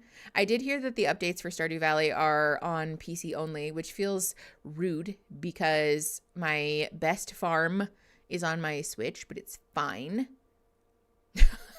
Mark Fair. Also, for being honest though, revenue sharing is definitely going to be on at the very least because of all the music and like, it is what it is. Okay, so let me turn this back on. Beep, boop, boop, beep, boop, boop, beep, boop. Okay. I wonder if I can show you guys the trailer. It's on YouTube, but I feel like they would definitely claim it though. Like, that's such a Netflix thing to do, Yeah, Homo-Wan Kenobi. Aaron and I have a co-op farm on the Switch, and it's so good. It's like really in the late stages where everything is all organized, and we have many buildings and lots of animals. And my other farm on my PC is like pretty bare bones. So, I play Stardew on PC so I can mod. That's what I've heard. I've heard it's pretty fun. Okay. We need to get mod set up on Stardew. I know, Lippy, I want to so bad. I'm going to Google that. Honestly, like I know that it's like a TikTok meme, but I'm really taking it to heart. The like, how hard can it be boys do it? Because like I could mod. I modded The Sims and it was fine. He should have stickers for beep, boop, boop, boop, beep. Yeah, Tatum. It is probably my most common vocal tick. Concerned Ape also recommends starting a new farm. Oh, that's right. Y'all were telling me that actually, so that you get all of the other stuff without it just being like spammed. Okay. All right. Amanda, I thought so too, but it's surprisingly easy. You just have to know how to move stuff to the right folders on your computer. And also, I have noticed that anything that you want to mod, there's usually a walkthrough that's literally step by step, like press the download button. Now open this. Now double click on this thing. It's like very specific or like simplistic instructions, which I found to be very helpful and like very empowering. I would buy Mickey merch that says, "How hard can it be? Boys do it." Love that. I know, Sandy. I'm excited to play too. Okay, let's watch this trailer for the reunion and see what that's all about. You know what? I'm going to take a gamble. I'm going to take a gamble that y'all will be able to see the trailer because it's on YouTube. And I feel like they'll probably claim it. But also if it's like claiming it, like the video getting down, claiming it, then I can just trim it out. So I did try it once, but I got overwhelmed and I couldn't make it work. Might try again sometime. Totally fair. Listen, you could always try again. I know I want a tractor too. Okay. Beep, boop, beep, boop. There it is again. All right, let's watch this trailer, shall we? Let's see. Love is Blind, Reunion Season 6 official trailer, blah, blah, blah. Pressing play in 3, 2, 1. Why is it muted? Oh, because I have Firefox muted. Okay, just kidding. Pressing play from the beginning in 3, 2, 1. Get your EpiPens ready. Oh my God. This season of Love is Blind has given us real connections. Real heartbreak. She's honestly the love of my life, and I did make a mistake. And real questions. I've never stayed up till 5 a.m. just chatting. I'm the pick-me girl. You're the pick-me girl. You're a clown. The reunion with surprise guests you won't want to miss. Were condoms not an option?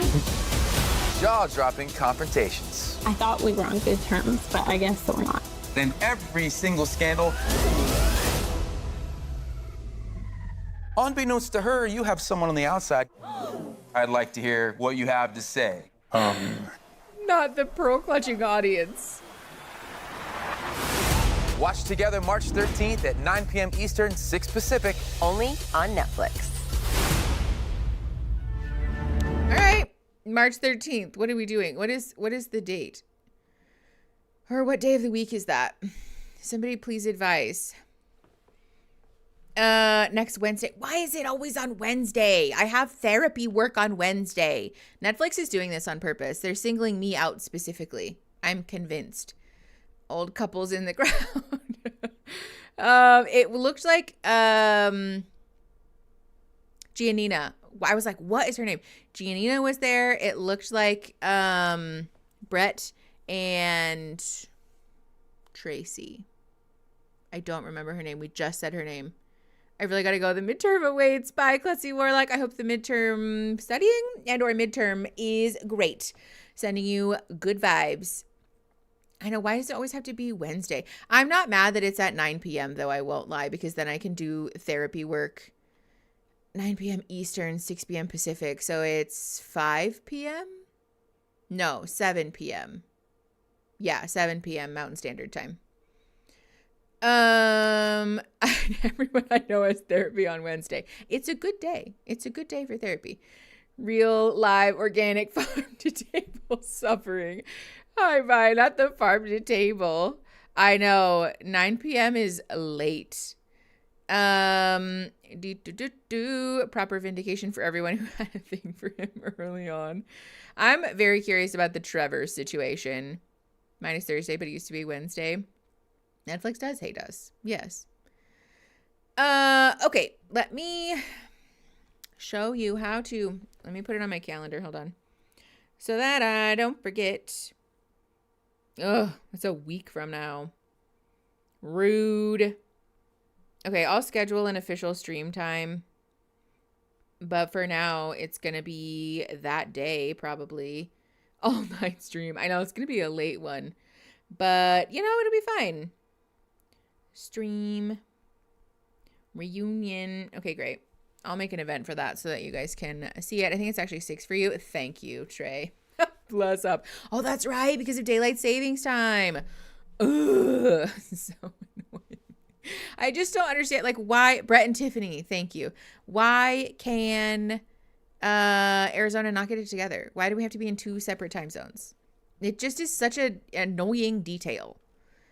I work on Wednesday, y'all. I get off around 7:30 to 8. We'll probably still be watching it, honestly. It's going to be long. I'm on the same time for everyone, so 9 Eastern, 6 Pacific. Hold on, let's take a poll really quick. Do we want to watch it the same day, or because it's late, would you guys rather do it on Friday like normal?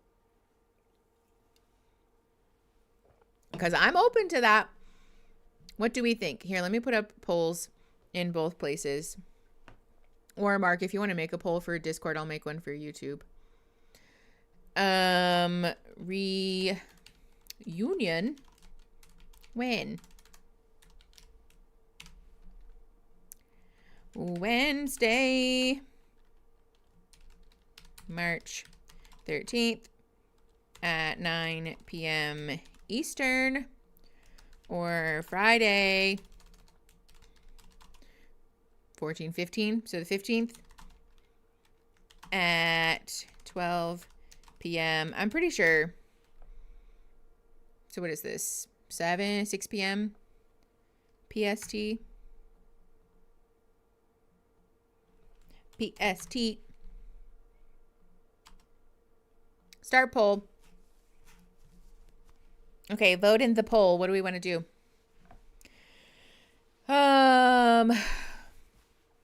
Okay, so Discord's pretty torn. We've got 16 votes for Friday and 11 votes for Wednesday. As of right now, we have 69%. Nice. For Friday the 15th.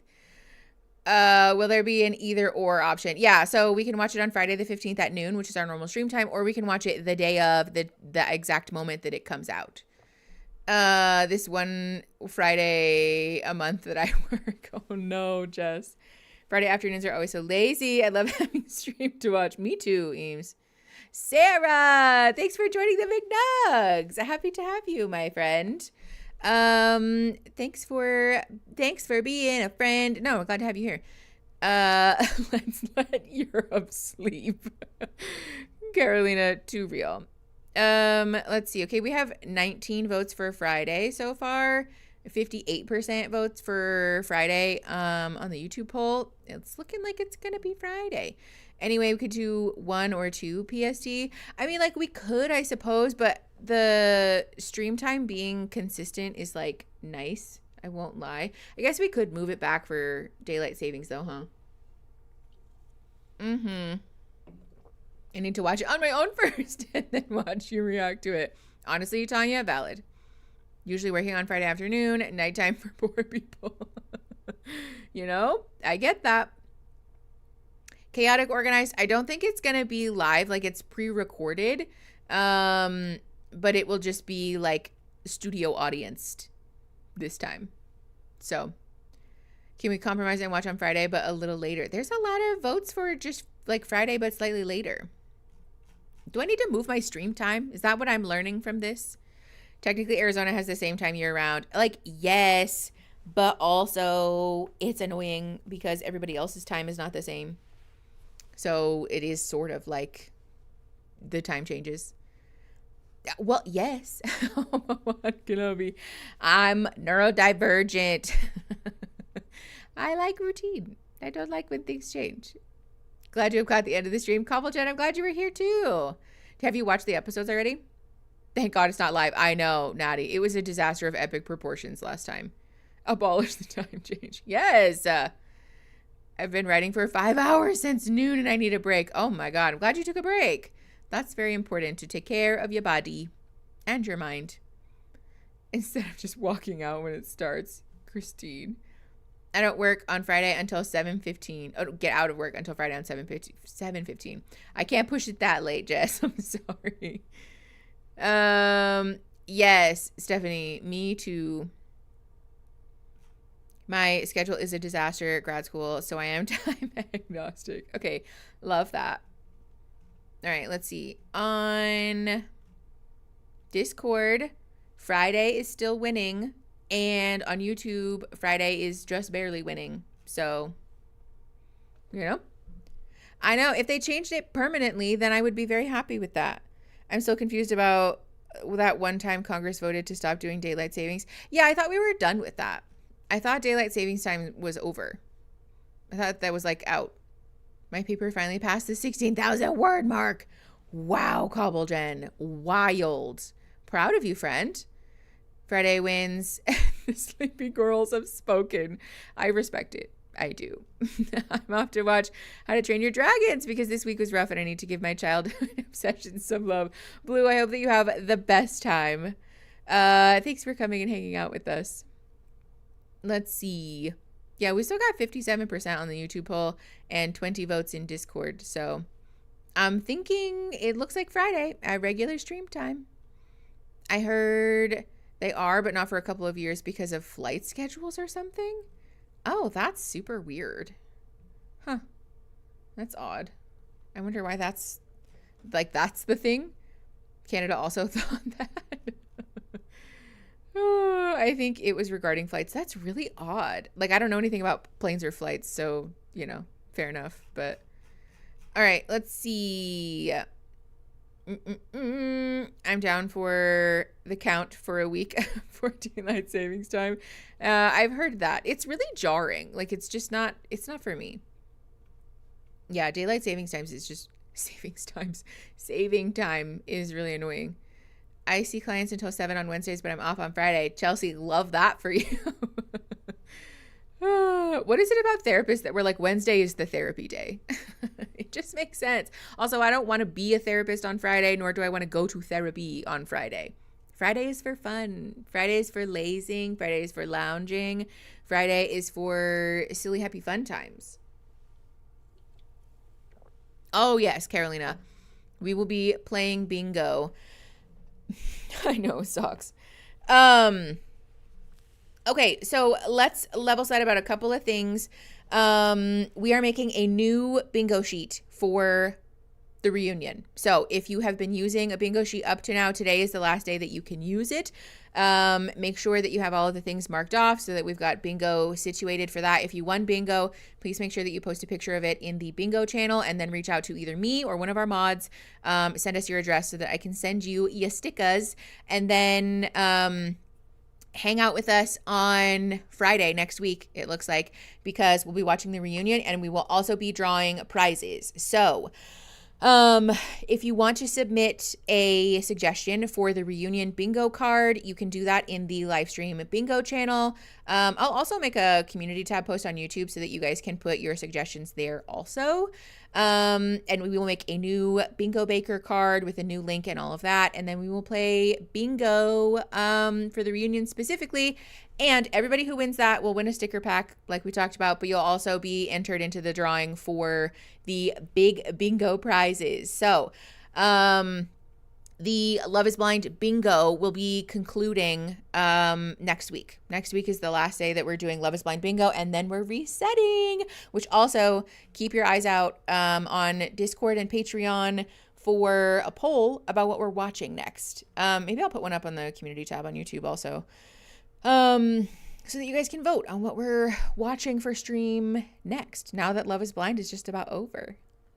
Can you believe it? Guys, we made it through Love is Blind season. Oh, I'm so relieved.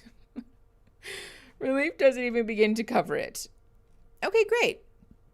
Tuesday's therapy for me too. Tuesday and Wednesdays seem like good therapy days, I have to say. All right, y'all.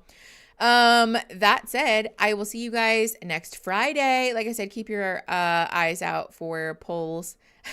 Is it a prize, Aaron, in a crop top? No. That's a Discord exclusive. No, I'm just kidding. Love is Blind Sweden. All right, I'll put it in the poll. Duly noted. I will see you guys next Friday, though. Thanks for coming and hanging out with me for stream. I love you all the most. Don't forget to take care of yourselves. And I'll see you on the flippity flip. All right, love you the most. Bye. Oh no, but the end button is a